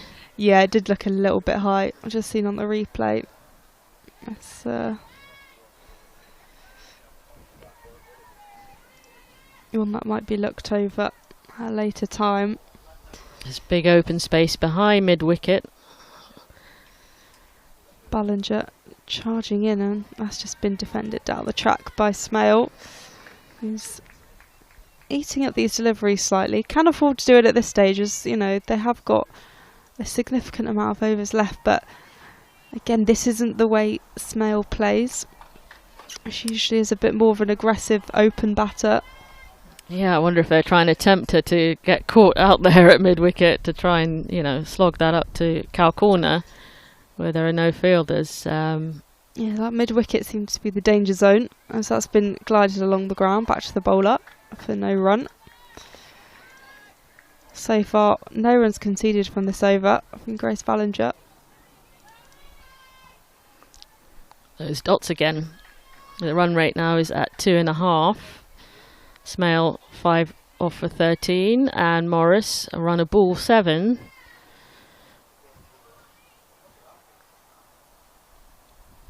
Ballinger's just a slight false start in her run up as she comes in again past the umpire, and that one's been pushed into the offside. There won't be much to gain from that other than a quick single.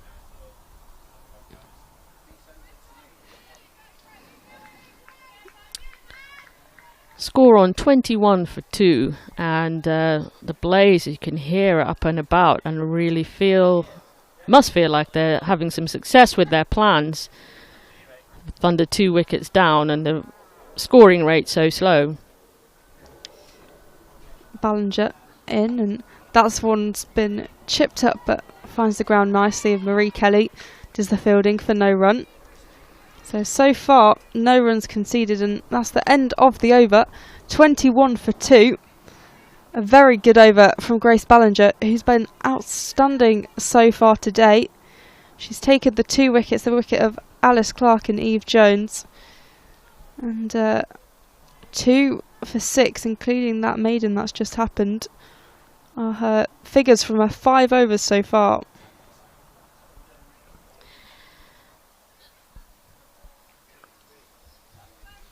And with Catherine Bryce had been sort of squeezing and just keeping it tight on the other end, and so it looks now that Blase are going in for a slightly different kind of killer strike.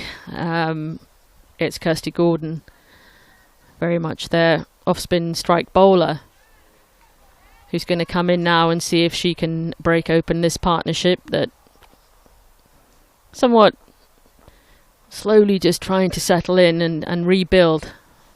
Kirsty Gordon in. That's hit to the leg side by Faye Morris.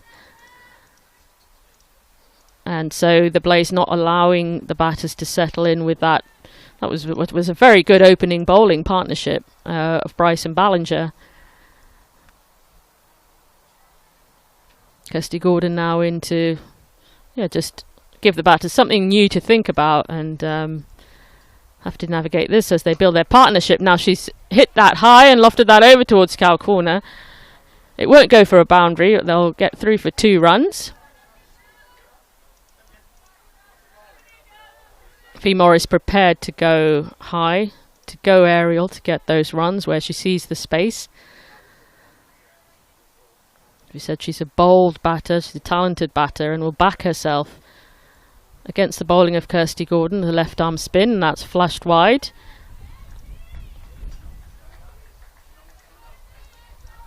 Straight to point, there'll be no run there.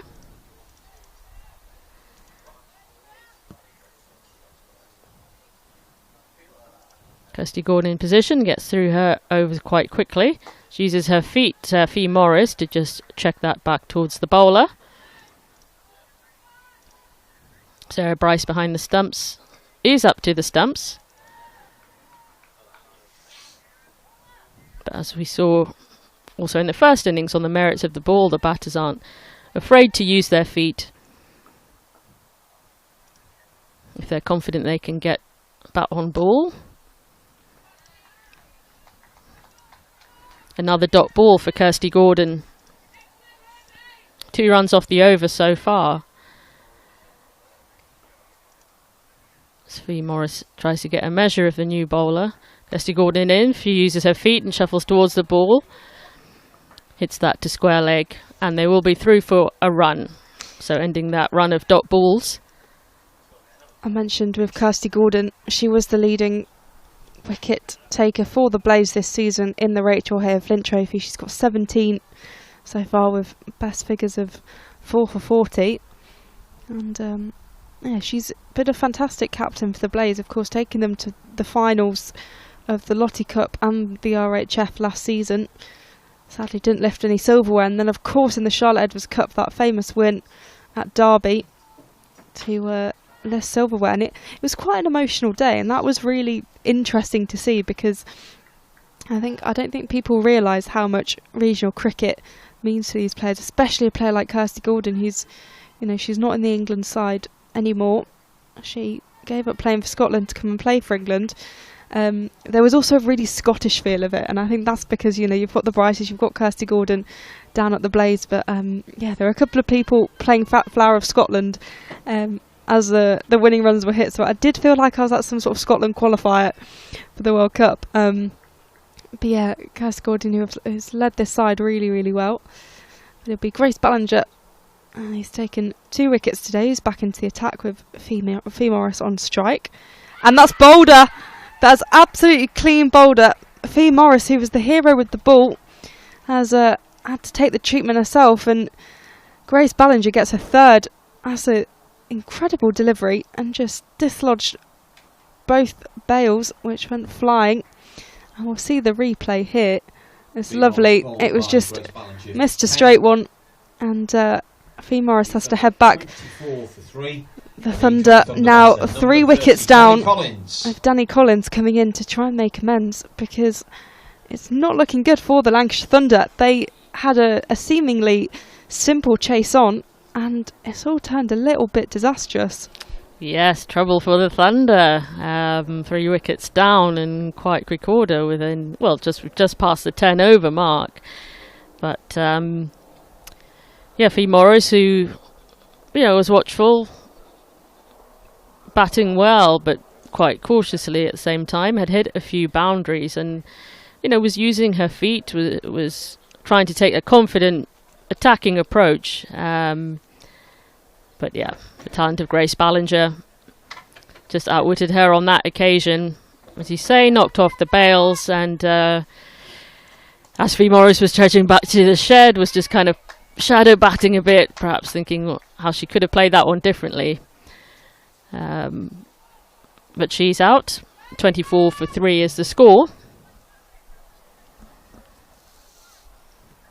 So Danny Collins is now at the non-striker's end.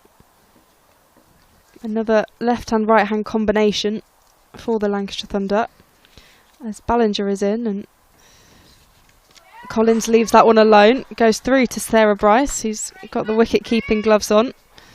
And plenty of shouts from the Blase fielders there. A bit of encouragement for the in-form Ballinger. Yeah, I'd mentioned how Faye Morris is the one who Thunder can often rely on to rebuild, in a tricky position. It'd be quite a blow to lose her, but Danny Collins, also a very good batter, now at the crease. Ballinger to Collins, and she's gone! There's a bit of commentator's curse there, as Ballinger bowls a very similar ball to the one she did before to dismiss Morris, and her stumps are dislodged and bails have gone flying, and that's another quick wicket for the Lancashire Thunder. They're now 4 down. It's not looking good for the Northwest side. At all. And that was all Ballinger, nothing to do with me. That was another really good delivery. That's unfortunate for the Thunder, and that's going to be hard for Danny Collins. Spend so little time at the crease, and not get a chance to settle in there with Seren Smale and support her to rebuild there for the Thunder. So Thunder in a huge amount of pressure, no doubt about it, as the skipper Ellie Threlkeld now takes a strike. She's going to have to partner with Seren Smale to do this rebuild for the Thunder if they're going to have any chance of chasing down this total, which looked, well, I wouldn't say a low total, but certainly a total that they could chase if they really dug in there and applied themselves and built some partnerships. All things that they haven't quite managed to do as yet, but still plenty of time. Ellie Threlkeld ready to face her first ball of the game. Lots of work to do, and that's just defended tentatively. A good decision by the captain, given how Grace has bowled these last couple of balls, last few overs even. She's having a very, very good day with the ball. We saw the excellence of the spin of Faye Morris in the first innings, and now we're getting a masterclass in left arm seam bowling from Grace Ballinger. Absolutely, and we talked about how, maybe Thunder were a bit unlucky at the start of their bowling innings. A few LBW calls that could have gone either way, but went the way of the Blase. We see the Blase seam is now really using the surface to affect these wickets. Ballinger to Threlkeld, who leaves that one outside the off stump, and that just goes through to Sarah Bryce wearing the wicket-keeper's gloves. I do always find it interesting when a wicket-keeper batter is batting, because a lot of the time I've noticed that they will come out of their crease to bat, and I'm like, surely as a wicket-keeper you know how risky that is, especially when you've got the likes of Sarah Bryce. If she comes up and stands up to the stumps, you know her hands are absolutely rapid. And I would love to know a statistic about wicket keepers that get out to being stumped, kind of, out by their own sort of craft, as Ballinger is in, and that one is just edged by Threlkeld down to third, and they'll take the single to put Sarah Smell back on strike. But it's the end of the over. 25 for 4, as the scoreboard just ticks over here at Sale. We've got a nice scoreboard in the distance with some nicely arranged flowers on the outside of the shed. I don't know if it's mean to call it a shed. It's a fantastic building in the distance. Yeah, I think you call it a shed. It's a smart shed. A smart green one with a Union Jack flag flying just above it. It is a very nice facility here with a smattering of spectators to our right. A Blase flag also in the distance. As Ellie Threlkeld marks her guard to face the bowling of Kirsty Gordon. Sarah Bryce, the keeper, up to the stumps. The left arm of Kirsty Gordon in, and that's just pushed back. There'll be no run. Good start to the over for Kirsty Gordon with a dot there. Previous over, remember, 2 wickets for Grace Ballinger. Kirsty Gordon into Threlkeld. That'll be a wide. We'll have to bowl that one again, but we'll be coursing with confidence, I'm sure, at this fantastic start for the Blase to really curtail that Thunder chase into Threlkeld, who defends. Another dot ball for Kirsty Gordon. I'm sure, as you can hear, the Blase really encouraging each other, encouraging their bowler. They're up and about. Well, she swings her back towards that one, Ellie Threlkeld, but there'll be no run. Another dot ball for Kirsty Gordon. Sarah Smale, who's got a hand on her hip. She hasn't faced a ball for a while, probably itching to bat.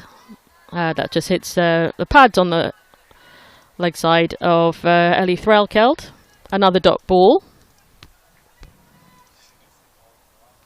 Sarah Smale just going through the motion, practicing her batting a bit, wanting to get scoring and on strike.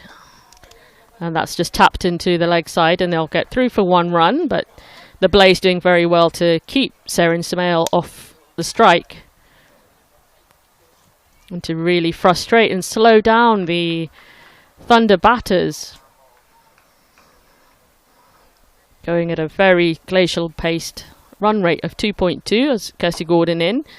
Sarah Smale hits back to the batter. A very tight over from Kirsty Gordon. The Blase really keeping the pressure up. They've kept Sarah Smale off strike. They've taken the first 4 wickets off the Thunder in very quick time. The score now on 27 for 4 after 12 overs. Yeah, so after 12 overs in the first innings, it was 51 without loss there. And of course, 27 for 4 here. A very decent over for the Blase. only 2 runs conceded. The previous over, 2 wickets and only 1 run conceded. So it's a good time to be a Blase player or a Blase fan. Less so a Lancashire Thunder fan or player. Yeah, and as we've discussed, there may be a little bit more riding on this game for the Blase and knowing exactly what they need to do, even if they'd hoped to get a higher total than the 198. Well, they know that they've just got to make up for it with the bowling if they didn't get up to that higher score and take enough wickets that they can still cause enough of a rate, difference in the run rate in case it comes down to something like that to get a place in the finals. And when you've got clear plans like that, I suppose, and so much riding on it, sometimes makes it just that little bit easier to execute. This Ballinger will play here to Threlkeld, who nudges that into the leg side. They'll take nothing from it. There was just a slight discussion between Kirsty Gordon, Grace Ballinger and the umpire. I'm not quite sure the nature of the conversation, but all is settled and play is underway again. I love the way Sarah Smale at the non-strikers leans on a bat, hand on her hip. She looks very relaxed. She wants to bat. Someone give her the strike. As Ballinger to Threlkeld, who pushes that into the offside. Yeah, she's desperate to get back on strike and have a go. She's 5 from 18 at the moment, so she has had those opportunities, but you can even see her there shadow batting. She's at the non-strikers end, stood in front of the stumps, just having a little go. She's keen. Just signalling to Threlkeld, come on, rotate the strike please. As Ballinger is coming in again, and Threlkeld finds the gap, and that's racing away. It is a slow outfield, but there are 2 fielders in pursuit. It might fall slightly shy of the boundary. It does in the end, but they're running through, and they've managed to get a couple of runs there. And I think they ran for 3 I was about to say, I think they've done 3. Gorgeous drive from Ellie Threlkeld, and we know she can bat, so yeah, more of that please. Yeah, it was lovely. It pierced the gap beautifully. The problem was just that slow outfield. Yeah, it was 3 runs in the end, so a good bit of running. And as I said at the start of the stream, a sign of a good game and a good pitch is, can you get 3 runs in? As Ballinger to Smale, who does almost the same. It's slightly finer, and that's chasing to the boundary. Marie Kelly manages to get hold of it, so they just end up getting the 2 runs in the end. But a lovely bit of cricket from Seren Smelt and Ellie Threlkeld the previous ball. They seem to be finding a little bit more confidence here. Absolutely, that's the kind of impetus we need. That's just the kind of, let's get going that Thunder will want to keep up and maintain now. Yeah, to have the confidence to take Ballinger on as well after her 4 wickets so far today, as that's been pushed into the leg side by Smale for no run. 4 for 10 are Ballinger's figures, which are not too bad at all. Yeah, that's really decent, to be fair, really decent. And, it would be easy for the Thunder to sort of go in their shell, these 2 batters, but it's really good to see them just overdoing the opposite of that and taking on a very, as you say, very informed bowler. Ballinger coming in again to Smale, and she edges that nicely out into the offside. Potentially was an overthrow there, but in the end they don't capitalise, and that's the end of the over. The score 32 for 4. Yeah, and good over for Thunder there, I thought. I thought they were lively and alert. They, really attacked the balls when the delivery was there to be hit, and they got their rewards for that. And if they can keep this going, then we can start to see some sort of a rebuild there for the Thunder and for this partnership to settle. There's still plenty of time. We've only had 13 overs gone. Still plenty of time to chase down the total. The target, remember, 198. 33 for 4, the current score. So a long way to go. Plenty of overs to achieve that. 2 really excellent batters. Experienced and smart cricketers who definitely have the shots in Sarah Smale, someone who can score really big, asking Ellie Threlkeld. And she now will be facing, Sarah Smale will be facing Kirsty Gordon again. She hits that to the leg side, there'll be no run, smartly fielded, shy at the stumps. Ellie Threlkeld was just creeping out of her crease there, but managed to get back in time. But yeah, good to see her alert to the run. Just got to make sure you're protecting your wicket at the same time. She quite literally protected her wicket there. Gordon into Smale. Smale uses her feet and moves down the track, but doesn't quite get hold of that. It'll be another dot ball. Kirsty Gordon bowling really well. She, of course, understands the pressure and understands the assignment of the moment. Into Smale, uses her feet again and beats the fielder. There's going to be a chase to the boundary, and that's going to go all the way for 4. That's off the back of Sarah Smale. A beautiful boundary driven. Bring the score to 33 for 4. That's a really good shot. It's nice when it beats the diving fielder and just glides away. And Kirsty McCarthy was in pursuit, but it wasn't really going to happen. Gordon into Smale. She opens up to really drive that again, but doesn't get a hold of it. That's another dot ball. But a real confidence boosting boundary there from the bat of Sarah Smale. Kirsty Gordon in. Again, she uses her feet and hits it hard, and it's half stopped by the fielder there at mid-off, but they do get through for 1 run. But yeah, that's the spirit. That's what the Thunder want to see from the batters. That's what you get when you can get Sarah Smale back on strike and keep rotating the strike. Threlkeld to face Gordon now, and that's defended. Now, I think Grace Ballinger has come off the field, so there will probably be a substitute fielder on somewhere, which potentially means there's going to be a change in bowling. In fact, there will be. It will be Orla Prendergast, I think, to take the ball, which is an exciting prospect. She did well, actually, against the Sunrisers, particularly in terms of her economy even. She only conceded 27 runs, but yeah, she had a decent day out, with hopefully some wickets to come from a Blase perspective. And Orla Prendergast just setting her field alongside Kirsty Gordon here. Yeah, just as the Thunder are starting to get going with this partnership. Smart change of bowling from the Blase to see if they can unsettle them again. Prendergast to Smale, and that's hit into the ground. This is a battle actually we'll probably see in that England-Ireland series, which is very exciting. So both players can get a sense of each other's game ahead of that.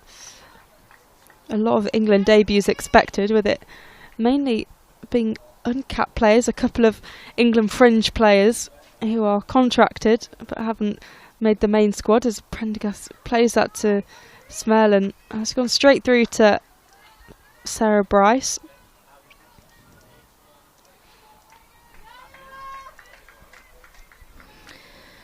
The two batters constantly communicating what they're reading on the surface back to each other. Really good to see, because this is the partnership. I mean, I've said it a few times, but this has got to be the partnership to rebuild, and if they're going to have a chance of chasing. Prendergast again, and that's left outside, signalled a wide, and it heads towards the boundary, but Kirsty McCarthy stops it, and the batters run through for the single. So yeah, nice extra single there. Rare misfield from Sarah Bryce, who is standing back. You know, she's given her helmet back and she's just got her cap on, but just allowed the ball through there for that extra single. So good for Thunder to capitalise on that. But yeah, a rare miss by Sarah Bryce. Prendergast arms pumping as she runs past the umpire, and that's pushed into the offside. Michaela Kirk doing the fielding. The score 40 for 4 here at Sale. A reminder that this is Lancs TV for Lancashire Thunder against the Blase in the Rachael Heyhoe Flint Trophy, with myself, Polly Starkey and Faye Florence alongside me, bringing you all the action. As gasps as that also goes past Sarah Bryce. Cassidy McCarthy is working overtime there, and eventually it's Josie Groves who they work as in tandem to do the fielding there. Sarah Bryce just having a bit of a wobble, looks to the sky in frustration. Yeah, shaking her head a little bit there, so that for the Thunders they can count that as a little mini win. It's the last couple of deliveries, beating the keeper.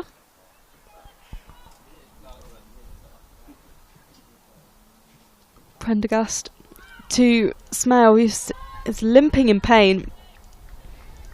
Look like it just about got it, perhaps on the thigh.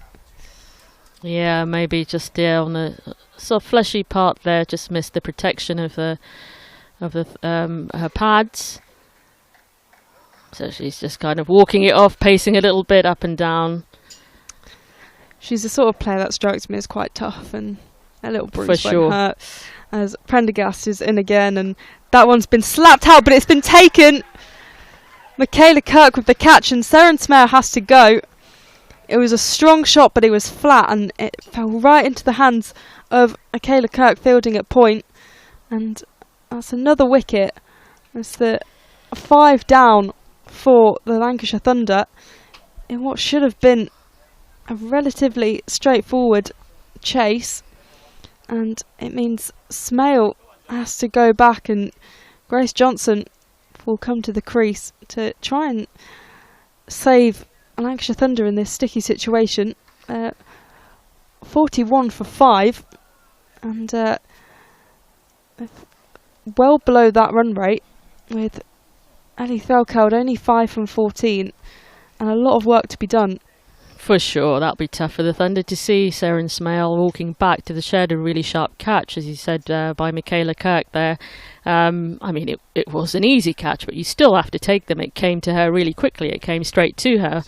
But she held on to it, and Seren Smale, the delivery before, just sort of struck just behind the protective part of the pad, and I don't think that would have played any part in the shot necessarily, but maybe she wasn't completely settled when she made that shot. And the Blase have capitalised very well. They're really executing their plans. And just as Threlkeld and Seren Smale were rebuilding, more pressure on Thunder now. And there's a slight appeal there, but nothing to come of it, as the batters will cross and a run will be taken.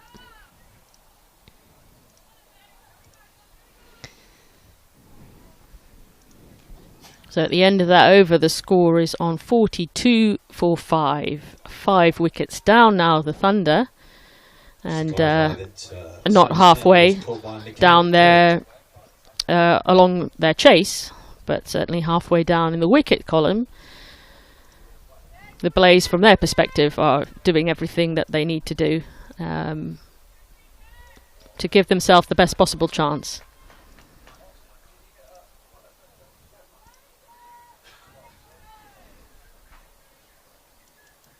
What Thunder need to do, as we've said many times, is try to rebuild the partnership, as Kirsty Gordon is into Danny Collins. That's straight down. Back to the bowler, a dot ball to start this next over of Kirsty Gordon's spell. Grace Johnson, beg your pardon, on strike. It's another dot ball for Kirsty Gordon, who's been bowling excellently. Not allowing the Thunder players to free their arms and get the balls away. Gordon into Johnson. Huge appeal, but nothing going for the umpire there. Struck the pads. They will get through for 1 run. Yeah, umpire shakes his head. I think there's just a bit of excitement in the Blase camp at the moment. They know that they have to get a big win. So if they are going to win today, they'll want to bowl the Thunder out very quickly. Threlkeld on strike. She moves back. Hits that straight back to Kirsty Gordon. Yes, so Grace Johnson safe for now. Threlkeld on strike to Gordon. She comes in. She cuts that straight to point. The fielder gathers well. The fielders all applaud with each and every delivery and each and every fielding move they make, whether excellent or just routine, but every time they stop that ball going anywhere, those dots that they build each over. Kirsty Gordon into Threlkeld, and she does manage to scamper through for one run, a tightly run single, a little bit of appeal because the fielding was good and Sarah Bryce behind the stumps managed to whip the bails off, but Johnson was very safe across the crease. There's been a lot of appealing today for absolutely everything. It's good though, it brings the energy and the excitement of the game, and you never know when the umpire's going to say out, so got to appeal for anything if you think there's a slight chance. That's Absolutely. my policy with it anyway. Absolutely.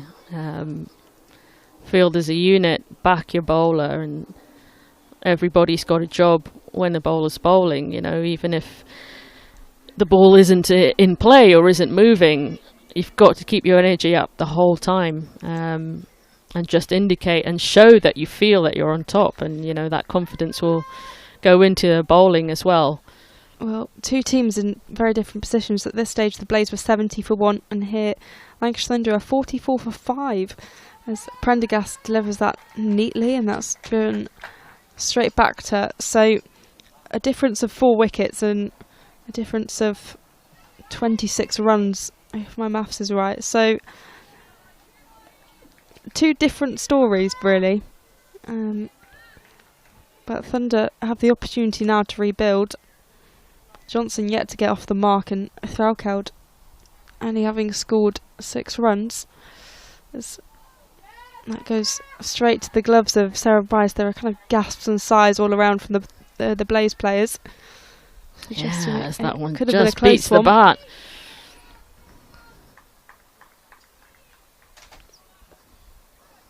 Grace Johnson at the non-striker's end will be keen to get off the mark herself if she gets the strike back.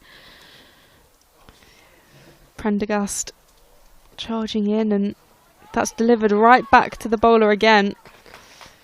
Ali Threlkeld needs to expand a plethora of shots. The Blase looking comfortably on top at the moment. The Blase didn't actually go 5 wickets down until around the 33 over mark. And the same cannot be said for the Lancashire Thunder, who are 5 wickets down, 44 for 5 into the 17th over. And that's defended by Threlkeld.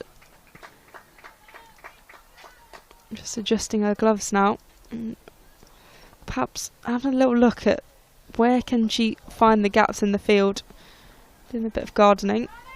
And yeah, tried to keep rotating that strike. Yeah, we've talked about the huge job, of course, that the Thunder have got to do now to rebuild if they're going to have any chance of this chase. But going right back into your shell is probably not the best approach either. Prendergast, the Irish international, coming in, and that's just nudged back to the bowler. We're seeing a pattern, and those, I think those 4-dot balls have happened for the Blase. I think they want to build up. There were cheers from the Blase camp. Keep Grace Johnson, keep the nerves high there, because she's still at the non-striker's end, having not gone off the mark. And Prendergast here, and that's a gorgeous shot by Ellie Threlkeld. It beat the fielder and just races away to the deep extra cover boundary, and that will be 4, a much needed 4 for the Thunder, who has been a bit of a drought of boundaries. And that's an exceptional shot from Threlkeld. Just really nice timing and got the face of the bat to it. And despite the kind of slow outfield we've seen here today at Sale, that just sprinted away. Yeah, that was a gorgeous shot, and I mean it wasn't a bad ball by any means, just an ordinary ball, but she really leant into it and attacked and got the rewards for that. So if you're going to be on strike a lot, then at least try to get some boundaries, as Kirsty Gordon bowls to Grace Johnson, who's still not quite off the mark, but she's got her chance now to bat. She's on strike at the end of that last over. Kirsty Gordon has been very successful with her dots so far. Grace Johnson faces. She cuts that to point. It's another dot ball. And the pressure is really on for Johnson here. No fielders on the boundary in the offside, so you can see why she's trying to cut to that area and beat the fielders, but this time she goes over the head of mid-wicket and the ball is going to race away over the slow outfield, and she makes it for 4 runs. 3 fielders from the Blase give chase. It's a very, very long way to that boundary up over at Cow Corner, and it looked for a moment like one of the fielders might catch up with the ball. That's an excellent shot to get off the mark, Grace Johnson. That should give her a bit of confidence to go again and start to get the score up for the Thunder. And beats the bat into the hands of the wicket-keeper.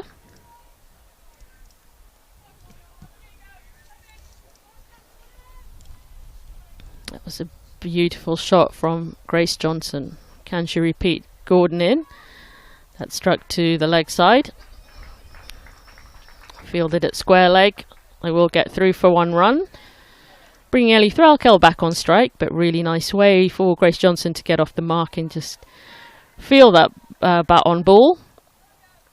Start to have an idea about how they're going to rescue this innings for the Thunder. Gordon into Threlkeld. Just defends that to point. There'll be no run. Still really lively out in the field, the Blase, as the score moves to 53 for 5. So a little bit more success in that over in that. She had some time facing on strike, facing the bowling, Grace Johnson, and hit a really beautiful lofted shot to get the boundary over the head of mid-wicket to the Cow Corner boundary. So she's off the mark, she's scoring. Ellie Threlkeld is holding steady there. 10 off 23. So the rebuild that the Thunder needed to happen is just starting to bear fruit with these 2 batters at the strike. Yeah, a tad more productive for the Lancashire Thunder, who will very much need that after a poor start, as Prendergast is into the attack again, and that goes through to Sarah Bryce. Prendergast having a decent time with the ball. Obviously took the wicket of Sarah Smale. A big wicket really for the Thunder, a big loss, as Prendergast is back in again, and that's played a bit short and hit in the air, but falls safe away from the fielders, and so they'll just get the 1 run from it. Absolutely. If the square leg umpire was part of the Blase, he'd have caught that with 1 hand. But luckily, no fielders around him. I do enjoy when they have a packed ring, and it does look like the umpire is part of the fielding group. He's got an orange shirt, you know, tucked into his trousers, and an orange stripe on his back. He's ready to be a sub-fielder as Ola Prendergast runs in to Threlkeld facing, who drives that nicely down the ground. There won't be a run, but it's a nice regulation shot. I think so, yeah.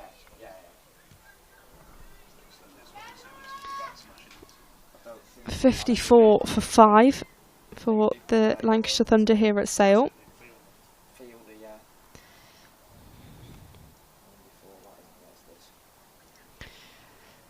Prendergast, and that's been lofted into the air by Threlkeld, and it will be caught by Lucy Hyam out there at the deep square leg boundary, and Ellie Threlkeld has to go. That's the 6th wicket down, and it's not looking good for the Lancashire Thunder. Their captain has to depart for just 10 runs, and Ola Prendergast has got her 2nd wicket of the day. Yeah, caught by the fielder on the square leg boundary, Lucy Hyam. And it wasn't a difficult catch, but she had to move towards the ball, and she had to take it out from high in the air. It was in the air for a long time. It was good to see Ellie Threlkeld trying to take the bowling on and keep the scoring moving. However, she has perished to Very excellent bowling and a really good catch at the square leg boundary by Lucy Hyam. Now, I am very excited about the prospect of Darcy Carter coming to the crease. She is a fantastic young batter, and of course we saw her feature with the ball, bowling her 10 overs earlier. But it's her debut today, and she scored a half-century in Utrecht in the Netherlands in her second ever game for Scotland last summer. And she also has scored 2 half-centuries against the Netherlands this August. So she's in a bit of good form, and she's already scored over 500 runs for Scotland, and she's only played for them for a year. So it's a very good record behind her. As Prendergast comes in, Carter facing her first ball, and that's edged up in the air, but it will land safely, and she'll get off the mark immediately. Yeah, we've been looking forward to seeing her batting. It's a shame that she's not walking into maybe a more comfortable platform, a better situation to really tee off, but still a huge opportunity to show what she can do and respond to this tricky situation that Thunder find themselves in. Prendergast coming in again to Grace Johnson, and that's just been nudged into the offside. So 2 very young Thunder players at the crease who haven't got many games under their belt together, but they do say that about kind of the exuberance of youth and the fear. I think the next generation of batters, I remember that people kind of first said this with Alice Capsey, that there's just this fearlessness when batting, and I wonder if these 2 batters possess that, because if so, it could be a decent little partnership for the Lancashire Thunder.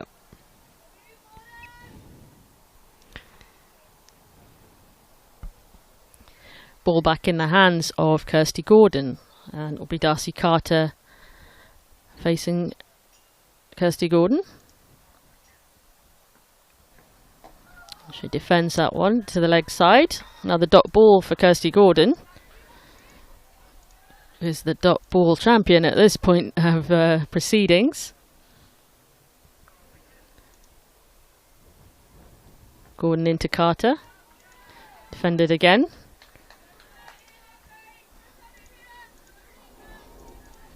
Bowling a really good length, Kirsty Gordon, such a gun bowler, such an experienced bowler, and knows exactly what the situation demands and can execute her plans. She's into Carter, who swings her arms but can't get that away. Such is the precision of Kirsty Gordon's bowling.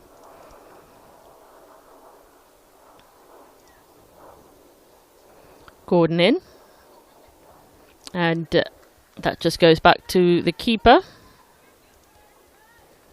Another dot ball for Kirsty Gordon. Carter is off the mark, but somewhat curtailed by this good bowling, and another dot ball. Kirsty Gordon just so in control.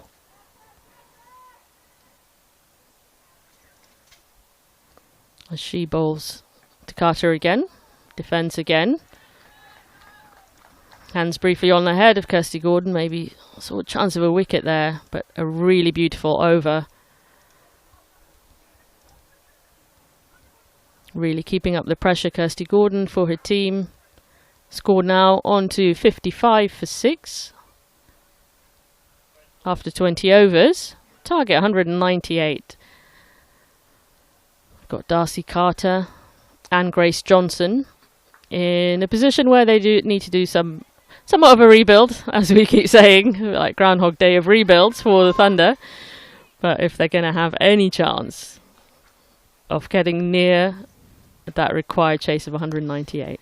Yeah, Prendergast here, and that's sliced into the offside by Willa Prendergast there, and it's a neat one from her. No run. I'll bring some of the scores elsewhere, because the Central Sparks are chasing 271 after bowling the South East Stars out. They're currently 62 for 3 after 12 overs, as Prendergast runs in here, and that's nudged into the leg side by Grace Johnson for the single. Then Western Storm were bowled out for 180, and in response the Sunrisers are currently 73 for 3. And then Vipers versus Diamonds. Southern Vipers finished 240 for 8, and in response the Diamonds are now 96 for 1, almost at the halfway stage there. So plenty of action around the country, and it makes the table very interesting. Mathematically, I'm not quite sure the percentages now, as Prendergast is in, and that's pushed off the hit by Darcy Carter, and they'll get the 1 run. Because I don't have the ins and outs of what every single team needs in every single possibility, but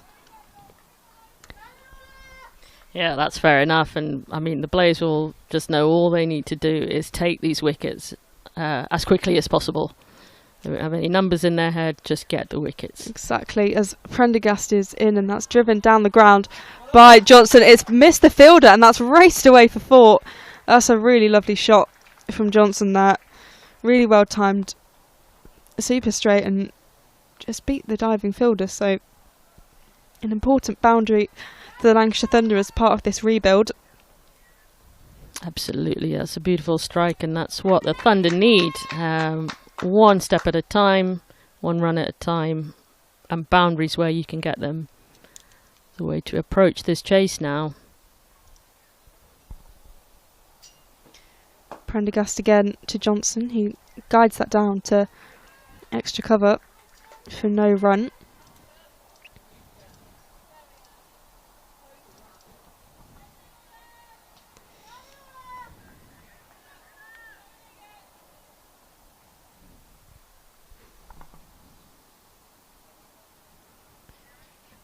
Prendergast running in again. Already 2 wickets to her name today. To Johnson. He pushes that into the offside. There's a dive out there by Michaela Kirk. They'll take the single. It's a decent over for the Lancashire Thunder, just progressing on a little bit, and the score 62 for 6. Absolutely, at every stage, even in this position of 62 for 6, you can still make life very difficult for the Blase, and not allow them to get their own way at any stage of the chase. You can hear the Blase, you can see the smiles on their faces. They're feeling good about the way that they've gone about this innings, which has been brilliant so far. But there's still plenty that the Thunder can do to spoil their plans, and to not give up, not roll over at this stage of the innings. Kirsty Gordon is in, and that's just defended by Darcy Carter. Sorry, Grace Johnson, who's on strike.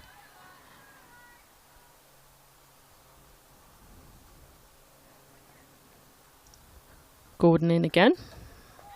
Time swing of the arms to the square leg boundary, not right up to the boundary. They'll run through for 2 runs. A good shot from Grace Johnson. Keep rotating, keep running, anything that allows the batters to just keep moving, not just the score, but moving their bats, keep moving their bodies, and just building up 1 run at a time. Defended. Straight back to the bowler.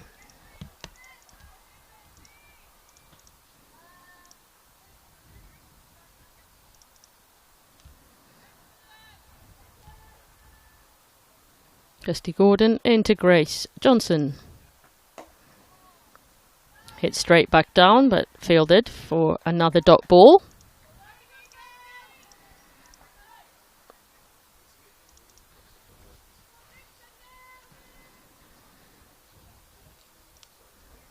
Gordon into Johnson once again.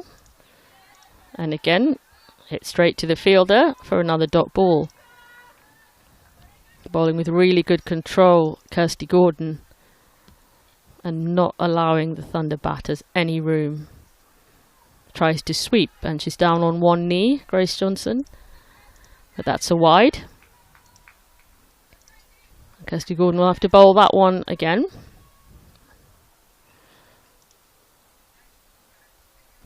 So Gordon into Johnson, just pushes that back to the bowler, but there is time to scamper through for a really quick single. They do get another run, and yeah, that's an option that is available to try and get those really risky quick singles. They'll keep things moving and test the mettle of the Blase fielders. Are they really completely on it? And they managed to steal a run there. Not allow Kirsty Gordon to keep building those dot balls, so 65 for 6. Change of bowling at the Mornington Road end. Coming on number 6, Cassidy McCarthy. So we're going to see Cassidy McCarthy for the first time today. She played a part in the match on Saturday. She only bowled 3 overs, went for 18 runs.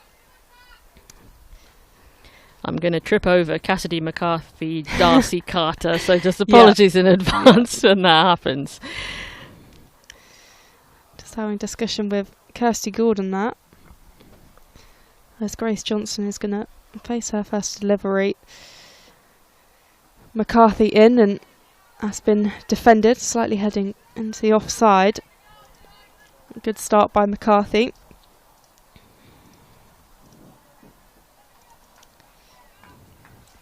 Grace Johnson's faced 23 deliveries. She's on 15 for 23. Carter on 2 off 8.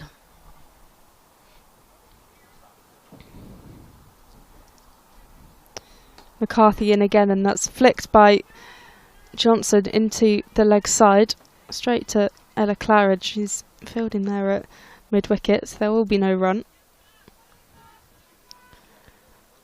66 for 6. It's not a mouthful to say at all. As McCarthy runs past the umpire and Johnson is poised, sends that one to point. No runs from this over so far.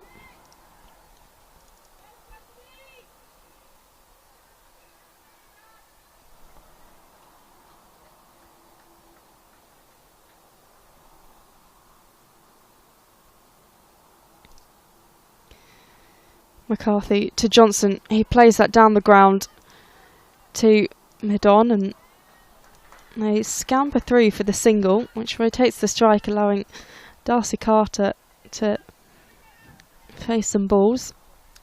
Yeah, if they can dig in here, the Thunder batters. Carter on strike now, and just frustrate the Blase, force them into making mistakes, just kind of push them off their game a little bit.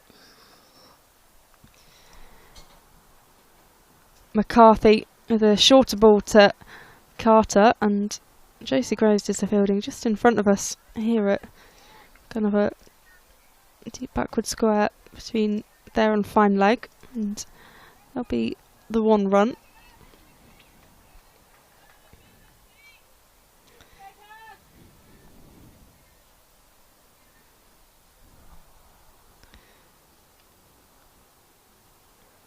McCarthy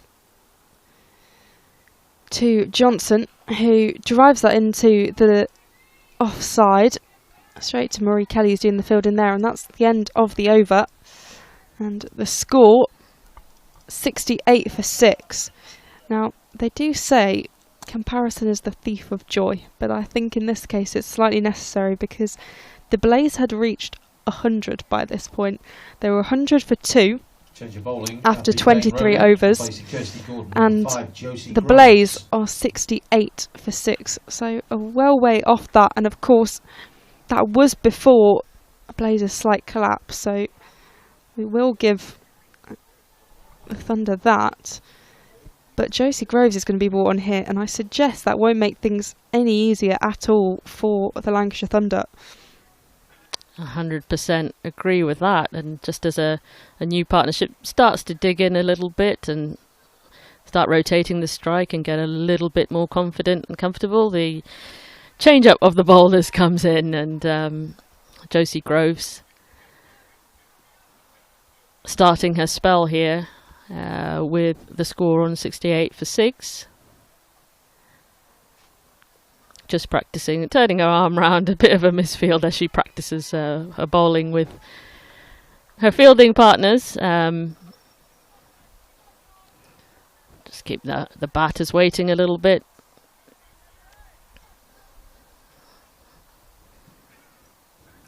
Never allowing them to really settle and be comfortable. Josie Groves into Carter, who pulls that.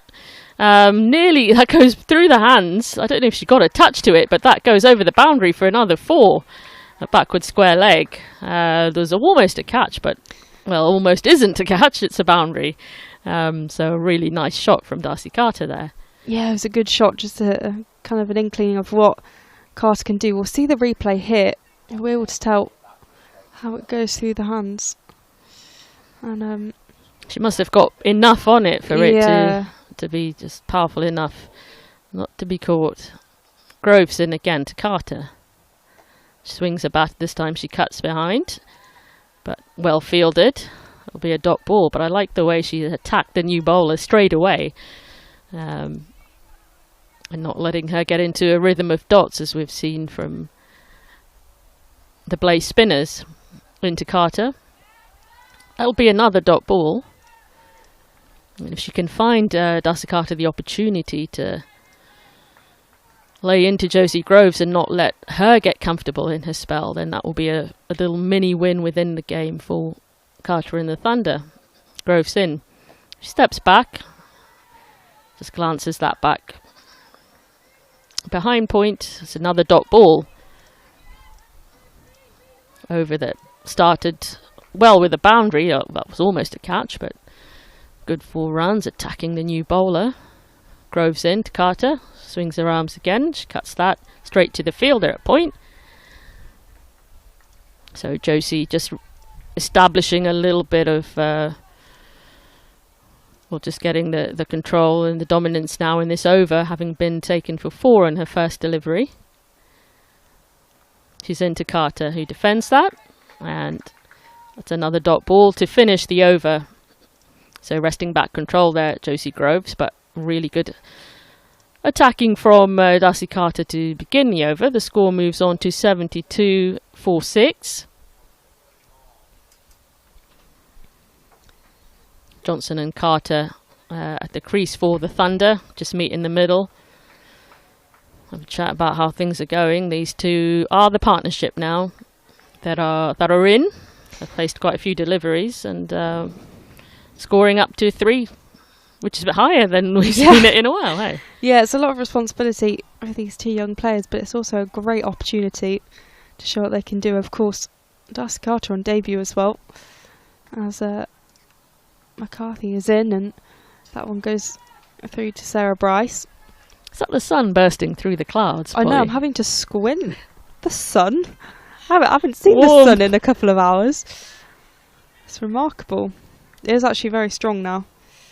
But I'm not complaining at all. I'll take it over the overcast weather they had this morning as McCarthy is in, and that's driven right back to her by Grace Johnson. Hopefully this little burst of sunshine is something that Johnson and Carter can enjoy and have some fun batting under the sun. Yeah, blue skies are opening up, peeking through the clouds. As McCarthy comes, and that's a little edge down. Josie Groves has made some good ground down right in front of us. Kind of going from a fine leg to right behind the wicket. As it was a nice little edge by Carter.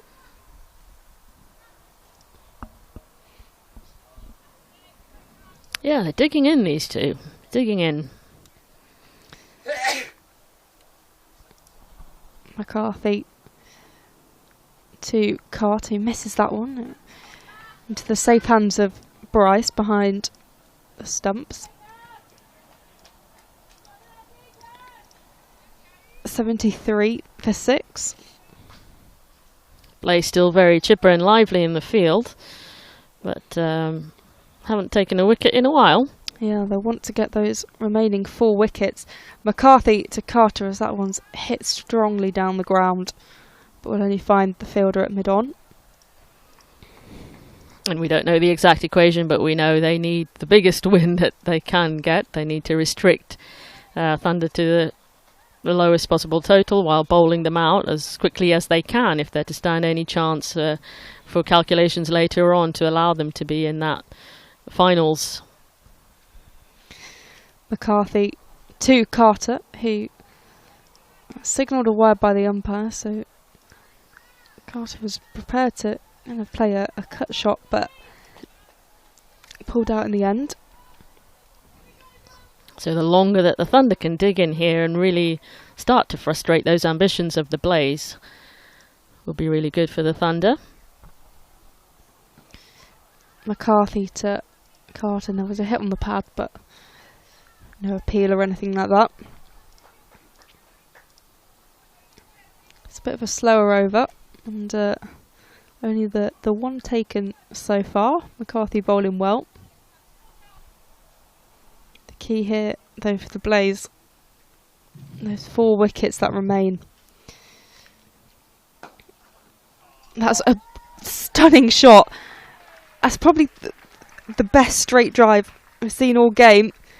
So much power, and just went under Casty McCarthy, the bowler, and straight all the way to the sight screen at the far end. And that was an exceptional shot for 4. A great way to finish before drinks. That was a divine strike from Grace Johnson, and even put the bowler on the seat of her pants on the ground. That was beautiful cricket to witness under the sun as the sun comes out here, and it's really quite, I can feel the warmth on my knees and in my eyes and everywhere, and you can see it reflecting off the covers that normally go over the wicket that are around the boundary and the white tent, and I'm sure the spectators who are dotted all around will really be enjoying this burst of sunshine that's now come out. I'll appreciate the weather, certainly. So the score here now is 79 for 6. At the same stage, the Blase were 105 for 3. Scores elsewhere, though. The Central Sparks are 84 for 4, chasing 271 even. Davina Perrin and Chloe Brewer batting there.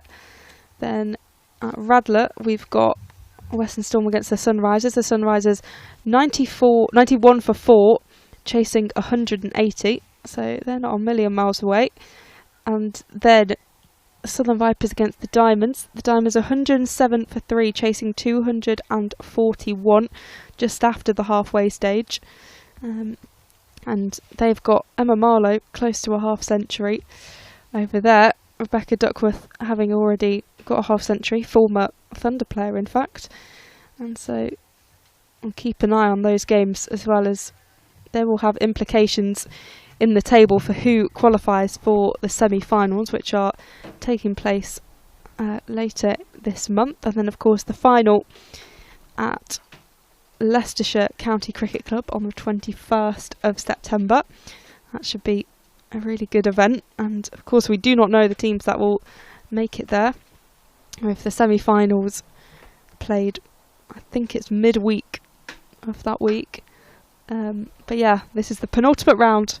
1 round left after this, and it's been one of the best years of the Rachael Heyhoe Flint Trophy. I think there've been so many games. Of course, they expanded the tournament since that first year, and it's been ever more competitive with so many more professionals, and there've been a lot of debuts, a lot of young players coming up, a lot of surprises. So I think it's been a really, really good season. Yeah, I would absolutely agree with that. I've really enjoyed watching the competition in all the years, but in this year probably more than ever before, and it's got an extra layer of poignancy, I suppose, in that this is the last time we see this sort of regional structure. Hey, so whoever wins this will have always won the sort of last regional Rachael Heyhoe Flint Trophy in this sort of iteration, as it is before the sides move to the county setup. Yeah, there's a bit of legacy with that, really, and of course, yes, these counties, the counties will, completely change from the regions. But for example, I think about the KSL and the fact that Western Storm won the last edition of that, and Western Storm have continued as as a region. The same with the Southern Vipers as well, and kind of that legacy and that identity continues. So I think whoever wins this final, I imagine the competition will continue with the counties. I think it's the Charlotte Edwards Cup one where there's potentially a name change because of sponsorship reasons, especially if they bring it in line with the men's T20 competition. But hopefully the Rachael Heyhoe Flint Trophy continues, because it's been a very good tournament, and of course honouring a fantastic pioneer of women's cricket in England.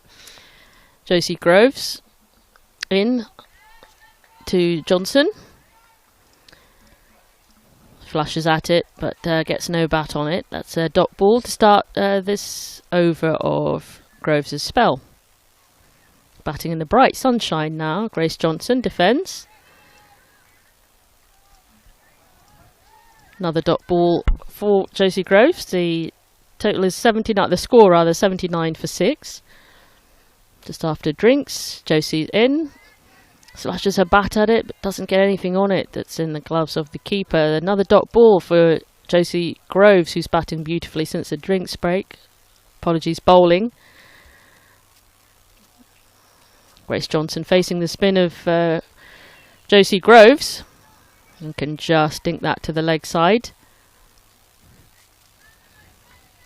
4 dot balls. Little mini triumph for the Blase. Groves is in, and she pulls that, and it beats the first fielder in the ring, but goes towards the square leg boundary. Though we'll get 1 run. Broken the run of dot balls.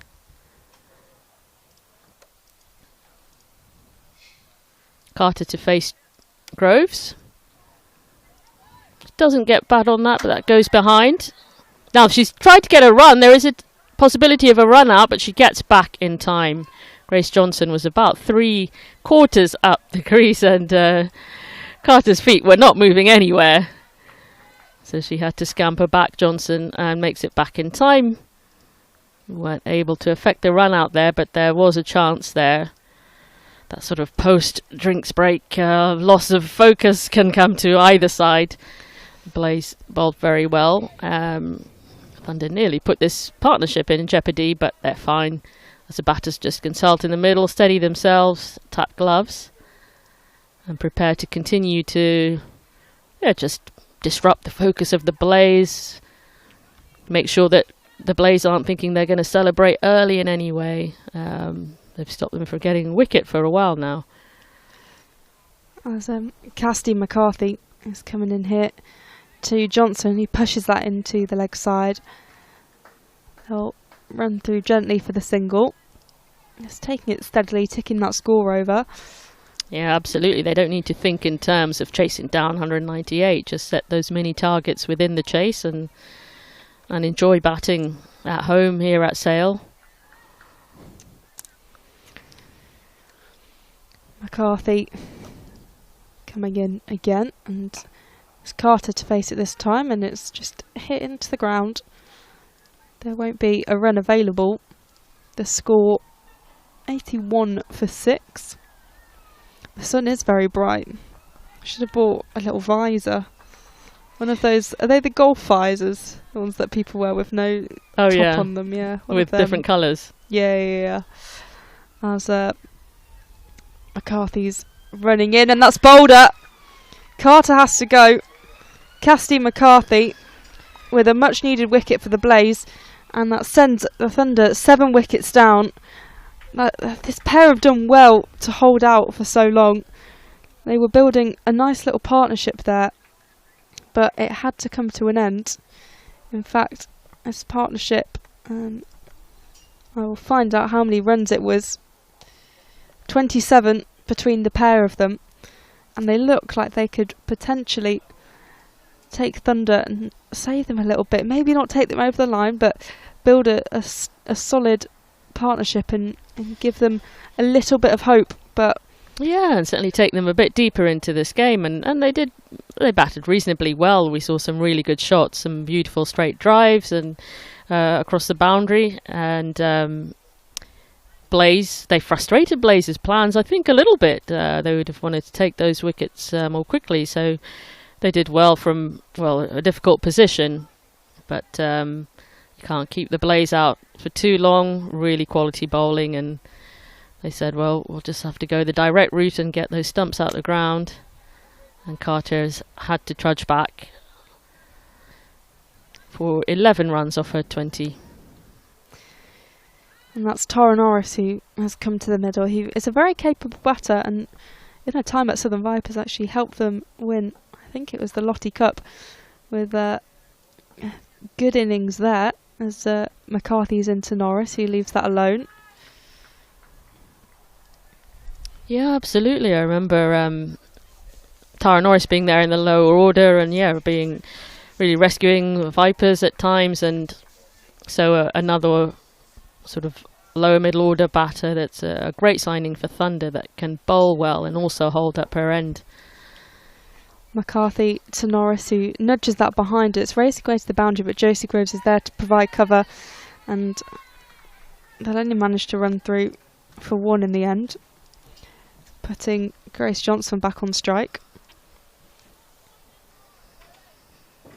The sort of batter, Tara Norris, that can be there with another set batter to make a lower order partnership, but with Thunder having lost 7 wickets, a really big ask for these two now at the crease, Johnson and Norris, to form the sort of partnership that could get Thunder over the line. McCarthy running in from the far end to Johnson, who pushes that out to cover. I think I might get sunburnt here. The sun is very bright. It's really taken a turn, hasn't it? It really has. It was absolutely freezing. We were cold in the innings break. We were shivering. And now I'm getting a tan, and I feel like I did say before, we looked at the weather, and it was 17 degrees and sunny. And I was like, that's basically Spain. I got here and I was like, Sale and Spain aren't the same place. But I do feel like I could be in Seville right now watching the cricket. Yeah, we've just got to enjoy it, because, you know, there are not going to be many days left like this in appreciate every ounce of sun. All that.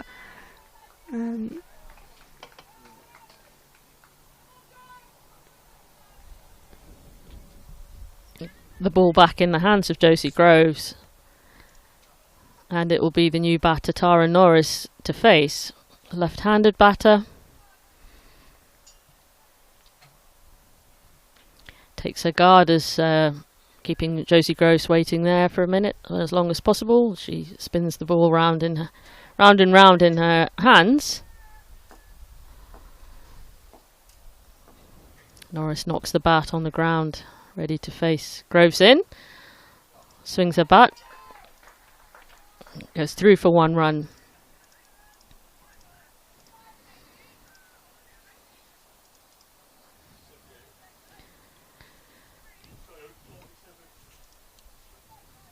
Norris getting off the mark nicely.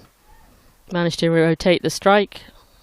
Johnson, who is the set batter now, facing. She just glances that behind, and they'll get through for another run. So nice rotating of the strike here from Thunder. Want to keep, wherever they can, spoiling those plans of the dot balls. Don't allow Blase to get into that rhythm where they feel they can build the pressure and bowl out the Thunder as quickly as possible. Groves into Norris. Defended into the leg side, no run.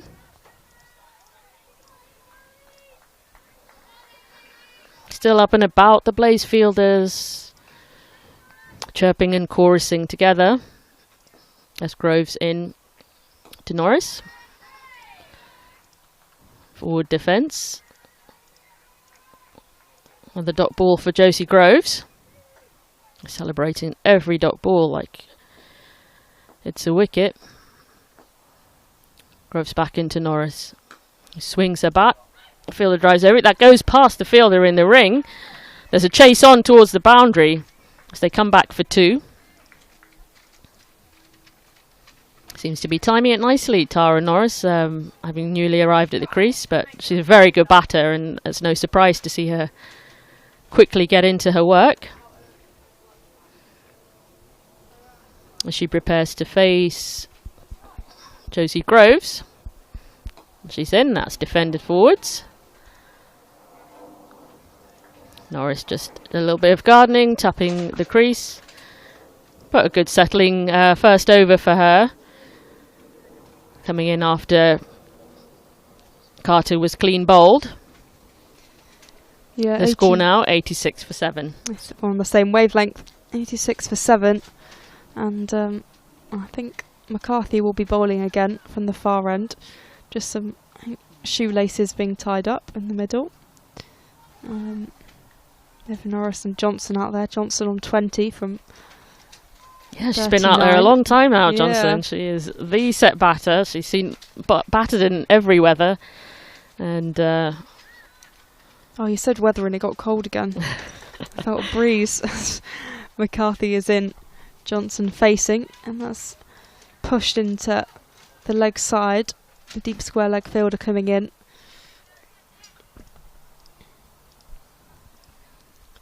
And if she can keep her concentration here, Grace Johnson, there is not many better in support than Tara Norris to put some runs on at this lower end for the Thunder.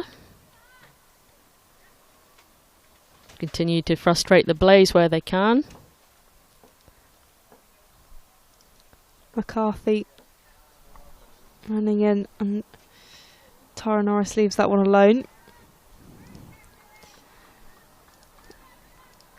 87 for 7.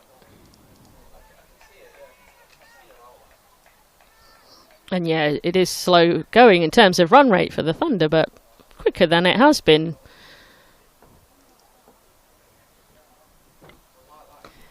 Once again, McCarthy to Norris, who just pushes that slightly into the leg side.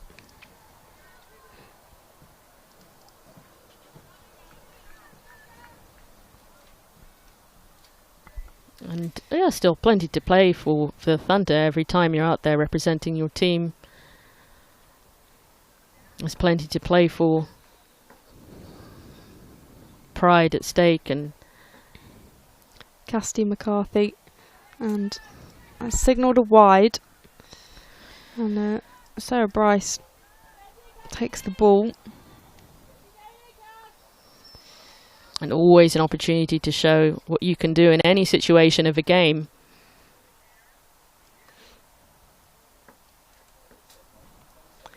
Norris, the left-hander, prepares as McCarthy's in, and that's pushed back down the track for no run. Those wides costing the Blase, but other than that, tight bowling from McCarthy.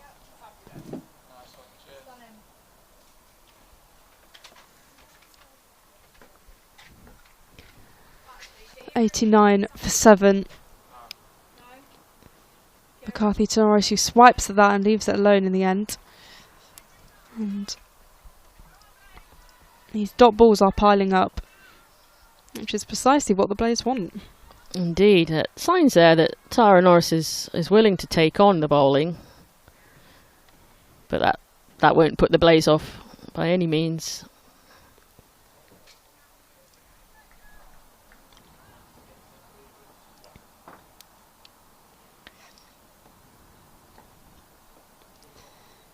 Cassidy McCarthy coming in, and Norris takes hold of that and will send that into the leg side down to the boundary.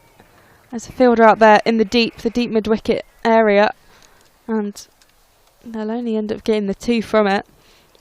Yeah, there was a big gap there that she went for, and the fielder did have to give chase. She didn't get hold of that. If she'd managed to strike that a little bit harder, that could have been another boundary, but so nice attacking play from Tara Norris.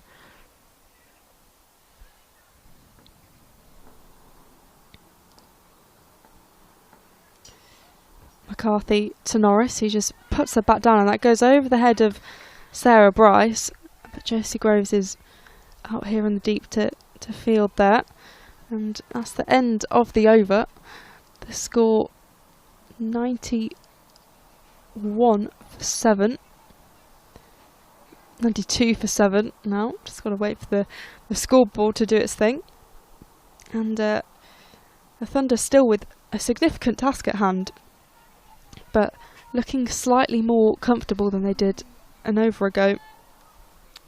Yeah, indeed. And, you know, they came into this game, the Thunder, with, of course, that very, very low percentage chance of having a chance to be in for a shot for the finals. And now find themselves in a position where it's very, you know, it's not a strong likelihood that they would chase this target down with 198, being at 89 for 7. Yet still so many other little targets that they can make, as Josie Groves is into Tara Norris and she defends. And as the batters rebuild and form this new partnership down the lower order, it's important that they keep communicating about how they want to approach the bowling and what they want to achieve in each. As she's in to Tara Norris, they hesitate a moment and manage to, on the misfield, just run through for another run. Norris knocks her bat in appreciation of the quick stolen run there. So even little things like that, celebrating just all those little wins as long as and as deep as Thunder can take this game. Even the confidence it can give them, as she's in to Johnson, who's faced 41 deliveries now for her 21. And clearly, obviously, the set batter of the two. As Josie Groves is in to Johnson. And she just hits that leg side, tries to go through for a run, but fielder is very quick on top of it. As the Blase need to remain focused, keep applying the pressure. The wickets could come from the bowling, from the fielding, from a mistake by the Thunder. They've got to be alert to every opportunity. She bowls in, and that's lofted high over the head of the fielder. Cal Corner, who's going to chase for it. They're running through for 2. It won't quite make the boundary. Plugged a little bit in this lush outfield, but a nice bit of excitement every time the ball goes up in the air, whether it's going for the batter or the bowling side. Just a little indication of a little bit of extra something, a bit of extra spice in the match. She bowls in, and that's it. That passes the fielder. Point that's going to race all the way to the boundary. There's a big dive to try and stop it. That's another 4 runs to the total. As the batters touch gloves. A brilliant 4 runs through the covers. And Grace Johnson, the in batter now, gets a chance to free her arms, get that down to the boundary, bringing the score up to 99. That was much needed, and as you say, celebrate anything, and that boundary was something to celebrate. Just shy of that 100 milestone, and Tara Norris and Grace Johnson look like they can take this game a little bit deeper than perhaps first thought. Of course, 7 wickets down, and the target of 198, so still have to double that total. And they've only got about 20 overs to do it, but strange things have happened, and they want to prevent the Blase from getting this bonus point and suffering a big defeat. But at the same time, the win isn't off the cards. As with that 1% chance of them reaching the semi-final, that's probably gone out the window, but there could be a 1% chance still of them winning this game. So they've got to stay in it as long as they can. Absolutely, absolutely. All those little games within the game, and the little wins that they can get towards that final target.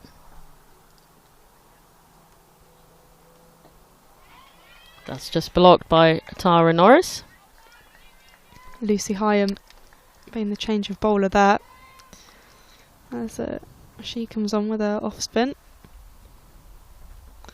We've had a really good balance of seam and spin today, both delivering the goods, and there's a big shout Lucy Heyhoe didn't really appeal herself. It was more of the fielders and the wicket keepers. Indeed, I don't think any bat on that.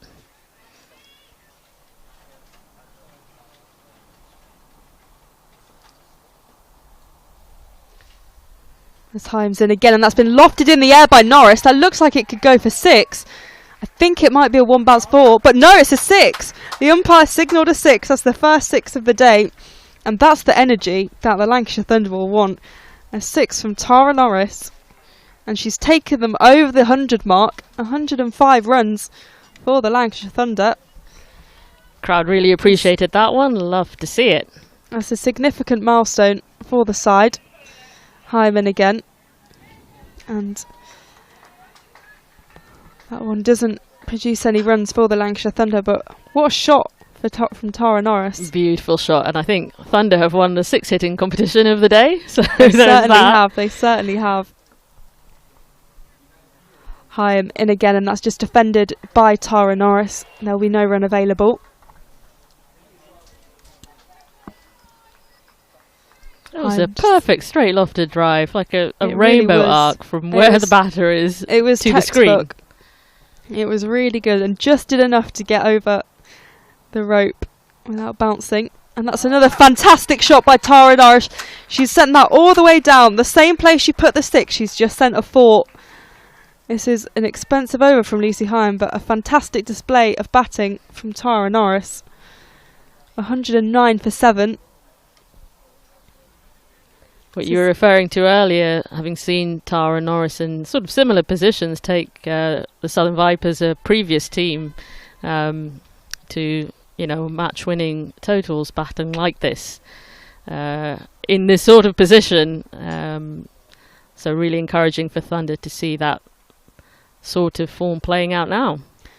Yeah, positive display of cricket, and that over an expensive one from Lucy Heyhoe, conceding 10 runs from it, but a very productive one for the Lancashire Thunder, who really needed that over, and they're still below the required run rate. Josie Groves, ball in hand, and that's hit aerially, but it won't quite carry to the fielder. Grace Johnson still going about her work under the rather warm sunshine, bright sunshine we've been enjoying now. Groves back into Johnson, just defended to the offside. Long spell for Josie Groves. It's been a good disciplined spell. The one with the responsibility to find a wicket now as she's in, and that's hit high, miscued.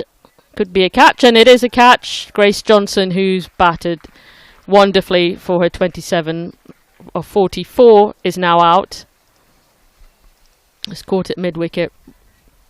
That's a blow for the Lancashire Thunder after that little cameo display from Tara Norris. Grace Johnson has to depart, and what was looking like a turning point has just had a spanner in the works, as it'll be Phoebe Graham that has to come to the middle now, and the Lancashire Thunder another wicket down.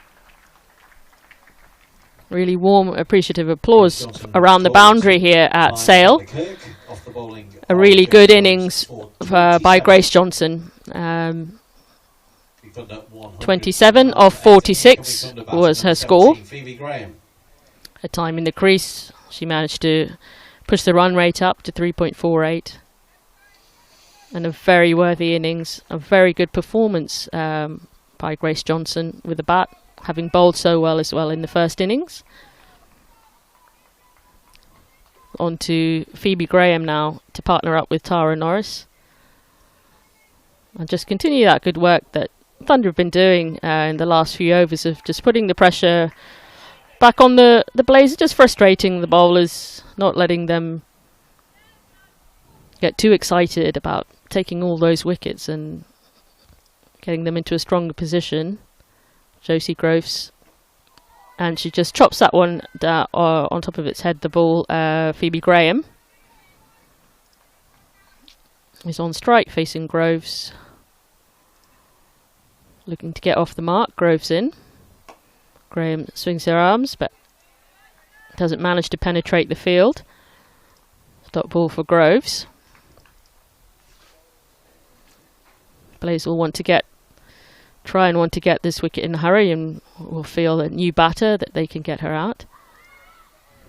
Little bit of an appeal there, but nothing going with that. Phoebe Graham survives those deliveries from JC Groves, and the score now 109 for 8. Yeah, the end of the over, and the Lancashire Thunder wanting to plod on here with yeah, I can't quite see who's going to bowl next. In fact, it will be Lucy Heyhoe. I think he was very expensive in her first over. That's where Tara Norris kind of took her apart a little bit, and yeah, she went for 10 runs from that first over, but she's going to come back and have another over. Once again, Norris on strike. The sun is absolutely blaring as Heyhoe is in, and Norris swipes that one out. It's a misfield, but there is support out there in the deep on the offside. Yeah, those little mistakes that we haven't seen so much from Blase, but just an indication perhaps of a little bit of frustration. Maybe thought they were in a more dominant position, I mean, which they are, but had the upper hand, but not getting it all their own way. Heyhoe to Graham, and there's a slight appeal, but again, not from Heyhoe, more from Sarah Bryce, who's standing up to the stumps here. And there's quite a lot of encouragement from the Blase fielders out there, realising I just need 2 wickets to get the job done. There's a discussion between, I think it's Marie Kelly, Kirsty Gordon and Lucy Heyhoe. Just out there, just making adjustments in the field. I know we keep going on about it, but it's a proper summer's day now. Yeah, it's really beautiful out here. A hot day in July right now. You think of what we started with this morning. The batter should enjoy this. Heyhoe in again, and that's defended by Phoebe Graham.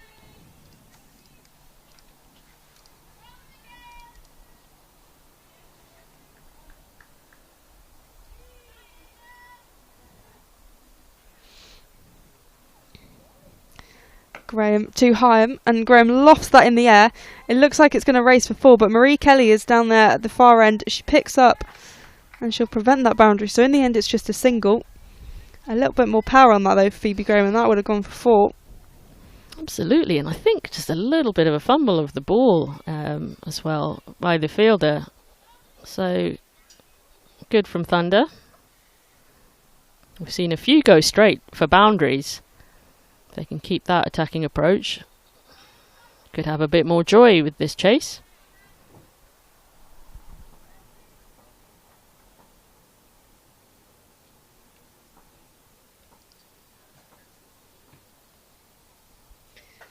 Heyhoe to Norris, and there's a bit of a shout from within the field, but it'll go down as a dot ball.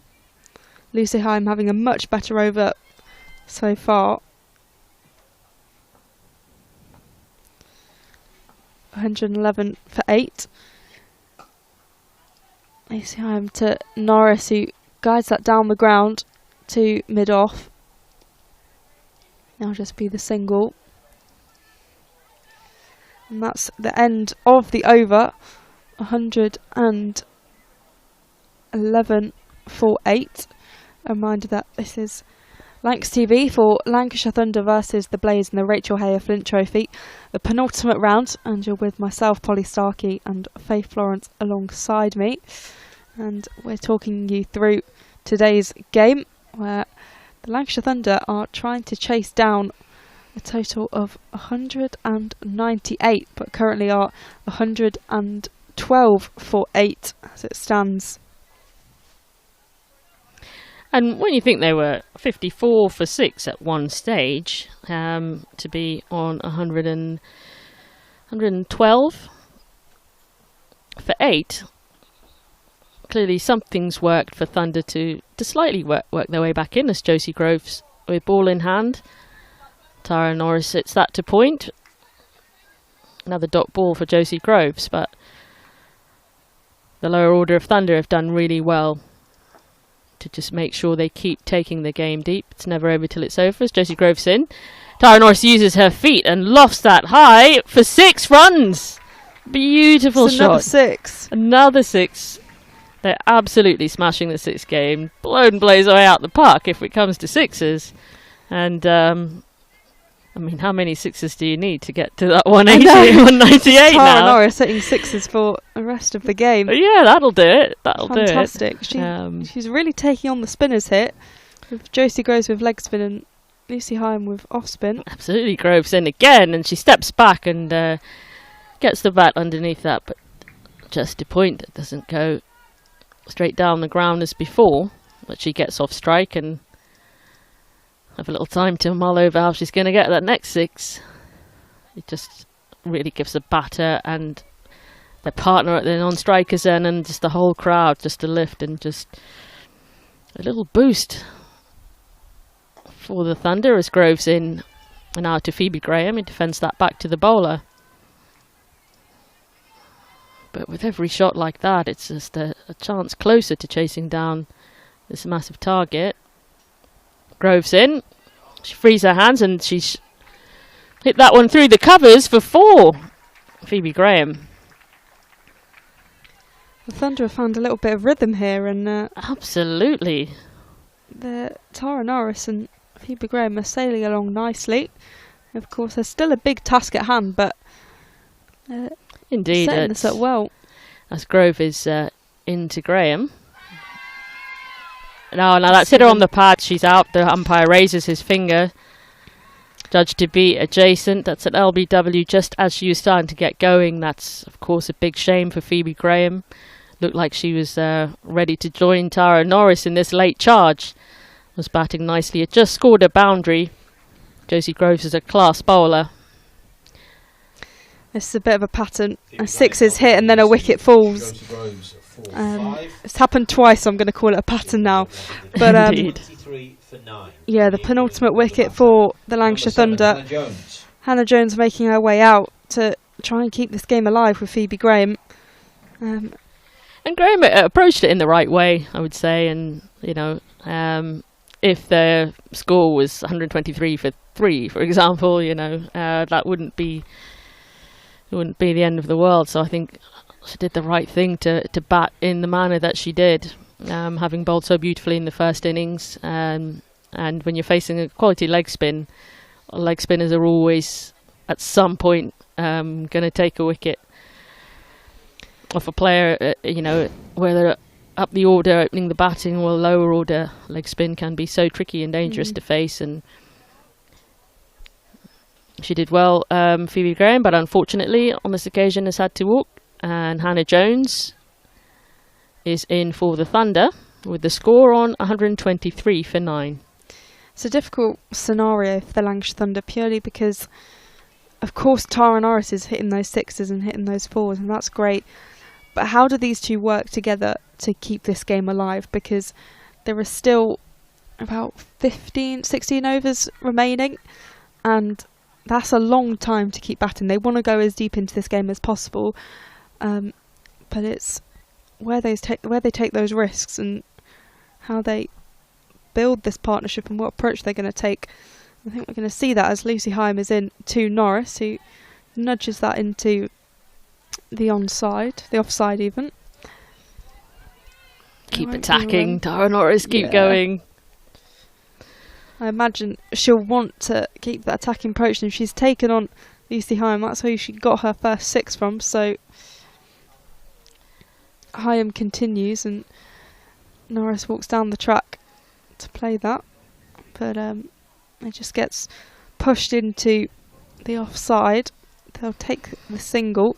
Hannah Jones preparing to face her first ball. Get Tara Norris on strike and let's have a blaze of glory. However this ends, whether Thunder chase it down or blaze of glory. I know, no pun intended whatsoever, but whichever way this goes, go with a 6 if you're Tara Norris. That one is pushed to a point for no run. yes, got to try and get that single, Hannah Jones. Get Tara Norris on strike. Heyhoe to Jones.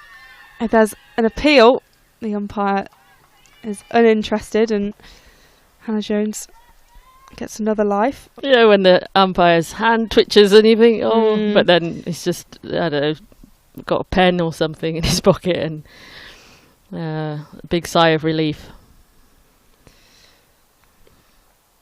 Heyhoe again, and Hannah Jones has hit that up in the air and the catch is almost taken, but it's put down right there at long on, and again Hannah Jones survives. Playing with fire quite literally here. Yeah, I don't mind that. If Hannah Jones wants to get the sixes, that's cool too. So either get Tara Norris on strike or get the sixes yourself. But attack. Heyhoe again, and Jones plays that into the offside. There'll be no run.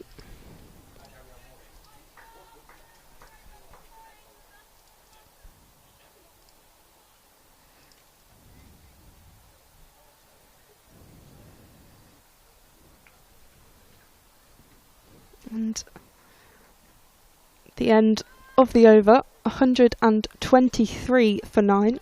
So that target is slightly more in sight. 74 to win from 92 balls. But importantly, 1 wicket in hand. And that's the big problem here. Yeah, I mean, watching the game from over here, and you feel it's like it's out of Thunder's hands, and really unlikely that. Yeah, you don't want to say no chance because that's literally not the truth, but the chance is very, very slim that they could chase this down. But they still have plenty of opportunity, plenty of time to spoil the party a bit for the Blase, to entertain the crowd a little bit. Tara Norris has been doing that spectacularly, really taking her shots and taking on the bowling. And that's something I know that her teammates and her squad and the crowd would love to see. So then Tara Norris just deflects that to point. That's Grace Ballinger, who caused so much destruction at the beginning of the bowling innings of the Blase. Is back with the ball in hand. Been tasked by her captain to just finish things off with the Blase here.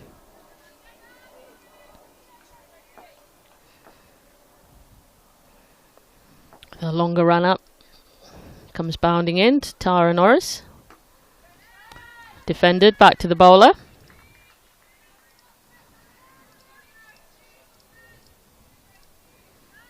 And this will be a good battle to watch here at this stage of the innings, because Grace Ballinger will have one thing on her mind and will have been tasked with just one job: finish the innings, bowl them out.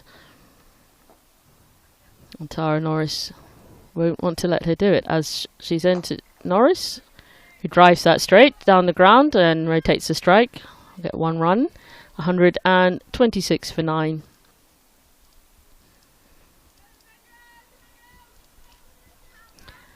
Hannah Jones taking her guard and preparing to face the seam of Grace Ballinger. Ballinger opting to bowl from the other end this time.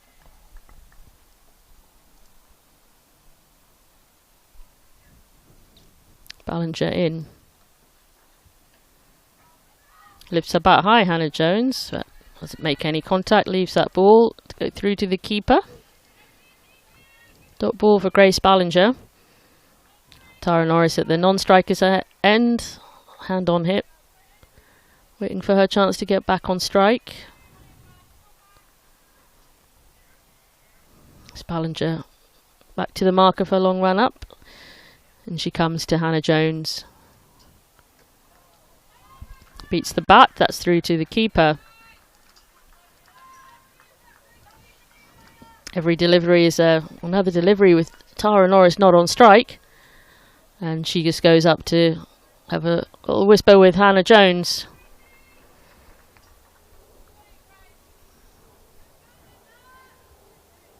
It's important that as Ballinger comes in to Jones.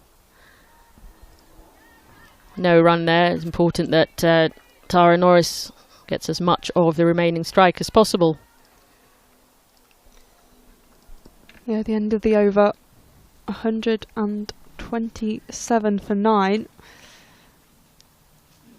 They're doing well to keep this final wicket alive, but that task is just going to get harder and harder, I think, with the Blase likely to probably get quite frustrated by it. They're hanging in there, the Thunder, aren't they? And it's great to see, but there's, it's tinged with a little bit of sadness because getting up to 127, you wonder what might have been if, with a few more runs contributed by some of the batters higher up the order, the chase was very much on. It also doesn't do justice to how well they bowled. They put themselves in such a good position heading into the second innings. They just haven't backed it with the bat as Heyhoe's in and Norris defends that. Exactly. And their bowling, I think about Phoebe Morris in particular, she was fantastic with the ball. And their batting just hasn't quite reflected how well they started this game and the position they put them. They've made they put themselves in the best position possible and then have made it really difficult for themselves, as that was struck nicely by Norris to extra cover, which I think has been a little bit of a pattern of Lancashire Thunder over the last year, that they can put themselves in good positions and then they've made it look really difficult, as Heyhoe to Norris plays the similar shot, just defending that one cautiously. Completely agree, and all the pieces are there, all the ingredients are there for really great match-winning side. Heyhoe to Norris, and that one's fielded really well on the ring by Grace Ballinger, so only one run will be taken from it. That's a good piece of fielding, that. I sometimes feel they haven't quite lived up to the sum of their parts, in previous seasons, and again this season. Heyhoe to Jones. He plays that into the offside. That won't be a run.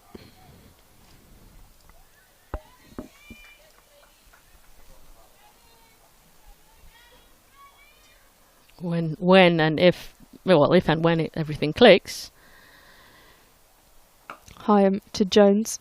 He strikes that down the ground, slightly aerial, but it will be stopped there on the long on boundary. And that's the end of the over. That was a quick over that Heyhoe got through. And the score 129 for 9 after 37 overs. There'll be a point when we see, the Thunder, as they are on paper, who just look a formidable side to me always. I'd be a little bit biased as a very long time Thunder fan, but really looking forward to when it all clicks and all the disciplines and all the talent aspects of the squad really just get firing. As Ballinger into Hannah Jones, hits that straight underground, straight to the fielder. Grace Ballinger on a mission to just kill this innings and bowl the Thunder out, who've been stubborn these last 10-15 overs or so. The wickets falling at a much slower rate than they did at the beginning, under the very bright, warm sunshine now, almost blinding sunshine here at Sale. Ballinger in to Jones. Just checks that offside. No run. Crucially, no wicket either, and Grace Ballinger and you can hear that the fielders do sound not too upset about things, but certainly it will frustrate them how difficult it's proved, and that's been really nice to see from the Thunder, not letting them get this game easy. Ballinger into Jones. Let's hit aerially straight to the field, and there's a misfield, and they're going to be able to run through for one and get Tara Norris on strike. Really good running. Yeah, Marie Kelly's frustrated with that one. She's a good fielder. Indeed. The tenacity that we've seen from the Thunder, these past few overs, that that's what happens. Great fielders start to make mistakes, and the side gets so frustrated. Quite basic mistakes of misfielding like that. We see Tara Norris back on strike facing Ballinger. She hits that into the leg side. 3 for 1 run.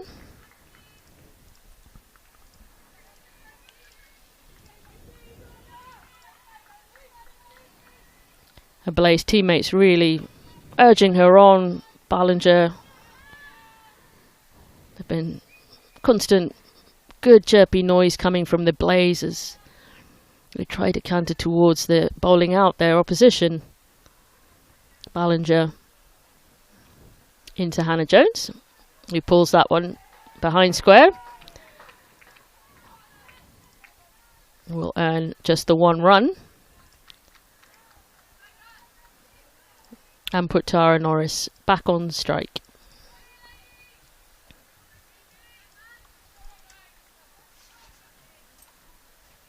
Wonder if she can prize out another one of those astonishing sixes that we've enjoyed in her time at the crease. As Ballinger runs in to Tara Norris. Swings a bat and she hits that one high. Now there's a fielder under it, but it doesn't matter because that's hit the fence over the boundary. That would have been in the suburban gardens here at Sale if it wasn't for the high fence there. So thank you for that, Tara Norris. There's a warm applause around the ground, and that's exactly what Thunder has been wanting to see. That's what you get, getting Tara Norris back on strike. Well, I said it wasn't going to rain today, but it's raining sixes here at Sale. That was like a dad joke, that. One for your dad, Polly Starkey. For real. He'll love that one. I mean, Thunder aren't too far away. 60 to win from 72 balls. That's 10 sixes. Come on, Tara Norris. 10 sixes. Easily piece got of 10 cake. sixes. Easy. Now that would be remarkable.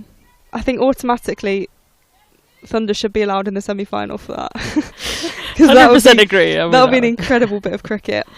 But 138 for 9 here at Sale Cricket Club.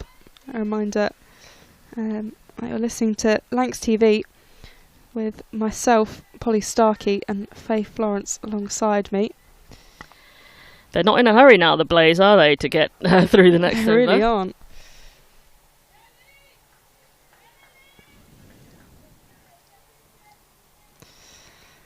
Just a discussion happening, and Lucy Heim, I think, is ready to bowl again.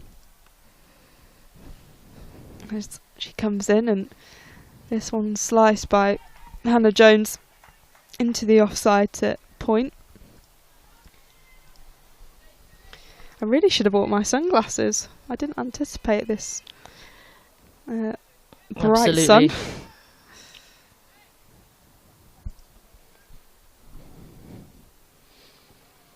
Hyam again, and that's turned around the corner by Hannah Jones, but they won't risk the run.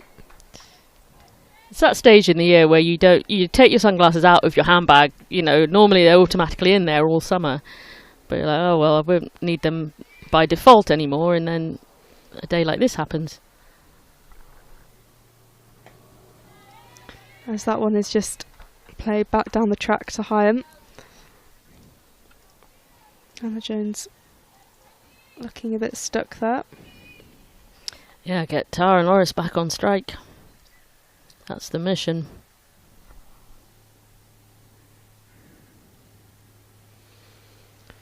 Once again, tries to play that defensively, but gets kind of caught in a pads, and there'll be a dot ball, which is what the Blase will be happy with.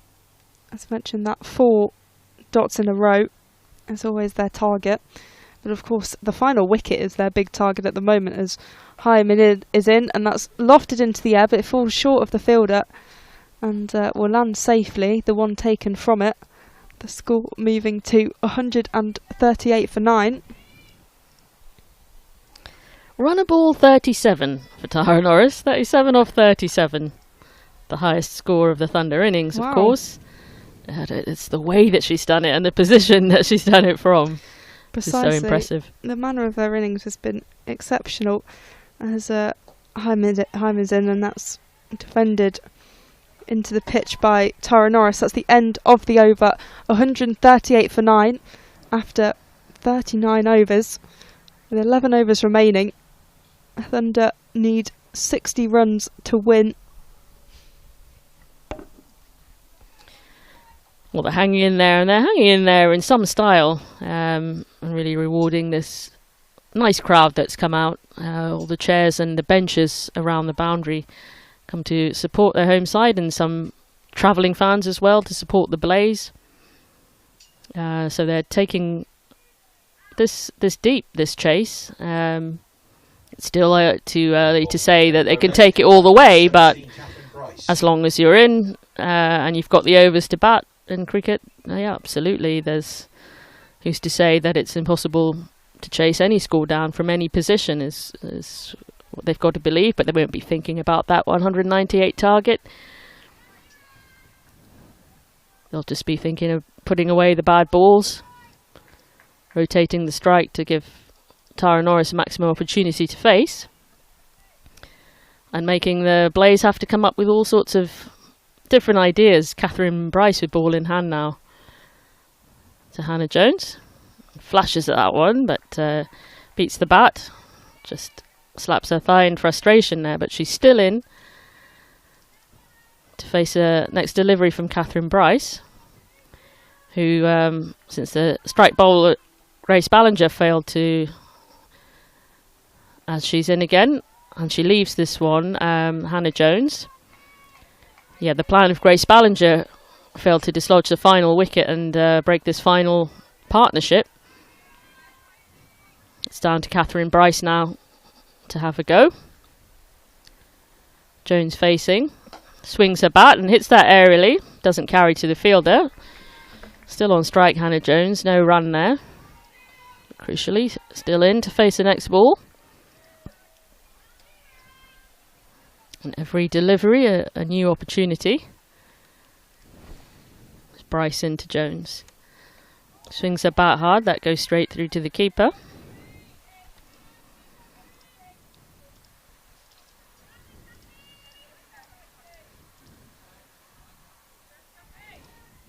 Bryce calling in the third man. Two batters in the middle, just consulting about how they're going to get Tara Norris on strike.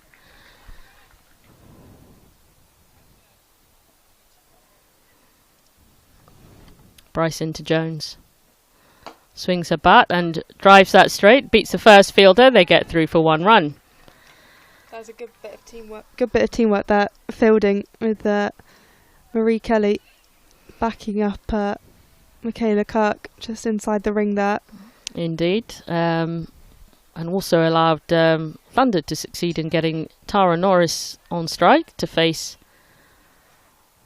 the last deliveries of Catherine Bryce's over.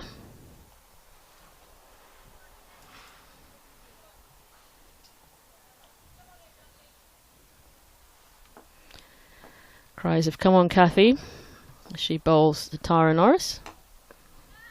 Hits that straight. Be no run.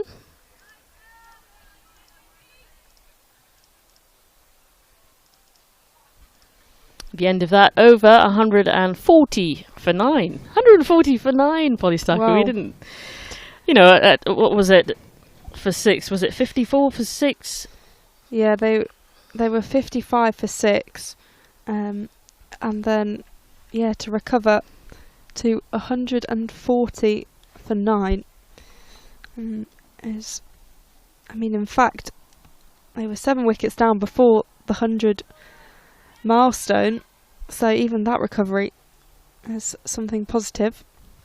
It's fantastic. I love to see it. Love to see it in cricket. This type of resistance from impossible situations. You just got to dig in, keep resisting. Change of bowling at the Mornington Road end. Coming back, number 24, Kirsty Gordon. So Kirsty Gordon is going to be bowling, except this time from the far end.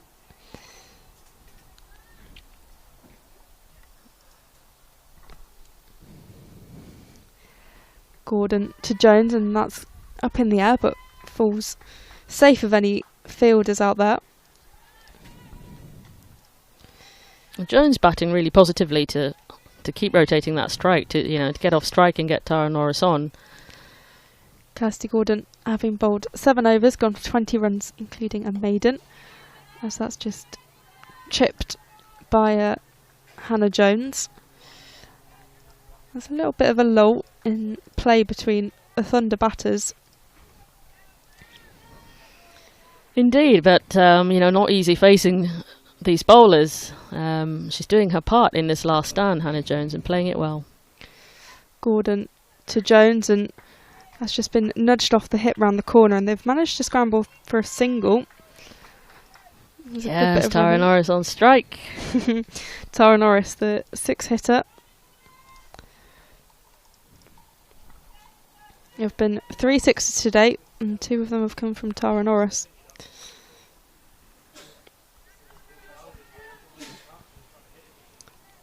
The sun is incredibly bright right now, which, again, not complaining. It does make the cricket hard to see. Yeah. We're both having to put our hands to shield the sun from our eyes as we...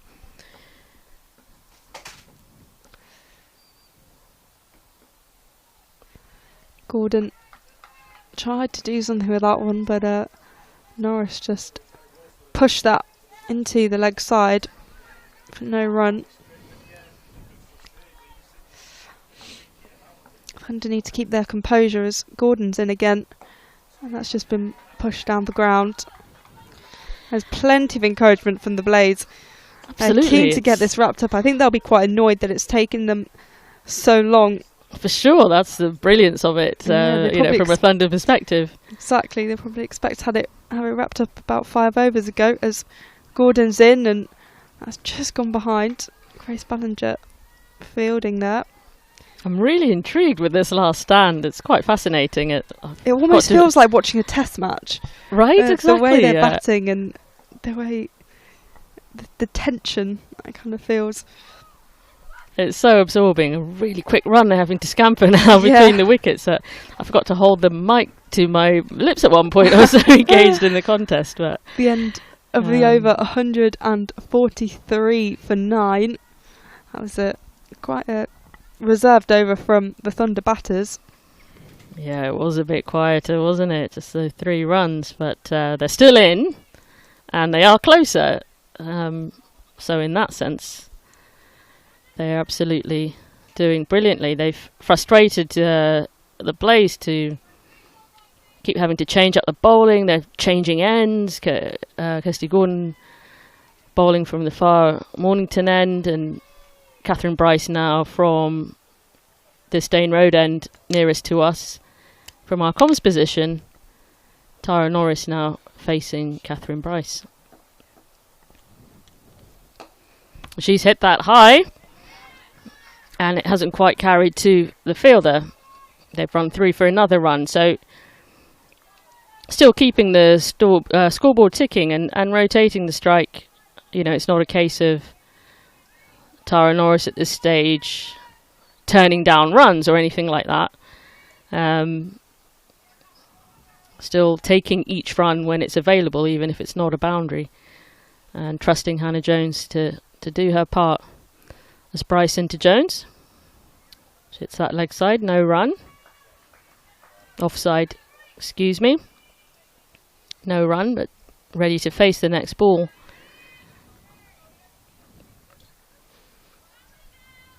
And playing that crucial role often as you do when you've got a batter scoring quickly, scoring well, a set batter in. They can't bat alone. We need someone on the other end to hold up their end. As Bryce into Jones. No run. Crucially, still in to face the next ball. Score runs herself or rotate that strike and get Tara Norris to face. Bryce in. Flash of the bat. Hits the pads, but stumps are safe. No run from the bat of Hannah Jones there.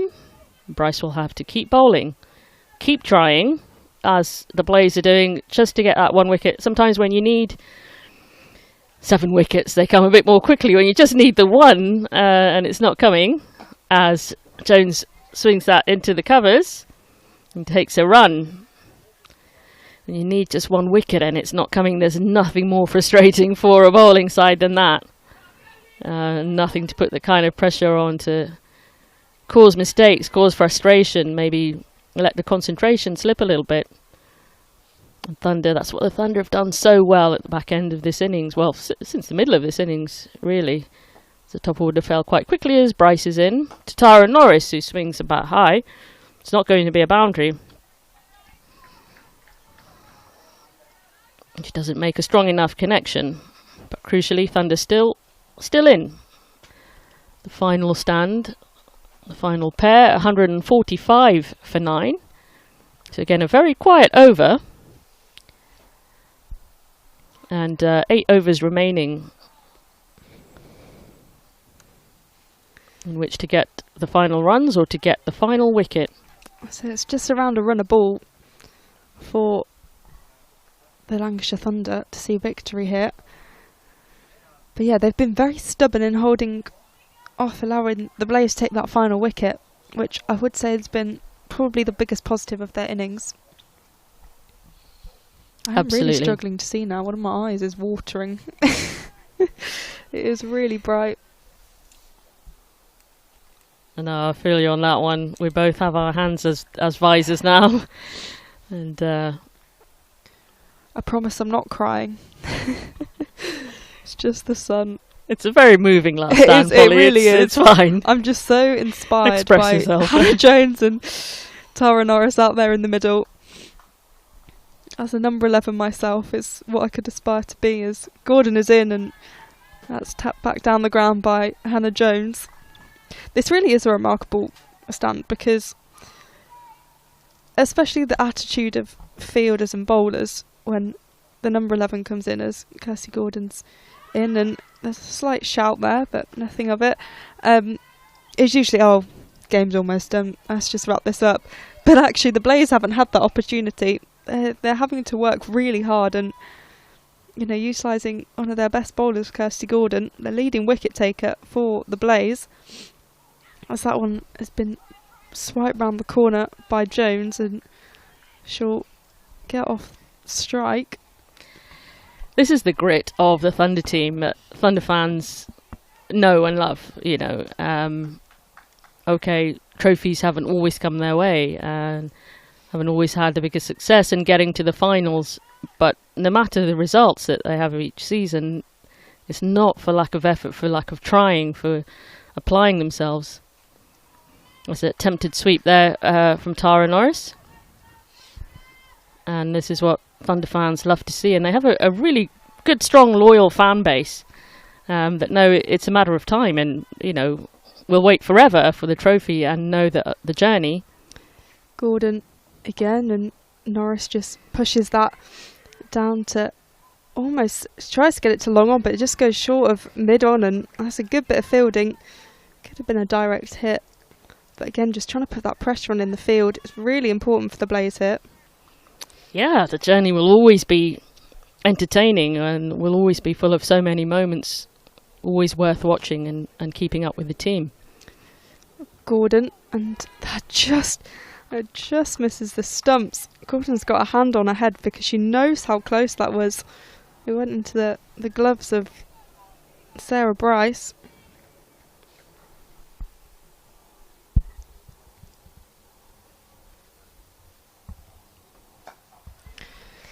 That one is played down the ground and just pushed down to long on.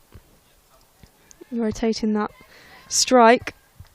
The score 150 up for the Lancashire Thunder, 150 for 9.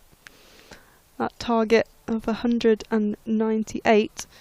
There's Gordon in again, and there's top edge on that. It will fall safely and it heads towards the boundary. In fact, it will go all the way. That's a 4 for Tara Norris.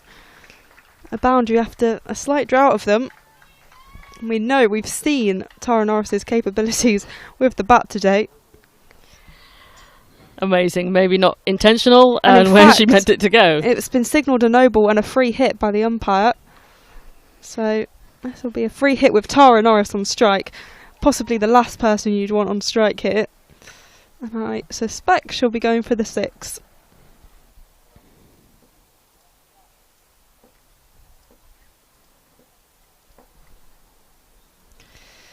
Gordon to Norris, who strikes that down the ground.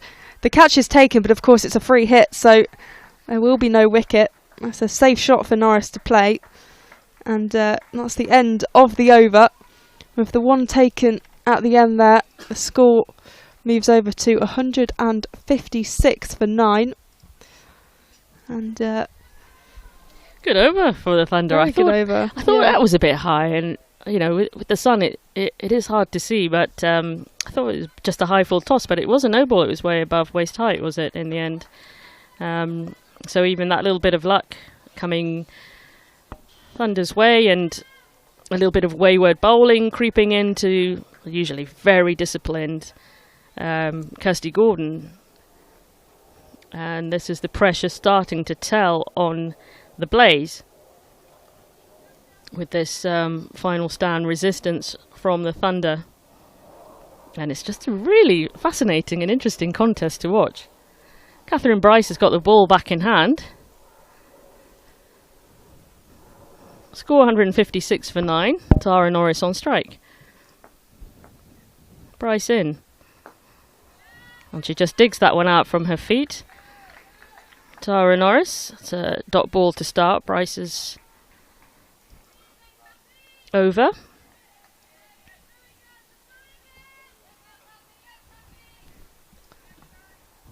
Blase still very much in good voice. Bryce into Norris, who really swings her bat, hits that straight down the ground. Well fielded, and we'll get 1 run for her treble. Hannah Jones to face. Score 156 for 9.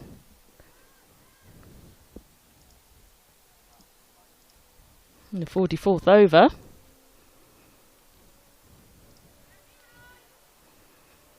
As Bryce and Kirsty Gordon confer.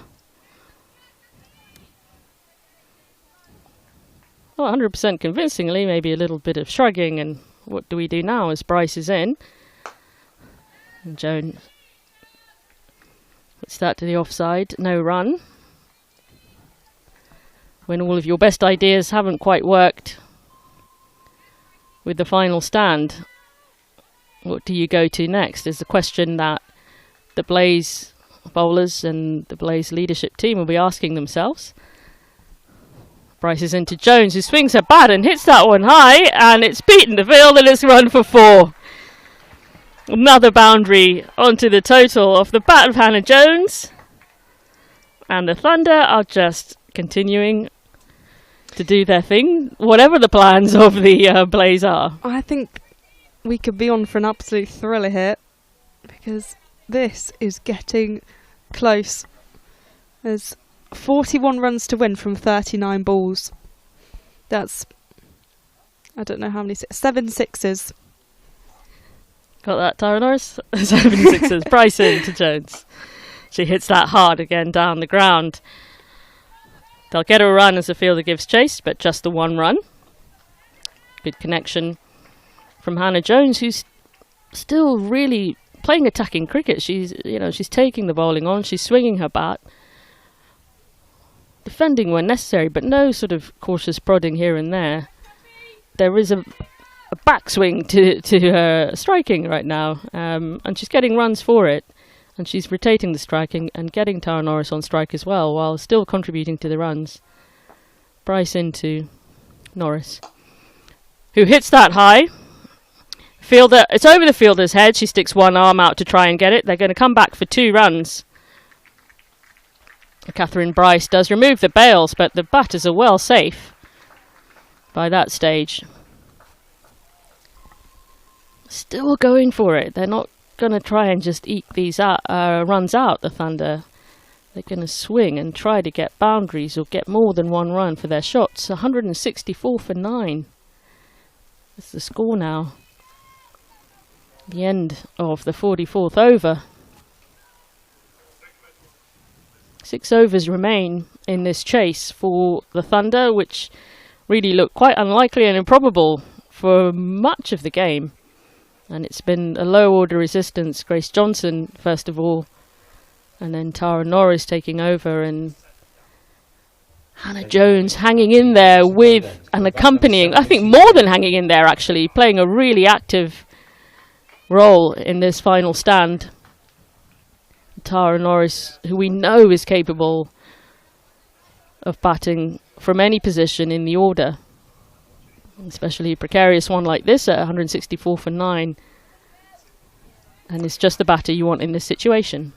Yeah, Tara Norris on 47 runs, getting close to that milestone.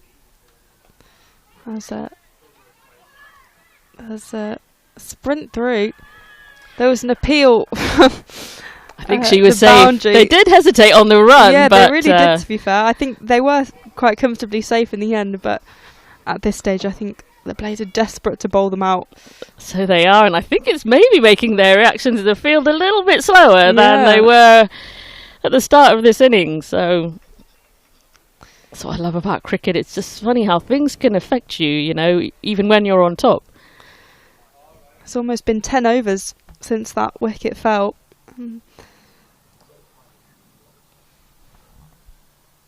Heyhoe to Norris, who hits that high, and the catch is almost taken, but it's going to go for 4.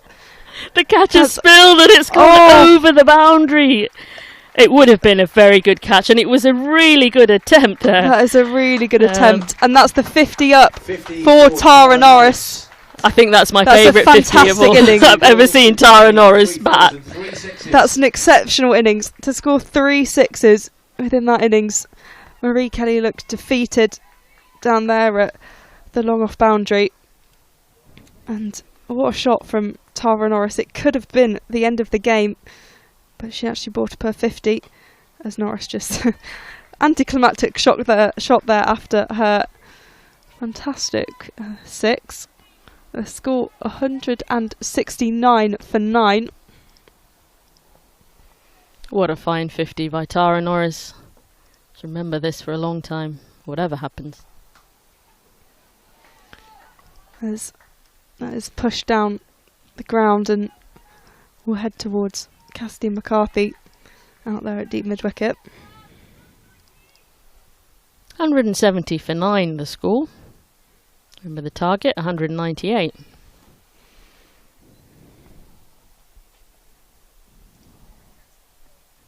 Jones facing. And in again, and Jones has lofted that down. It almost went for 4. There were 2 fielders there in front of the sight screen protecting that boundary. But Jones clearly comfortable to take on.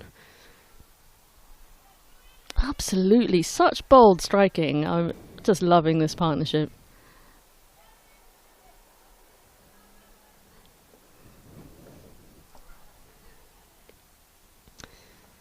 Lucy Hyman, that's defended by Tara Norris, just blocked that one, and that's the end of the over. 170 for 9, and 5 overs remaining. 198 is the target. Oh, it's getting close. 170 the score. Tara Norris on 51 reached that milestone of a 50, but I don't think that this is a time when 50s and that sort of milestone is on your mind. But it's an extraordinary achievement actually in the situation of the game when she came to the crease, in the situation of the game now, to score almost a run a ball, and form this partnership with Hannah Jones, who's played her part brilliantly. 16 for 38, and Kirsty Gordon and Catherine Bryce in conference once again. I think they're spending more time in conference trying to figure out what to do than the batters are spending batting. They're having to just try everything, think of ideas that they hadn't thought of before, and this is exactly how you put pressure back a lot of big on a dominant side. Yeah. Bryce into Jones. I don't know if she gets some battle. It goes behind. There won't be a run, but the keeper doesn't manage to stop it. A backward point fielder does. So Hannah Jones will prepare to face Catherine Bryce again.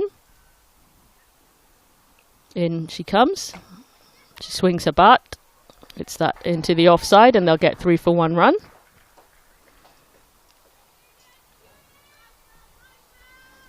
Another run. Each run is just like gold for the Thunder. And it doesn't just keep the scoreboard moving, but it keeps that strike rotating and both batters still in the game, playing their part to just chip away and to continue to frustrate the Blase, who score-wise are still in the dominant position, of course. But as Bryce is into Norris, they steal a really quick single there, and off a misfield from the Blase, who, well, understandably rattled, as much as they are keeping their energy up, trying to keep encouraging. You've heard their voices throughout the innings, but more and more mistakes in the field as Bryce is into Jones, who swings her bat high. Now she's caught, she's out, and that brings to an end the most extraordinary last wicket stand I've seen in a very, very long time for the Thunder, as the batters get together and punch gloves wearily.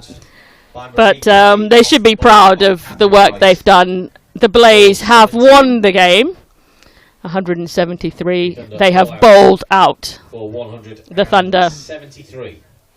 That was a very special finish. Although the Thunder didn't get the win, that was the epitome of grit and determination. 100%. Between Hannah Jones and Tara Norris. Tara Norris's half century was one of the most remarkable I've seen, probably the best I've seen all season. Those 3 sixes and just keeping this game alive. Absolutely incredible. I'll run you through the scorecard again. So much for the Thunder to be proud of in that innings, and it was an absolute pleasure to commentate alongside you, Polly Starkey, and what a game for the last home game of the season. Absolutely fantastic. So at the top of the order, Alice Clark and Eve Jones left early, but Seren Smell and Faye Morris got on about 23 between them. Grace Johnson with the 27 from 47, which helped keep the game alive. And then, of course, Tara Norris, 53 from 56, and a remarkable feat to finish the game. And from the bowling perspective, 4 for 23 for Grace Ballinger from her 9 overs, 2 for 27 for Josie Groves, 2 for 15 for Orla Prendergast from her 4 overs, and then the 1 wicket for Cassidy McCarthy. A remarkable game, the Blase winning by 24 runs, but a gritty performance at the end between the 9 wicket partnership. That is us finished from Sale Cricket Club here in the penultimate round of the Rachael Heyhoe Flint Trophy, the final home game for the Lancashire Thunder. Thank you for supporting Lancashire Thunder on Lancs TV this season, and I'm sure Lancashire will be back next season even better.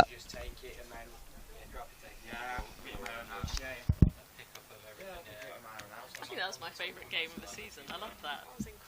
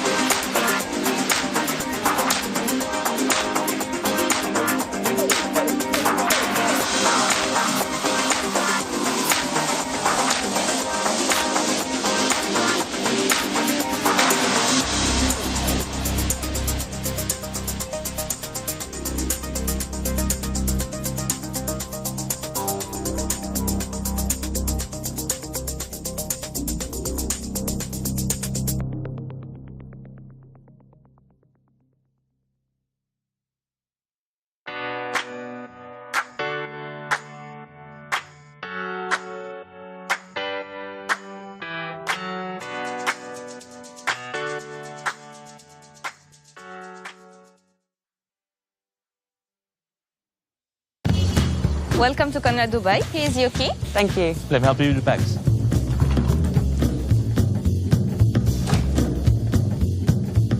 Nice room. How's that?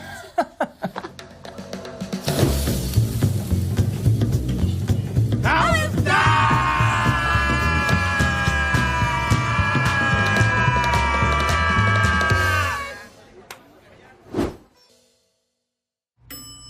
How's that?